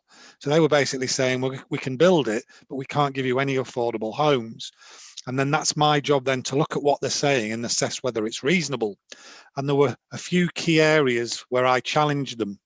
And firstly, I challenged them on their assessment of the completed development's value, because I didn't feel that they had sufficiently reflected the real value or the total value of the scheme. And as a consequence, we agreed that the scheme is actually worth probably £11 million more than they initially assessed it at. I think they were at about, they assessed the value of the scheme to be £54 million, and I concluded that the total value of all the units was near £65 million, and that was subsequently agreed between the parties. I also challenged the applicant and said, I don't think it's a reasonable return to expect a 10% profit on cost. So I argued the case and said, look, I think we've agreed, well, I know that we've agreed every other PRS scheme in the city at an 8% profit on gross development cost. And then finally, the other main area where I challenged them was on their assumption of land value. And I can go through the machinations of all of that, but basically I reduced the land value by about £220,000. Now, the combined effect of my challenges and subsequent agreement meant that the scheme was more viable because it was more valuable. It had a lower profit level, which meant there was more money available to put towards affordable, and it resulted in the scheme being able to produce 11 affordable homes. So it was an improvement as to in terms of what the applicant was originally asking for, but to also put this, to reassure some of the members, as you know, I look at all of the PRS schemes in the city centre, and the 3.14%, 11 units is in line with other schemes that we've approved, or you've approved rather, and that I've assessed. There is a consistency in the report and the results of the viability when compared to other schemes that have been looked at in the city centre and edge of the city centre. I think there was one other question as well. I don't know, Councillor, about had we looked at private sales against PRS? Do you want me to answer that question now? Yes, fine. Yeah. When we look at viability for PRS schemes, we do automatically consider, well, it doesn't necessarily have to be a PRS scheme. Is it more viable as a private sales owner-occupied scheme? And as we often find, a PRS scheme produces the most valuable scheme insofar as the combined value of all of the properties is more often than not more valuable than simply selling all of the individual properties to individual owner occupiers. So to give you some numbers, the average value across this scheme of each apartment, and I know they're mainly 1 and 2 bedrooms with some 3 bedrooms, but the average value across the entire scheme is about £186,000 each. And it was our impartial independent view that that wouldn't be achievable if you were selling these individual flats to owner occupiers. But more importantly, when you assess a PRS scheme, you allow the developer a much lower profit of 8% profit on cost. And when we assess the scheme as a owner occupied scheme where you sell the individual flats to occupiers, the accepted profit there is somewhere between 15 to 17.5% profit on value. So in an odd way, the reduced profit on a PRS scheme actually helps you arguably provide or have money available to provide more affordable units, if that makes sense. Thank you, Brian. That's a very good explanation. Are you okay, Councillor Khan? Can I move on? Yes, Chair. Just briefly, I've got some more questions for the officers, if that's okay, Chair. Yeah, that's okay. Chief Planning Officer. Yeah. This question is to Sarah. I know, Sarah, you in your presentation, you says the health facilities and the provision we are looking at Lincoln Green. But Lincoln Green is not near to the site. It's quite far from this site. And we've got older people living in Saxon Gardens and around Richmond Hill, and they will be struggling to get to the Lincoln Green health facilities. So that's number one. And Chief Planning Officer, if it's okay, could you just tell me, there's a lot of developments taking on the Richmond Hill area. What provision will we have a health provision for the area? That's one. And also, there's no local shops, or we're not asking for Morrison's or Aldi or Asda, big supermarkets. We're just asking for express or local shops to serve local people in the area. What provision do we have in the area? Thank you. Sarah first, maybe, and then David. Yes, thank you. Yeah, in terms of that, the distance to Lincoln Green, yeah, I recognise that it's quite a distance to travel for people. And I think this is why our health partnership team are looking at doing that wider piece of work. And it's a real shame that they weren't able to do that in the last year as they planned. So they've been looking at the East Leeds extension and also Lincoln Green in terms of their most recent focus, and looking at health provision in those 2 areas, so in the East Leeds area, in the extension area. Sorry about my cat, it's going backwards and forwards.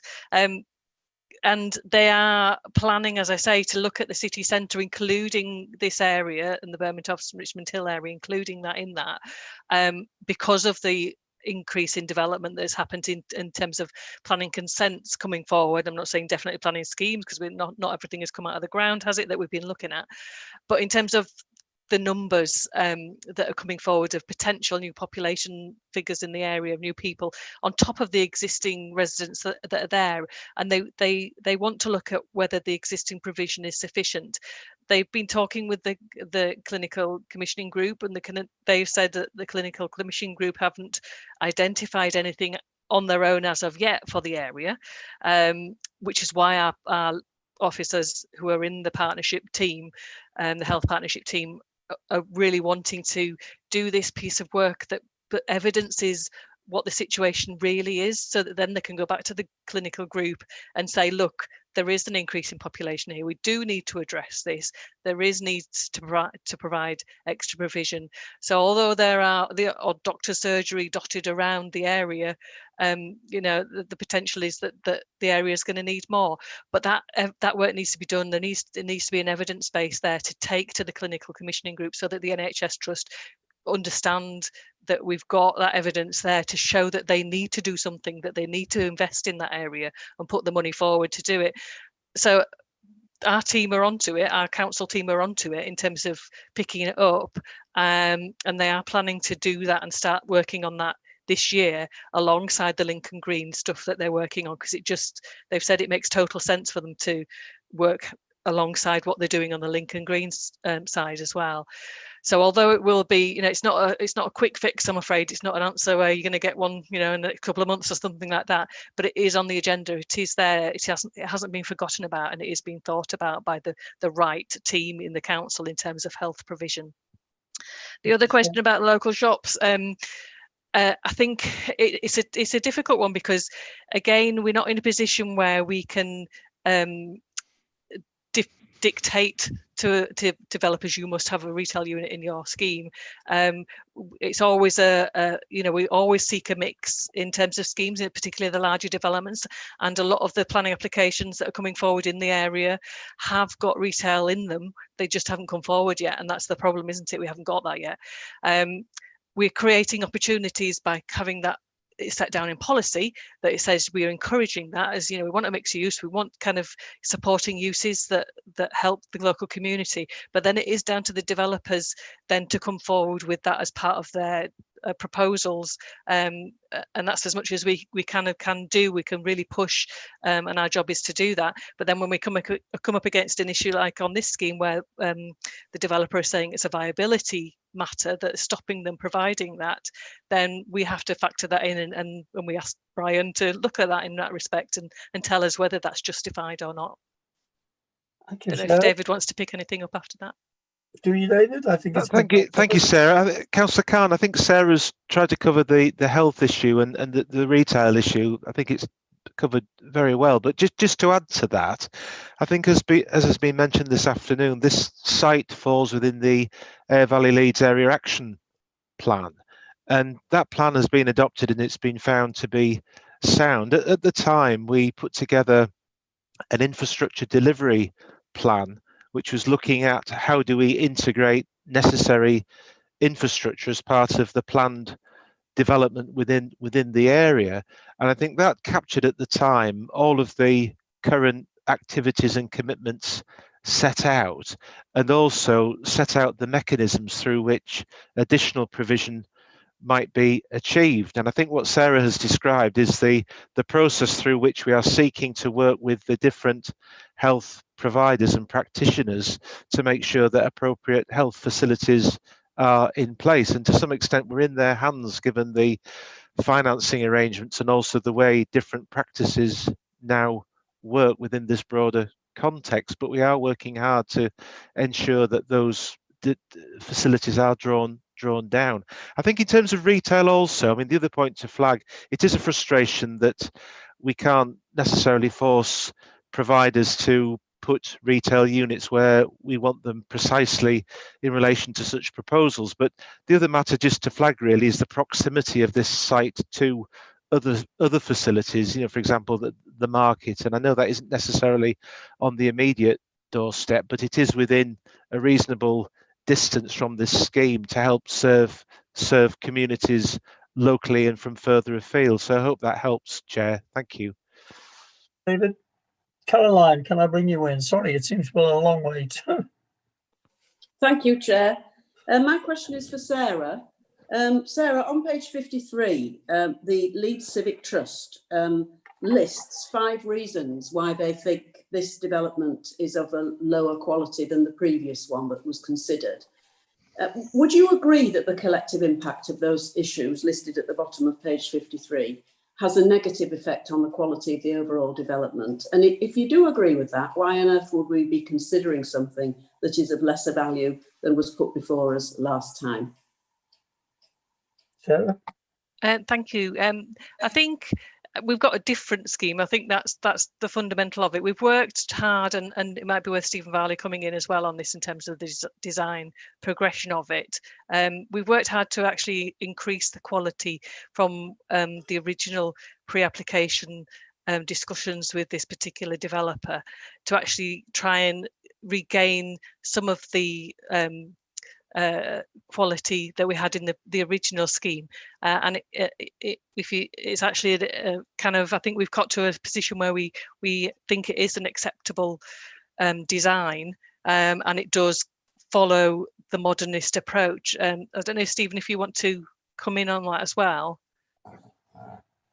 Stephen? Thank you, Chair. Stephen. Thank you. I'd just recommend to members we think it's a good scheme. It's a positive scheme, and I think I've mentioned this before. Modernism. I think I said. I'll repeat the words. It's what it is, and modernism is based on simplicity. It's not about, and it's that simplicity that gives it a gravitas. This scheme, quite an interesting counterbalance between the verticals and the horizontal banding.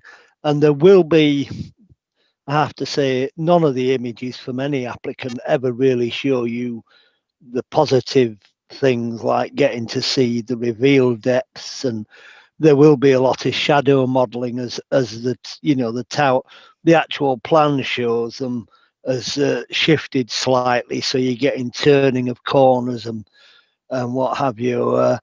I do think we support this scheme. It's the worst thing we could do. I think, I'm sorry, I'm usually blunt. Worst thing we could do is fiddle with it. We either are doing modernism or we aren't, which is what I've said before. And here, that's what it is.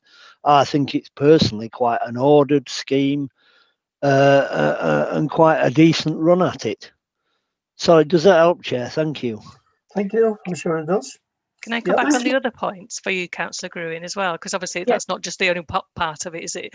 In terms of what that's part of what they said. So in terms of like the other matters, obviously the design is kind of one of them. But then they also talk about the fire escape issue, and obviously post Grenfell, everybody's very aware and sensitive about that, rightly so. So they did provide their fire strategy, which is detailed below, and we did get our building control officers to look at that and give us a view on whether that they thought that was an acceptable strategy, and they have said that they do, and it would be a building control matter at this stage in terms of addressing fire safety. So we wanted to make sure that they were on board with that, because obviously planning is not an expert on that, although we will come into the planning regime at some point, I believe. And then in terms of the large, they refer to the large level of the demographic, and we've talked about that already in terms of the demographic, the housing needs assessment, and again, the viability coming to play in terms of the mix of housing and the affordable housing. The open space, again, yeah, we acknowledge that there's not a lot of open space, and that is because of the open car park more than anything, because it's an open top car park. So previously where you had a covered car park, you had a more opportunity for landscaped areas on top of that. It would have probably be just grassed and maybe some shrubs, etc., with it being on top of a roof. But as a result of that, and because there's not enough, this is why we've asked for a considerable offsite green space contribution, because they aren't providing a significant amount as well. And we also did ask them to look at roof gardens and terraces. Again, viability has come into play in terms of their response to us, but was that be a viability issue to provide those elements? Their final point is about sustainability in the energy statement, and it is quite, as we quite often get at this stage, relatively vague. And that's not uncommon, I'm afraid, for developers, is it, at this stage, to give us kind of a vague statement on that. We would condition the details of that, because we would want, although they're saying they're going to comply with policy, we would want to see full details under a condition, and we would want that to come forward so that we are getting the best out of it, and we work with them on that. And we've also pushed them again to make sure that they discuss the matter again with our district heating team, make sure that there is absolutely no chance of plugging into that. So we would make sure that dialogue continued regardless of what's been said so far, to see if there's an opportunity there under that, because obviously it's, you know, for us as officers, it's a key consideration. Climate emergency is a key consideration, and it's something that we pick up and we try to follow through on conditions with that. Thank you. Thank you, Sarah. Councillor Can I Nash, come back? please. Can I Yes, come you back? can. Yeah, Quickly, thank you. yes. So just in response to Steve's response, Steve, I agree with every word you say about modern design, and it really wasn't a challenge to modern design, although I'd want to see and appreciate more of the details you spoke of. There's only one small reference to a design-related issue in that list of points that I referred to. And to Sarah, so was the answer to my question overall yes or overall no? In terms of whether do I agree with the Civic Trust, or do officers agree with the Civic Trust? No. Do you agree that that list of items collectively lower the quality of what we were previously considering? Probably yes, but we're in a position where we're also looking at the scheme in terms of viability. So that's come into play for us, I'm afraid, unfortunately, in this instance. So we've had to factor viability into this, whereas previously we didn't. So we're having to consider these matters against that, and the developer is telling us that the changes are as a result of viability.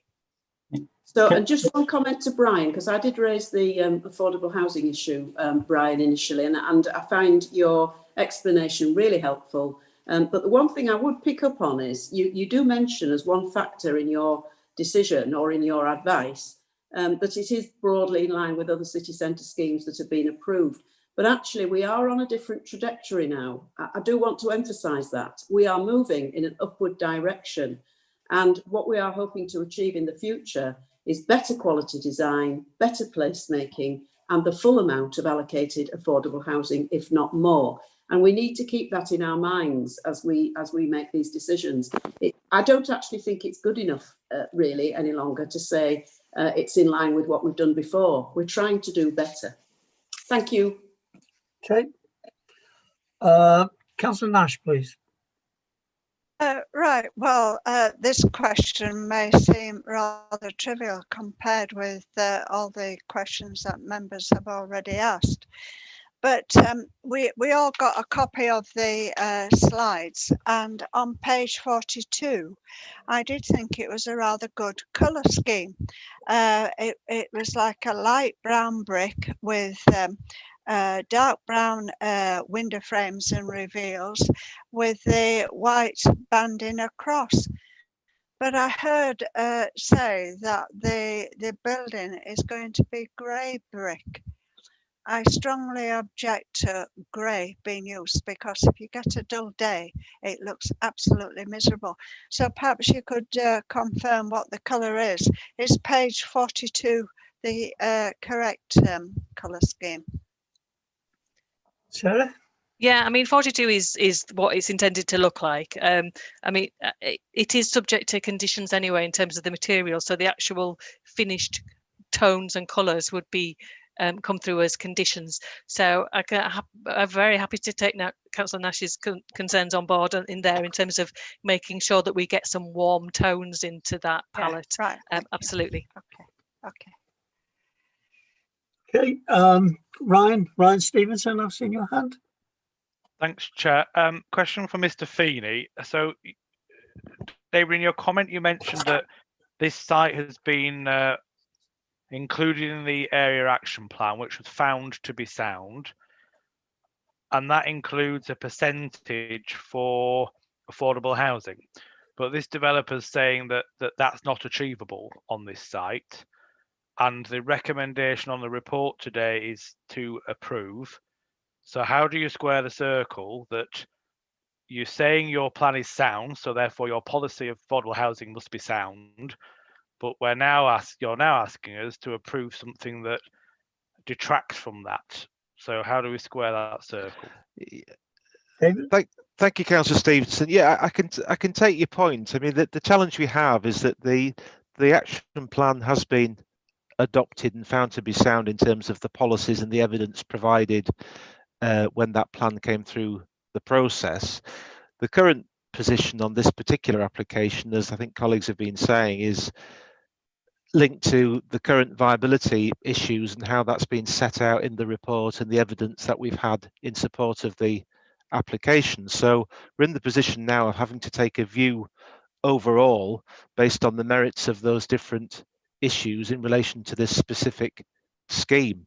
So regrettably, it doesn't provide the affordable housing, but the evidence for that is set out in the report and in the descriptions that have been given this afternoon. So that's where we are, but we are taking a view on the balance of all of those policy considerations, including the importance of bringing important brownfield sites forward in the city centre and being able to provide further housing supply to assist the council's overall position. So there are a number of factors to take into account, and we've arrived at the conclusions as set out in the report. Thank you, Chair. David. Moving on then, comments from members. Any comments? Peter, no, I'll take Oscar Local Ward Council first.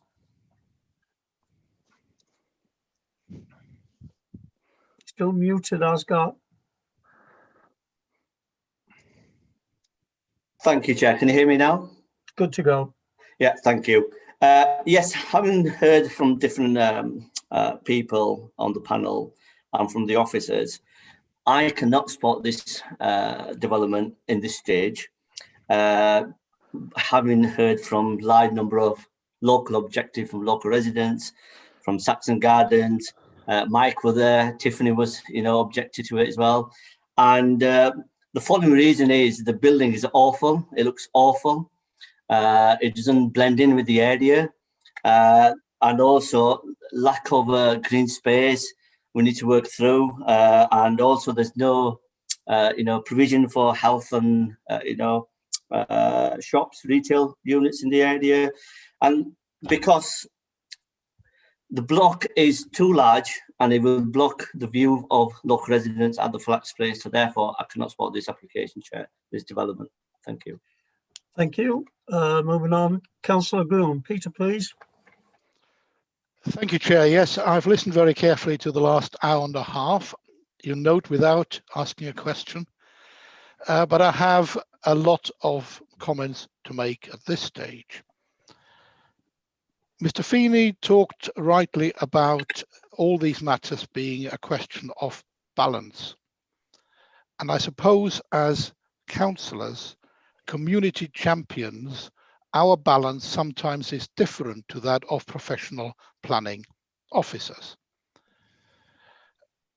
And I think I also listened very carefully, as I always do, you will expect me to, what Caroline said. And in particular, when she talked about, as I've done, the agenda has moved on. We need to talk about quality and raising quality. It reminds me in a way, for those of you who've been here on panel for many years, of one of our former colleagues, Councillor John Proctor. Dare I mention his name? John used to mention his name. John used to be able to speak for 2 hours on a 4-car garage in Bardsey or in Boston Spa. And when he came to Richmond Hill or to Hare Hills, his comments were rather more succinct. I think we now need to speak on behalf of those communities where some developers might think these are easy pickings. We don't have to keep to the same standards as you would in Bardsey or in Boston Spa. And we need to firmly counter that kind of mindset. And so I think I'm always reminded of the fact that my colleagues sometimes think because viability and the DV have commented that we are then obliged take the scheme because the viability assessment has been made, and that's been made fairly. Not true, not so. We don't have to take the least worst scheme because it doesn't meet viability. We can actually say that scheme is inadequate. We don't want to have that scheme because it doesn't meet our standards.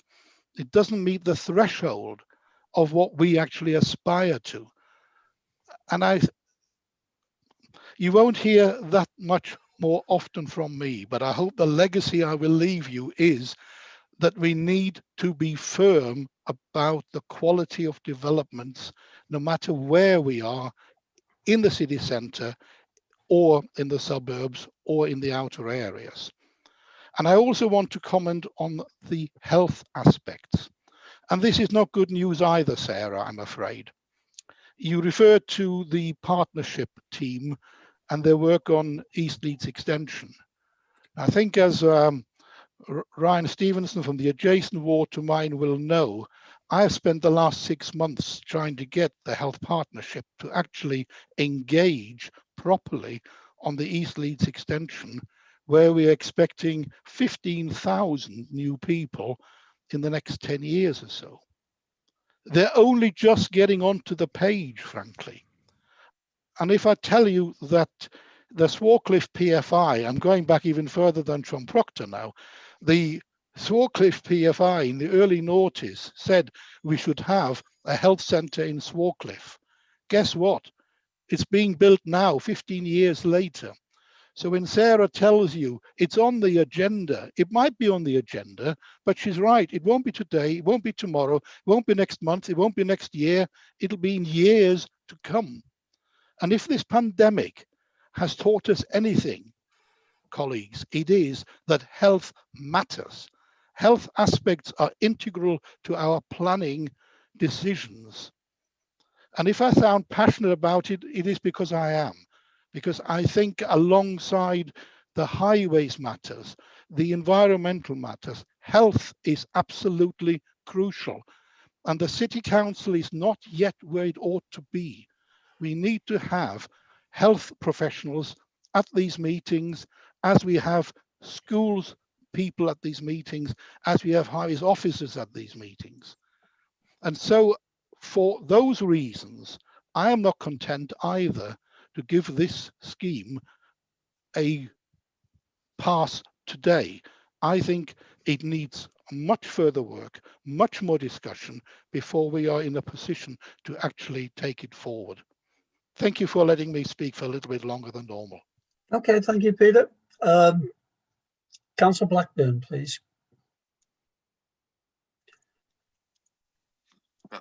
Sorry about that. Took a long time to get myself unmuted there. I've got to say, I've been extremely disappointed with some of the answers that colleagues have got in questions. Like Councillor Grewin, I've kept quiet. Part of the reason because I had to move location halfway through the debate, so I didn't really get myself a chance to ask a question. But the fact is, I'm very disappointed. When I read the papers, I've got to say there were questions there which members have already raised, particularly about health facilities in the area. And I've got to say, I think Councillor Khan's constituents are not being treated well at all. And I think a message needs to go to the health people, but basically that they deal with this problem while there are possible facilities that can be put in place, while there is, before we build on everything. But this development is just not on.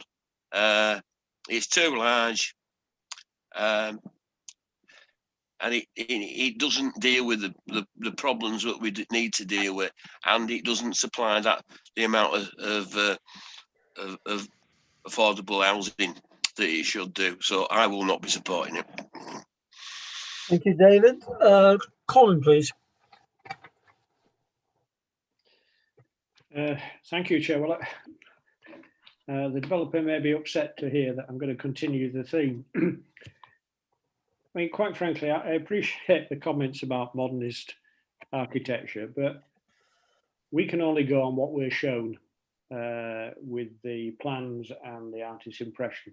And this really is a poor design. It's heavy, it's over dominant, appears to be uninspired. It really has nothing going for it, actually, in my opinion. The amenity space is at best minimal, and a significant amount of that is effectively surrounded by car park and two quite large tower blocks. And that space itself is barely usable, I think, as amenity space. It's okay as the entrance to the building.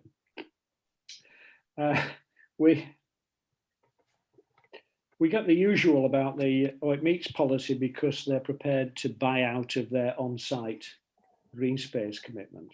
And I know that's policy, but I don't like that. I think communities deserve green space within their community. And that's why I asked the question about where in Richmond Hill, which is an area which is singly lacking in public green space, will the extra green space be found? And in fact, there won't be any extra green space. What Parks and Countryside will do, will use the money to, in effect, do routine maintenance. The landscaping around the site is at best token. I think we've got the traditional, well, the council want a few trees, so we'll just stick one here, there, and everywhere.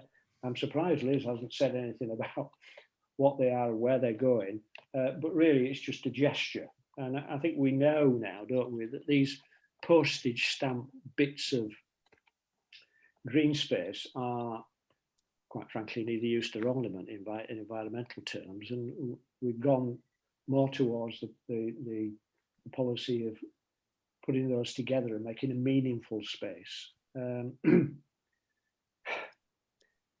It's not policy compliant. And I don't need to go any further into that. The financial viability.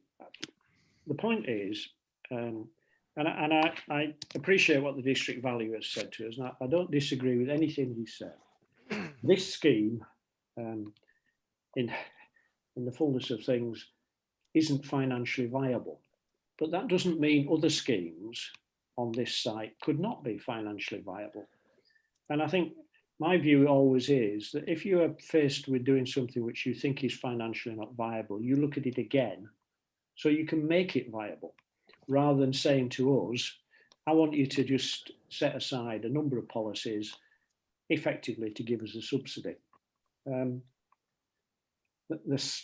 have to say, I didn't like the scale and massing of the last development proposal, but it did provide community benefits, and those have disappeared.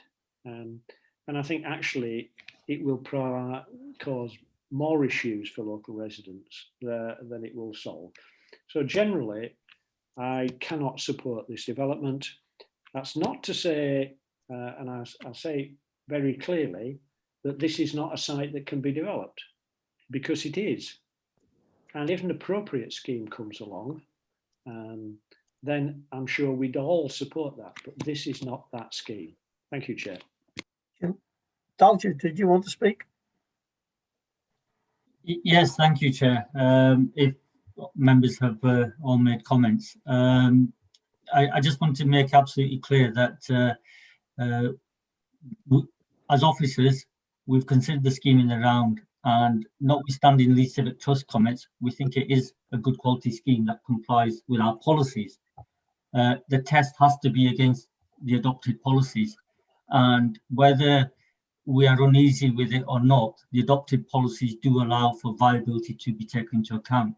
So that's why we're not getting the full affordable housing. But the affordable housing policy is caveated. It says that the 7% is subject to viability. And if the applicant can demonstrate that it's not viable, and we independently review that, and that's why Brian's here, then we have to accept that position. That's our own policy. In all other respects, they have met the policy requirements. They meet the space standards, they meet the accessibility standards, they've agreed to commit to the sustainability policy standards, and they paid our green space contribution. I accept Councillor Campbell saying it's not on site, but the policy doesn't say it has to be on site. And in the city centre, our experience is that high density developments would not be able to would not normally have the space to provide the kind of green space areas being generated by our formulas. Hence, we have the ability to seek an off-site contribution. So that's the reason for officer's recommendation. Now, if members are not happy with the officer's recommendation, I request that we have clarity as officers on where the issues are, so we can go back to the applicants and discuss those. Thank you, Chair. Thank you, Daljit. Councillor Walshaw, please. Thank you, Chair. Without wanting to go over everything that members have previously said, just assume that I said something broadly similar but funnier with some pop culture references in it, and then move therefore to where do we want to go with this from this point on. Clearly members have issues, Chair, and they're fairly broad-based, but none of them are sort of absolute deal breakers for this kind of development on this site, are there? But there are clear issues that members had from Asgar as the ward member through to Councillor Gruen and Gruen's comments and Councillor Campbell's comments. So the question is where do we go from here then? Looking at this, we accept that this principle of this on site. I mean, I would suggest that a build to rent scheme is far better at producing a cohesive community than sold off, which will be snapped up by individual landlords and investors. I think these tend to be quite good for producing a settled community. But the health aspects are disappointing. The health infrastructure aspects are disappointing. So I guess the question to colleagues really is, where do we go? Do we want to reject this outright? We'd be within our rights to do that. It isn't policy compliant with respectable affordable housing, although that could easily be argued both ways given the viability issues. But we do have an affordable housing policy that we could legitimately defend. Do we want to do it on aspects of green space, fabric and material buildings, that kind of thing? I don't know myself personally, Chair. I'm not particularly, I don't want to sort of put forward the recommendations as they are, because I feel that colleagues have raised sufficient points for me to go along with them in this regard. But I would like to hear from colleagues who are objecting to this as to where do they want to go. Because I think we don't want to throw the baby out with the bathwater, but there seems to be sufficient objections for sufficient issues raised for us to, at a minimum, defer this, or do we want to reject it outright? Thanks, Chair. Thanks for that, Neil. I suppose deferral is a possibility, but we're not there yet. We'll see. Councillor Nash. Right. I only comment on trees when an application is likely to be approved. My comments on the colour of the building is, I just wanted to make that point generally, but I'm not keen on this scheme, and I think I'd vote against it on the grounds that it is too dominant and blockish in this area. It's okay saying it's a modern design, and I'm not against a modern design, but you have to take into account adjacent buildings. I just wonder really if this scheme is so expensive is because you're building high-rise flats, which are expensive to build. And I've said this before in other places, this city is crying out, absolutely crying out for family houses. And I don't see why a little estate here of family houses could not be built. But I know in planning terms, you can't say we want this rather than that. But that is my view anyway. Okay. Dan, please, Dan Cohen. Thank you, Chair. I've been listening to today's debate with great interest. I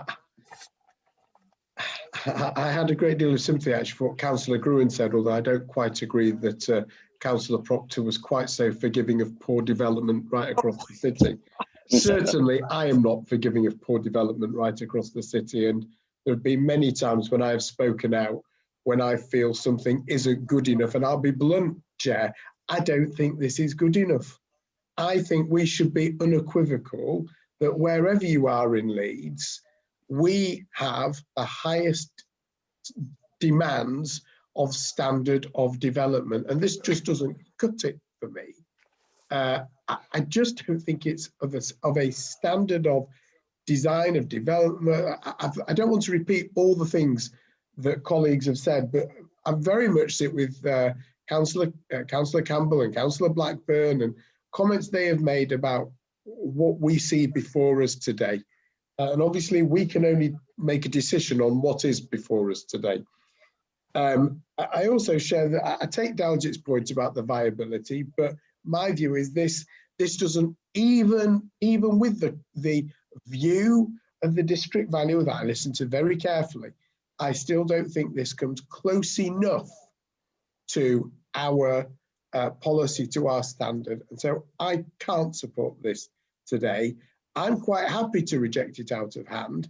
Equally, if the view is that we should be deferring and delegating, I'm happy to do that too. So I'm happy to put a proposal that we refuse on the basis that colleagues have said. If someone wants to second that and take that forward, equally, if somebody would prefer to, defer it for the moment so it can come back with some vast improvements, I'm happy to support that too.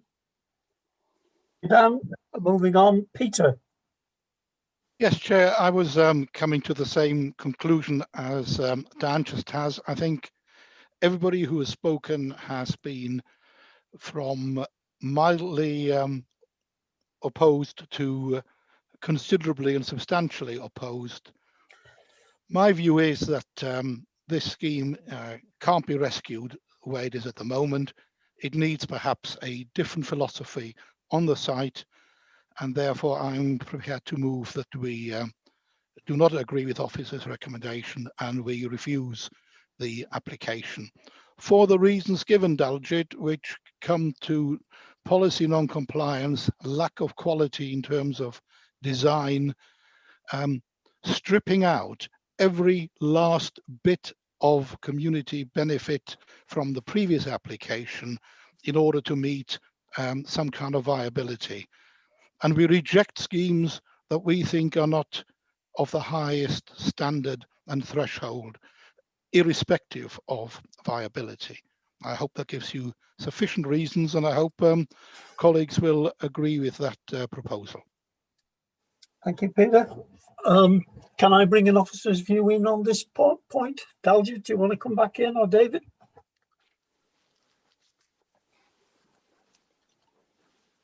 Sorry, Chair, I couldn't unmute myself. Yes, I mean, no, I hear panel's comments very clearly, and thank you for the explanation, Councillor Peter Gruen, on the reasons why you find the scheme unacceptable. The normal practice is, our protocol is that if you want to go against the office recommendation, then we take those reasons away, we put together some draft reasons for refusal, and we bring them back for formal approval at the next time. Perhaps Nikki could come in and confirm that. Thank you. Okay. I thought I had exhausted members' hands, but two hands have gone up very quickly. Councillor Khan again and Councillor Campbell again. So can you be very quick, please, and then I'll bring Nikki in. Chair, just briefly, I just want to second Councillor Gruen's motion, to refuse the scheme, Chair. Okay. My motion. Councillor Campbell? Yes, Chair. I think I agree with Councillor Gruen, and I was actually going to suggest some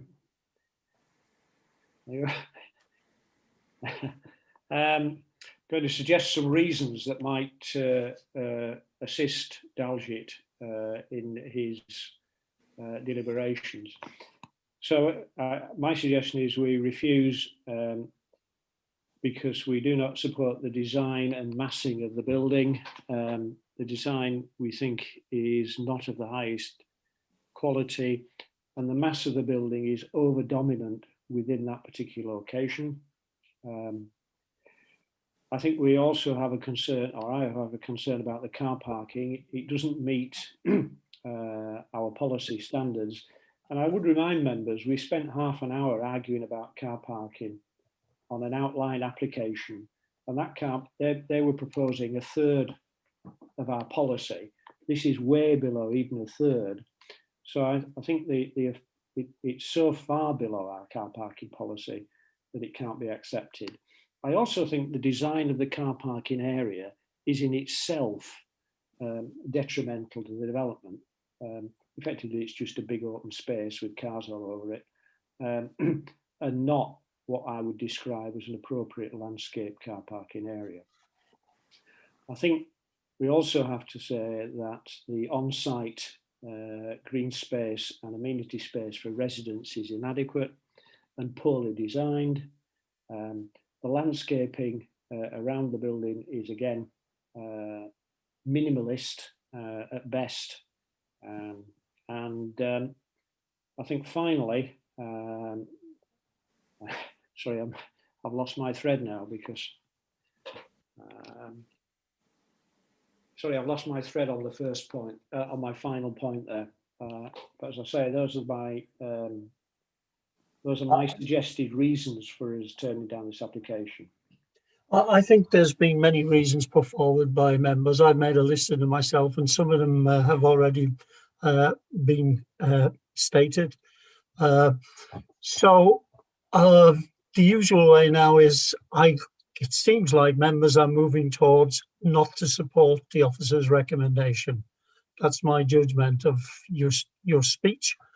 So can I bring Nikki in, please, and perhaps to advise us at this stage? Thank you, Chair. As is usual and set out in our protocol and constitution, where members consider that they don't wish to follow the recommendation as made by the officers, they may choose an alternative or amend the recommendation.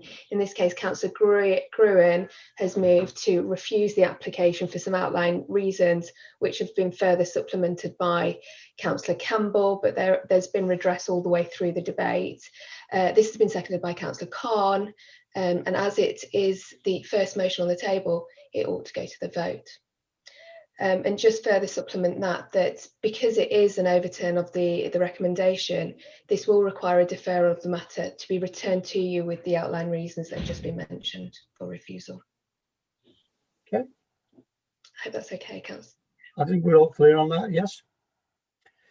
Okay then, shall we move towards the vote?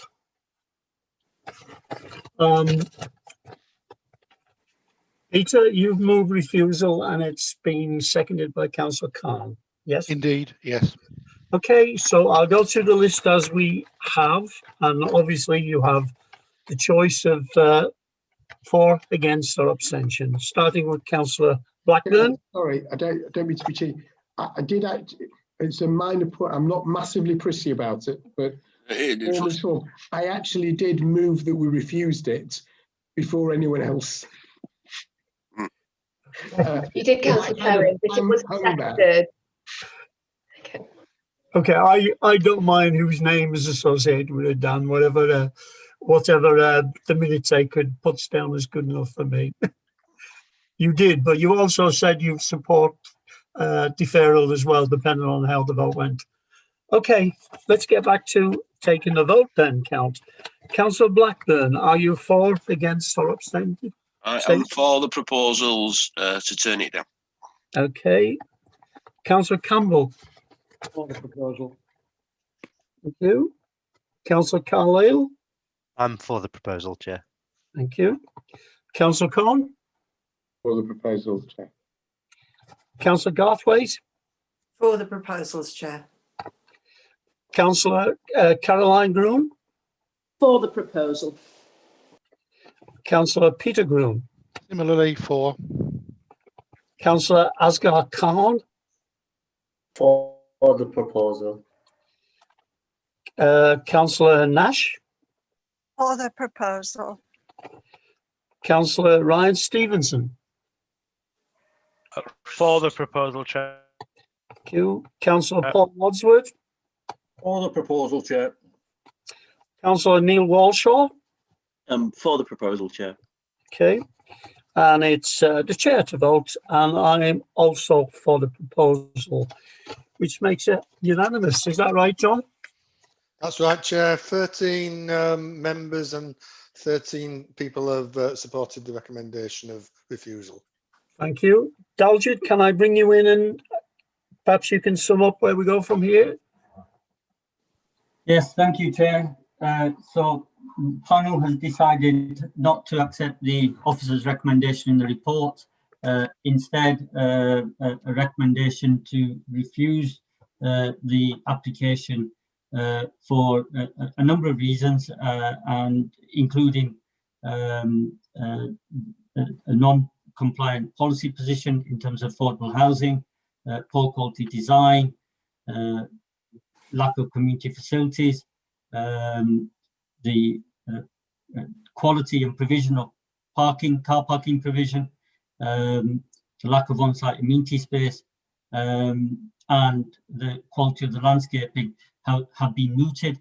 Officers have noted that, as per the protocol as outlined by Nikki, officers will consider the reasons put forward for refusal, and will bring back a report on those for members to consider and determine at the next plans panel. Thank you, Chair. Thank you. I think that sums it up nicely. Can I thank Brian Maguire, please, for coming along and giving us the benefit of his expertise on this one. So can we just have 5 minutes break, please, before we move on to the pre-app? Okay. Yes, everybody says yes. Oh, sorry.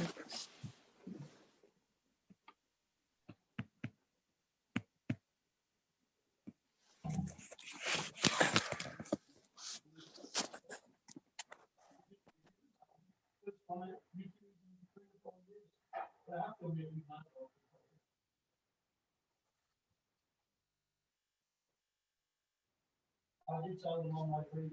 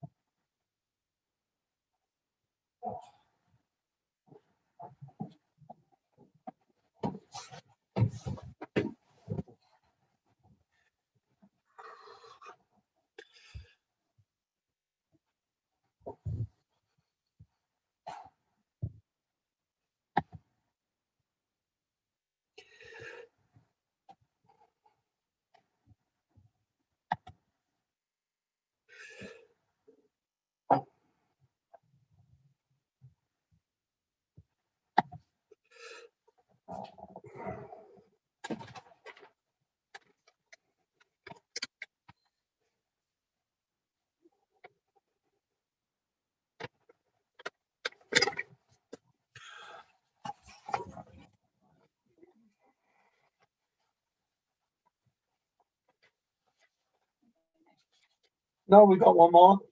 That's a very pleasant one.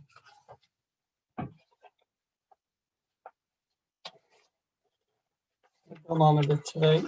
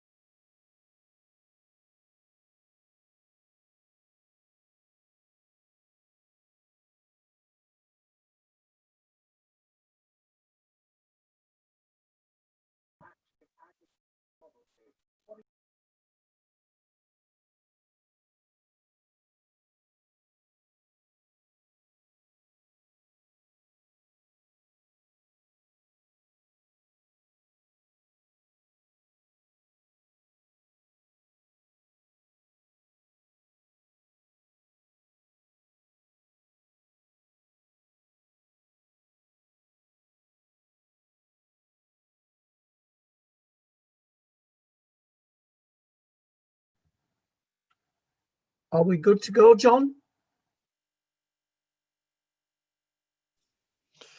Not just yet, Chair. We've still got a few members missing. Okay.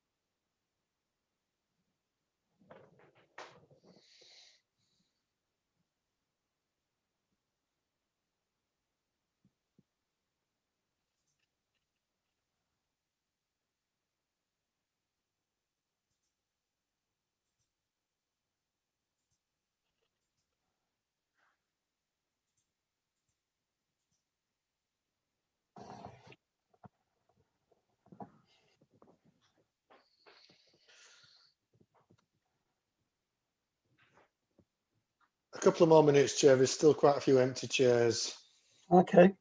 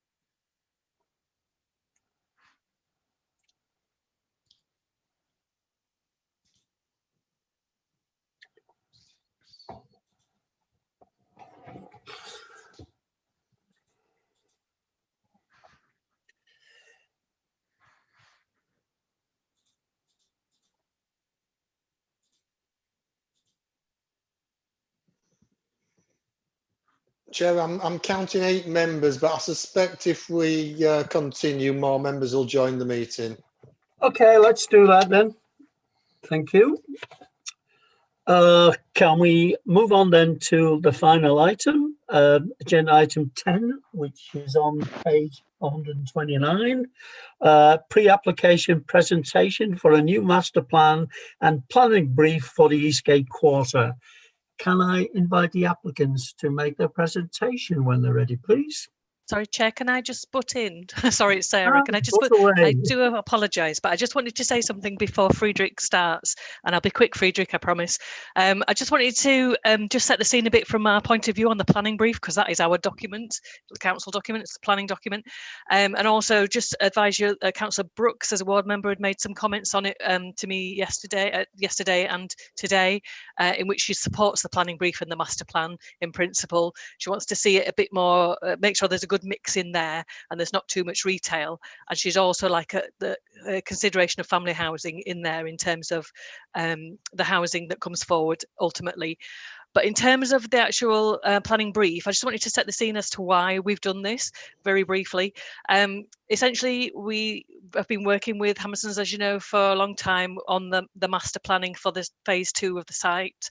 And we've had workshops and you've had a couple of briefings, we've had outline applications, etc. over that period. Now, due to changes in the market that we're all aware of probably, and it changes particularly in terms of retail, there's been a move away from a retail focus on the scheme as being retail led. We're not looking at a major retailer to take over an anchor store in this scheme anymore. It's going to be much more of a mixed use, still a major scheme, but a mix of uses in a different format. And we wanted the planning brief to reflect that change in the market and to actually bring it up to date with our own thinking on what we expect as a council and a planning department for the scheme. So the idea was to work in collaboration with Hammersons and Acme and their agents, Avis and Young, to make sure that the master plan coordinates with the planning brief in terms of them both saying the same thing and saying what the principles should be for future development. And really, it's also in case Hammersons have future development partners that they bring on board for certain parts of the site, so that informs them as well of what the expectations are, not only from Hammersons, but particularly from us as a council. What are we asking for on our planning brief? So really, we're looking at much more of a mix of use, still retail in there, but much more of a mix of use and other uses coming in, such as residential as well. So that's all set out in there. And the other thing to say before Friedrich kicks off is that it's very much about principles here. We're not talking about designing a scheme yet. We're talking about setting principles at this stage and being very clear about what we want, what our aspirations are for this site and for the city as a result of this. So whilst there's some contextual detail that Friedrich will show you and that are in the planning brief, you'll see in the images that are in there, they're illustrative at this stage because anything will require one or more planning applications to come forward for it. Thank you, Chair. And I'll pass over to Friedrich. Thank you for that introduction. Friedrich. Thanks, Sarah. Thank you, Chair. Welcome back. Lovely to be back. Thank you. No, it's good to not have an airport today. If I could get the presentation up, I think I'm not allowed to show anything. I think others are showing on my behalf. I will try my very hardest to get through this in the allocated time. If you move to the next slides. Yeah, next one. Next. So I think you know where we are. I think we're talking about the dark red part, which is kind of what used to be called Eastgate Quarter is now Eastgate Quarter again, between Arena and Theatre Side and the Cultural Quarter and Retail one. Next one. And I think, as you know, I think Hammerson completed the land assembly now 17 years ago. So we're talking about a land that actually can be developed by Hammerson. It's fully within Hammerson ownership. Next one. And I think that's just trying to summarize a bit what Sarah just outlined. So we've opened Victoria Gate in 2017, which is the first line. The second line is you've kindly given us planning consent for Victoria Gate Hotel, which we're hoping to open in 2023, which will complete the lower part, phase 1. We're working with Sarah and the Leeds officer team on the planning brief and the master plan in parallel. And ideally what that would achieve is that we could afterwards come forward with detailed applications for a number of different plots. So it's shown 4 indicatively. There could be a number of other ones, but that ideally between us, we would have an agreement as to what you would like to see on the site and what we think is possible. And then different parts could be developed. So it stops being this one big, extremely big project and becomes something that could come forward in stages. So it really happens. Next one. I think, as I think I've mentioned to many of you before, I think it's a very important medieval part. We've obviously got Lady Lane going to the Lady Bridge, going over the Lady Beck as a very historic one on the medieval one on the left. And the middle one, you see the very much industrial side of Leeds in the late 18th, 19th century, of which sadly we've lost quite a lot. So the one on the right shows that we've gone from what used to be a quite industrial warehouse area with residential to something which is quite a lot of service car parking in the moment. Next one. And I think you've seen quite a few schemes. This is a Faro scheme from 2006. Next one. And that's, I think, the 2011, 2012 one. And I think what is lucky for us and Leeds in a way is I think that you didn't get a really big Grand Arcade shopping center in phase 2, because I think Marks and Spencer's would guaranteed by now have closed the shutters again, and we would be looking at a very large retail scheme with probably 60% vacancy. So I think Leeds have dodged a bit of a bullet to not get a really big shopping center extension to the retail quarter, but something that looks a bit different. I think we managed to get John Lewis and Arcade in, but what you see on this page on the left side didn't come to pass, which was a much bigger retail scheme with 2,800 car parking spaces on top. Next one. Next one. I think as Sarah mentioned, if you go, I think what we've tried to summarize, I think our ambition for the project in 6 elements. I think the first one is to say it should be a really mixed use quarter. We're not looking at one use, but ideally to enable quite a few different users to come forward. As part of that, we're looking at individual buildings that are standing surrounded by streets. And we would like part of that to be much better at integrating the historic buildings that are left on site, especially Langs Works. The third one, I think, we would like to work harder in getting people to use Eastgate a bit more. I think the Heathrow works better. Eastgate is very much still feeling like you're not going to anywhere. So to really make that what Leeds set out to do in the 1930s, which was to be the great East-West boulevard, which I think in the moment in terms of footfall, people don't quite see it that way. Next one. So the next one is to really build something which is centered on public space. So to really say what we're trying to say is the streets need to lead to open spaces that are meaningful, that are large enough and different enough to really give the area character. To move on from a Leeds dominated by cars and something which feels as much pedestrianized as possible, with really all the surface car being replaced and the streets generally not having any cars on them. And then lastly, to say, I think Leeds has been very good at actually working with how you deal with climate emergencies. And I think we need to this is an incredibly important citizen aside. This is the one to show how you actually deliver a carbon kind of compatible future where you really don't have carbon on site in use. It should be zero carbon in use, and it should be carbon neutral as a minimum in terms of construction. So it really kind of shows the way of what's possible on that from a technology point of view now. Next one. Next one. I think we all know a little bit, I think, kind of you remember old presentations from us. We've got 3 listed buildings. I think we're all a bit confused why the church got listed and Lions Works didn't get listed. So I think you've asked us before whether we could look at that again. We have looked at the green buildings, the listed ones and the red ones, which have merit, to kind of see how maybe we could better very much the position that we had from the previous consent. Next one. So we're just running through one by one. The first one, National Deposit House, built by Blomfield, first standalone, with a slightly poorer extension that you see on the right side, not the same quality as the original kind of head part on the Wicker Lane corner. We still think it's a good building. It actually has a good light well. We would like to keep the building. It needs help on the ground floor in terms of how it addresses the public realm, but nothing that can't be fixed with small modifications. Next one. Templar Hotel, I think a building close to people's heart from a community point of view and people's kind of personal kind of histories. I think our concept remains as before to keep Templar Hotel as it is. I think we'd like to have a chat in the future about the kind of brick annex that sits at the very back, which isn't to the same quality as the rest, but generally just work with the listed structure as it is. Next one. Templar House, the old Lady Line Chapel, sadly not really a chapel anymore, converted in the 1930s into the Hoover headquarter offices, all the inside ripped out, 2 different concrete floors, a new staircase inserted. I think as before, I think we still think it's a good building. When you go inside, it's disappointing because it doesn't look anything like a chapel, it's just concrete.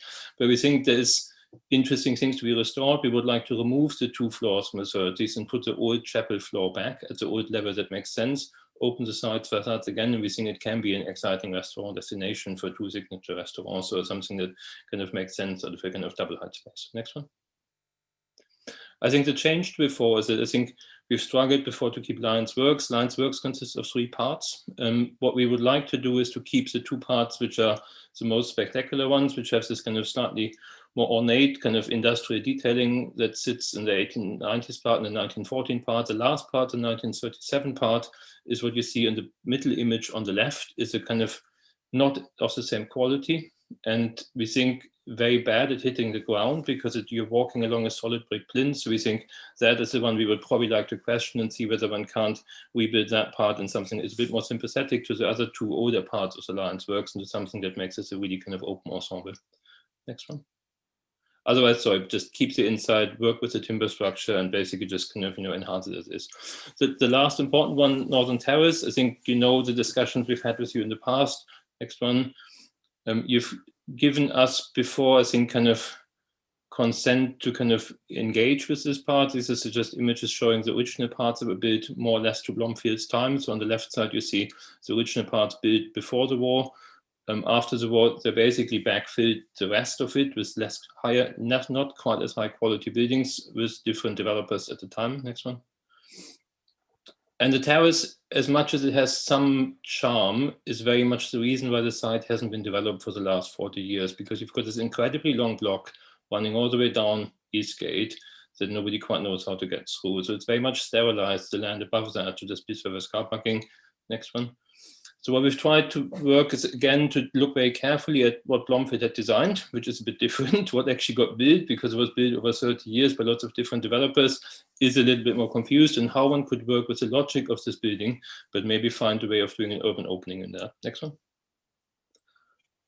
We've looked at a lot of options. I think we've discarded the idea of kind of having a little tunnel through, because we think what is actually a shame is that Blomfield blocked the old church, the chapel that sat behind that, and the wider side. And we think the chapel was always a public building. It always was setting back to create a public space.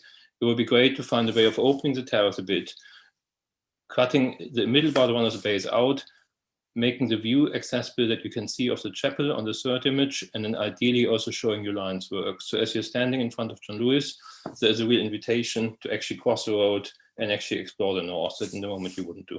Next one. Next one.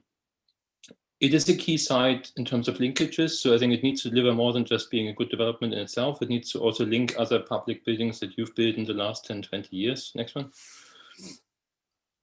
in the moment, the buildings we've just kind of shown you are those ones here shown in gray. Next one.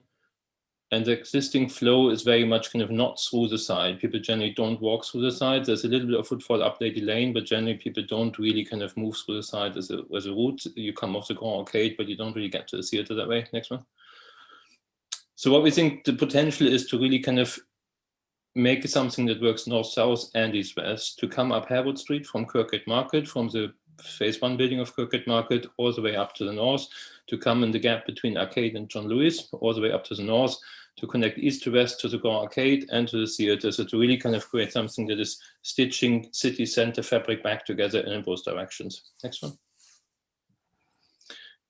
Town squares work if they are at an intersection of flow. So that's very much why there's, in our mind, kind of potential for 2 public spaces that really are at the intersections of all of those main flows. One is a smaller civic square on Eastgate and a larger town square in the north. Next one. Next one. I think in our mind, Leeds actually is not flat. I think kind of Leeds is a city which is good at negotiating its own levels. It isn't kind of a pancake and it doesn't normally accumulate steps. I think the old shopping center schemes have always tried to kind of make a 2-level shopping center of that. I think we would like to go away from that and just say, we would like to do what you see on the left, a normal part of Leeds where the levels are what they are and where the streets smoothly negotiate those level changes. Next one. There's a couple of moments where we would like to kind of do a bit of cut and fill, especially around Lady Lane and Eastgate, who are on slightly different levels based on what Blomfield did at the time. Next one. But generally what we should like to kind of think of is that we would get a site that afterwards goes from the green part at the very bottom to the brown part at the very top and bridges an 8-meter level change without ever having a massive pile of steps, escalators, or any other enforced level change. So you walk through the city afterwards, you come out of the Grand Arcade, and you get to the theatre without feeling like you've kind of made a major move. Next one. Next one. I think the beginning, I think, is probably the middle 2 diagrams, the bottom middle and the kind of top middle. I think we're keen to really achieve a mixed use scheme. We've looked carefully, I think, with Sarah and her colleagues as to where kind of which uses could be located. What is really important to us is that when you're walking through it, it should be active. So we think what is currently written there as retail in red in the middle of the page is probably a big combination of restaurants, retail, active gym uses and other ones. We don't think it's just kind of, it's not a shopping center, but it should be a space that you feel that you're walking through, public spaces are activated and there's trade going on the ground floor. What should sit above that sometimes should be workspace, and that's shown in green. So some of those could be major office buildings. We think at the bottom left, there could be ways of working with Leeds College or other education providers to put 1 or 2 proper education units on the side. We know that Leeds College are looking for a bit of expansion space. There might be others. So we think kind of education would be great to have on the side to kind of build on what Leeds College has achieved on the Quarry Hill side. We think there should be a cinema, and it should be not the big cinema that we provide for us. It should be top right, something that helps the big square, but is much more like what you see with the Everyman, that is kind of complementary to the Leeds offer of cinemas, so not putting any of the existing cinemas out of business. We think there's real potential for residential, and we feel that that is best located in the north of the site, in a couple of buildings that are sitting alongside each other. And then at the very last one, bottom right, we would like to take all the surface car parking that's currently on site and sweep it up into one structure that sits at the far top northern part of the site. We do think, I think we've all learned quite a few lessons from phase 1 of Victoria Gate. I think when car parking became more complicated, the market trade in Kirkgate Market dropped quickly and painfully for market traders. So I think we're consciously aware that, you know, car parking in Leeds is still important, and we must make sure that people can still feel like they can get to St. Park, but we don't think it should be anything more than basically sweeping up and kind of solidifying that into one small structure on the site. Next one. Public open spaces in context. So that's Town Square and Civic Square on the site in relation to Dortmund, St. John's and Millennium Square, for example. Next one. And a brief overview of their sizes in the context. Next one. The Civic Square, about 20 by 30 meters. If you don't count Eastgate as that, we do think that Eastgate in the future might just be not quite as car dominated, and there might be ways of it feeling a bit more like it's spilling out. Next one. And we do think and that's shown a bit in the middle diagram. It's a space contained and activated by uses all around it. You've got John Lewis and the arcade on one side, and then you've got the existing Lady Lane Chapel, Lions Works, and education building potentially. So we think it's a very active space. We think it's probably hard. And what you see on the right side is probably the spilling out on probably 3 or 4 of its edges, and maybe a kind of small element of green and water in the middle, but it's only 20 by 30 meters. So Dortmund Square isn't a bad comparator, so it probably can't take much green. Next one. And that's a couple of images of water features in kind of similar size spaces elsewhere. Next one. The bigger one we think kind of needs to be much greener, and I think you've said this to us in the past, and I think we're keen to kind of make sure that there is significant green on the side. There will be green on other kind of upper parts of the buildings between the residential units potentially, but this one is big enough to, next one, allow for green and event spaces in the center, because there's enough space for people to kind of walk around, as you see on the right side, and a space in the middle, which is yellow and green, which actually could be, you know, it's surplus to the needs of kind of people just flowing through. And so we think that's a really kind of potential space where Hammerson are normally quite good at kind of working with kind of activating those kind of public spaces, and that's a real, we think, kind of important anchor for this part of the master plan. So it provides a real reason why you would go this far north. Next one. We think level change is fine. We've just shown you 3 examples here: Centre Pompidou, Siena, and the Central Square in Swansea, which are all sloped. And I think we have a slope on the side. We don't want to deny that there is a slope. We think public spaces and slopes work.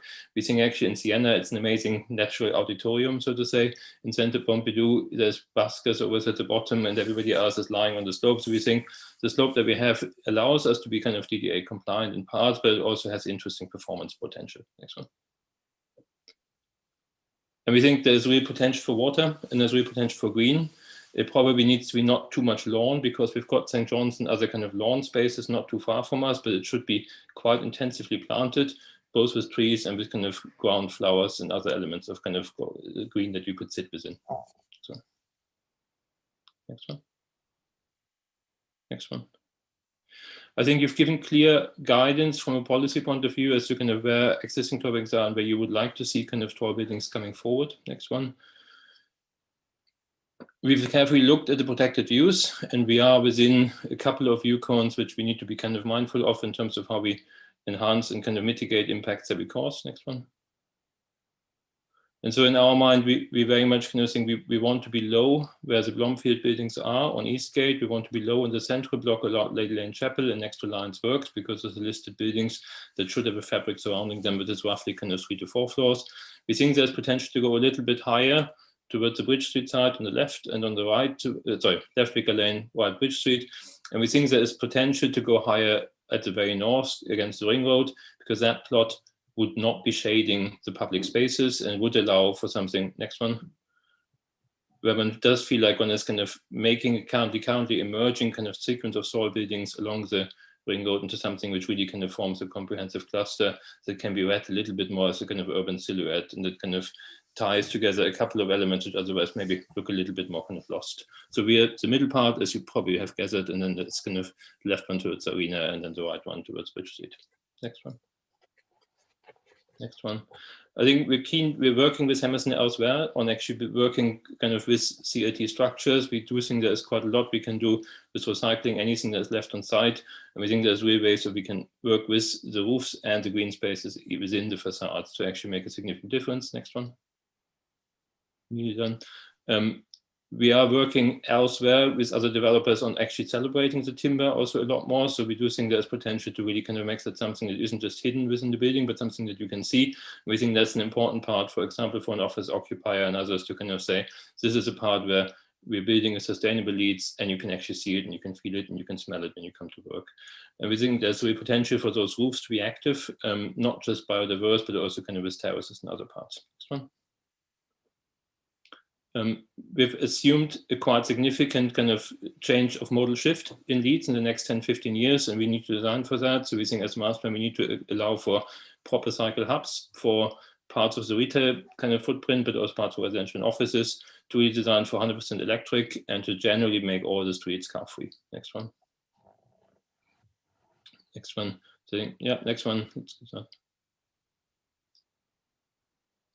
So that's just a brief kind of overview. As I think, as Sarah has alluded, I think we're not here to kind of present a design to you. I think between Sarah's team and us, we've just tested a little bit kind of how the elements could work. So this is just showing you at the bottom, Victoria Gate Phase 1, John Lewis, a car park, a potential hotel. You see the links across rising up towards the Lady Lane Chapel in the middle, the Lions Works retained, and an education building that could wrap around, and then a small multi-story car park at the top right of the site, residential activated in a kind of central new town square, and then another office building, and then back to Bromfield buildings in green. And if you go to the next page, I think there's one page showing just kind of very simple views of how one could feel like you're on the left side standing on Harewood Street with your back to Kirkgate Market in Phase 1. On your right side of that image is the Shell building, and on the left side is National Deposit House. So you're looking up Harewood Street into the view that John Thorpe always said we must be kind of building into the future. So this is kind of very much completing John Thorpe's axis that kind of started on the main entrance of the Kirkgate Market on one side. And on the right side, you have the view past the Lady Lane Chapel. So that is the Lady Lane Chapel with the windows reinstated, how they would have been historically, which with the old floors removed. And then you see the education extension and then Lions Works on the right, and kind of brick building, and then the kind of northern building in the town square. Next one. And I think that's the last slide. Hope I haven't taken too long, just to kind of, so we're not here to kind of say we've designed it, because we haven't. I think what we're here, I think, and very keen to hear is your feedback on what you think of the mix of uses, what you think of the general kind of open spaces, the routes and connections, and how that's dealt with, and how kind of the massing overall fits into the kind of Leeds context.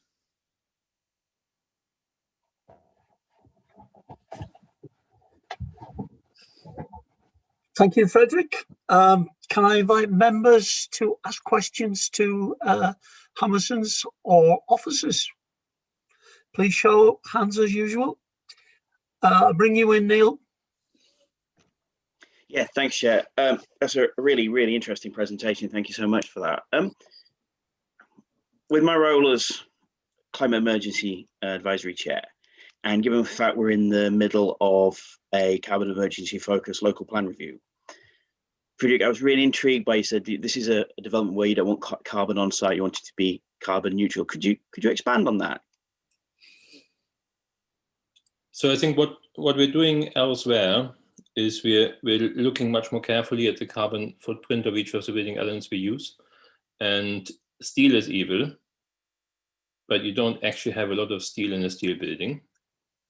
Concrete is not quite as bad as steel per ton, but you have a lot more concrete because foundations, piling brick, and there's a lot of concrete in buildings. So even though the carbon footprint of a ton of concrete is 140 and steel is 190, there's a lot more concrete. So we've generally tried to work on a couple of projects. We're doing most of our projects actually are timber. I've just audited that just before Christmas.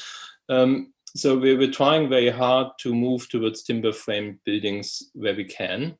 That will never be 100%. I think we're all realistic. Grenfell has happened. I think we generally assume that the cores, fire escapes, and so on are all concrete. But there is ways of replacing some of the parts of a building with timber in a safe and sustainable way. Carbon is locked in timber, well, until you demolish the building, which you shouldn't, but then you could recycle that timber. So it is a way of kind of, I wouldn't say apologizing for the carbon of concrete or the carbon of steel, but it is a way of getting much closer to neutral. And so I think we think in some of what we're doing, we're getting close to zero, close to kind of that, the amount of concrete you're using is more or less balanced out by the carbon you're locking into the timber you're using. And we think that is the future. I think in 5 years' time, that's what we all will be doing. I don't see a kind of long future of where we are. And I think Hammerson have committed to quite radical sustainability targets, and so I think the move is on. We would like this to be one of the projects where we all test how far we can push ourselves to actually kind of get there before 2030, because we all need to get our skates on. Thank you, Frederick. Peter. Yes, I have two different questions, if I may, please. The first, before we get too excited, can we hear a bit about the funding opportunities that you have to back you up in that sense? Because clearly the UK is going to go through, as we all know, some kind of economic difficulties. Let's put it that way, no stronger. So the funding envelope is important looking forward.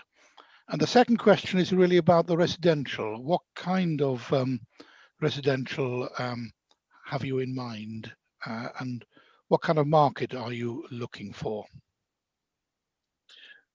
I think I'll probably let Philippa answer properly, but just before she does, I think I would say it's been really great that Amazon have changed. I think Amazon in previous lives introduced themselves to you first as a mixed-use developer and before 2008, and then they became a retail REIT, and they only did retail, and they have changed. And I think Amazon have gone back to their roots of being a really mixed-use developer. I think Amazon's future won't be building shopping centers. So I think Amazon by themselves have announced that they are keen to develop urban quarters. So it's not where we need to look at other ones, but obviously kind of there is other partners that Amazon will seek to bring in.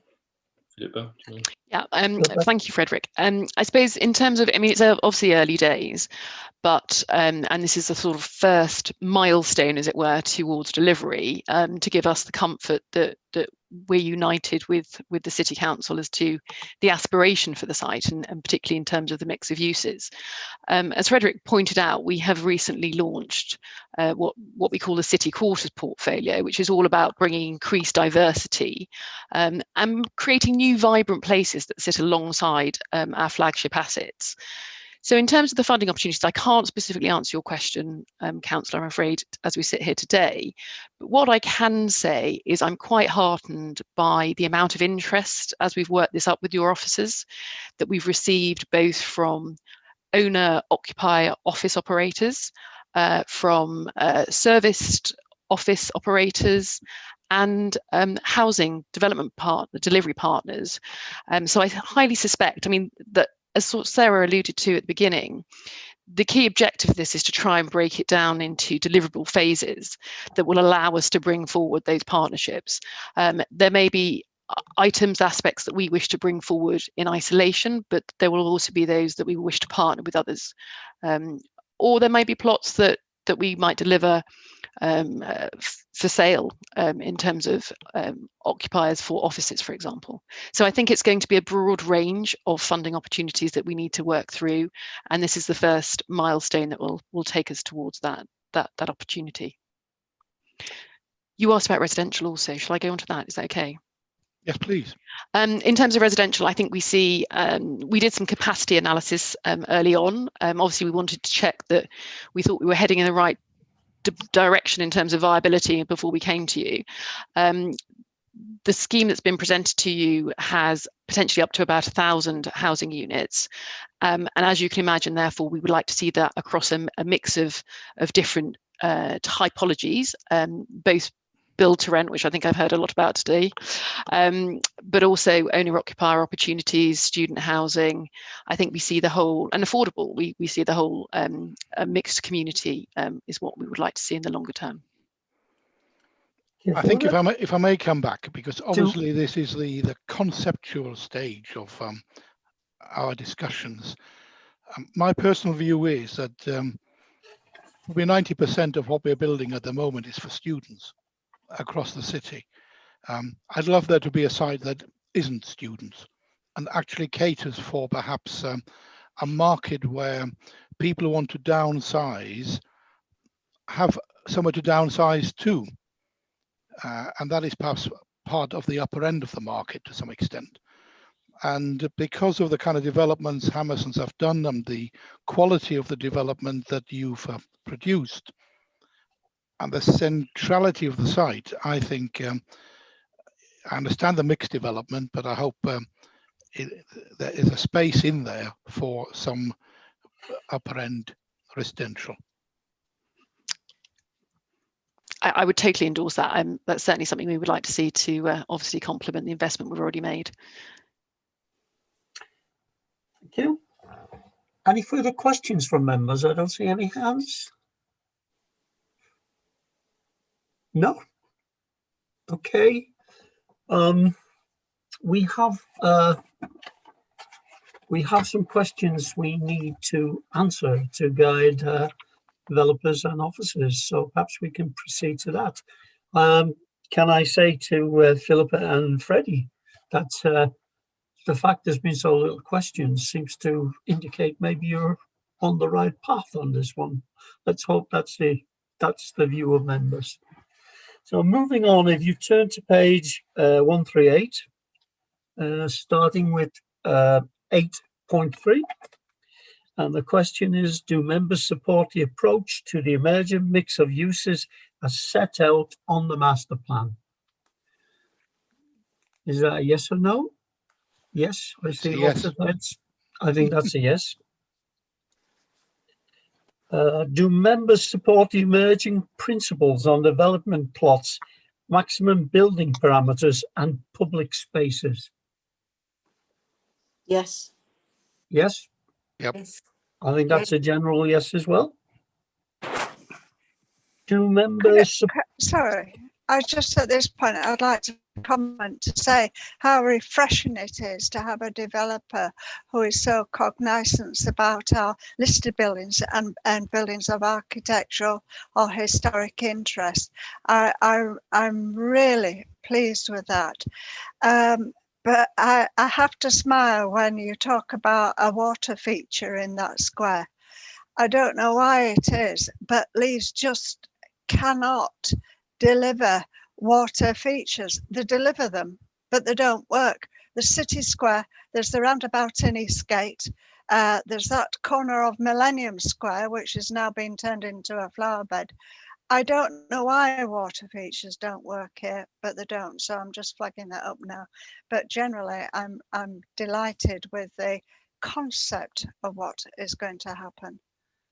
I think that's a point well made, and I think it's a point that's been made many times on this panel. I've certainly made it myself in the past. So maybe that could be something that officers and Hammerson consider integrating. After all, we do have Lady Beck underneath, as we all know, and I remember the earlier scheme. I was keen to see some opening up of the Beck, if possible. So perhaps you could take that one on board. As I say, it's quite a good point made by Councillor Nash, and I thank you for that.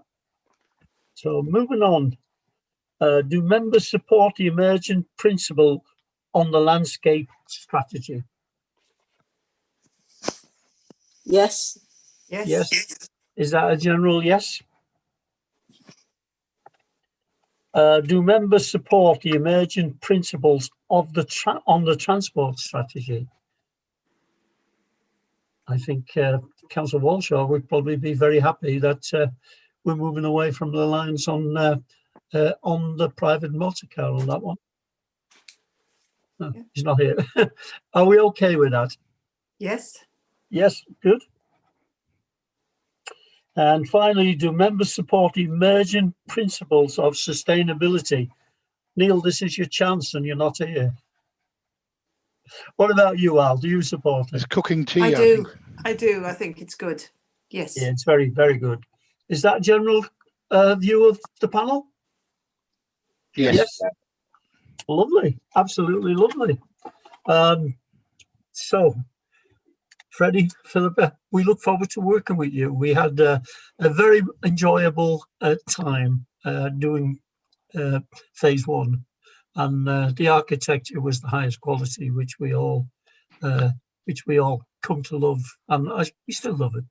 So we're expecting the same quality on this side. Okay, not an easy task, but that's what we expect from you guys.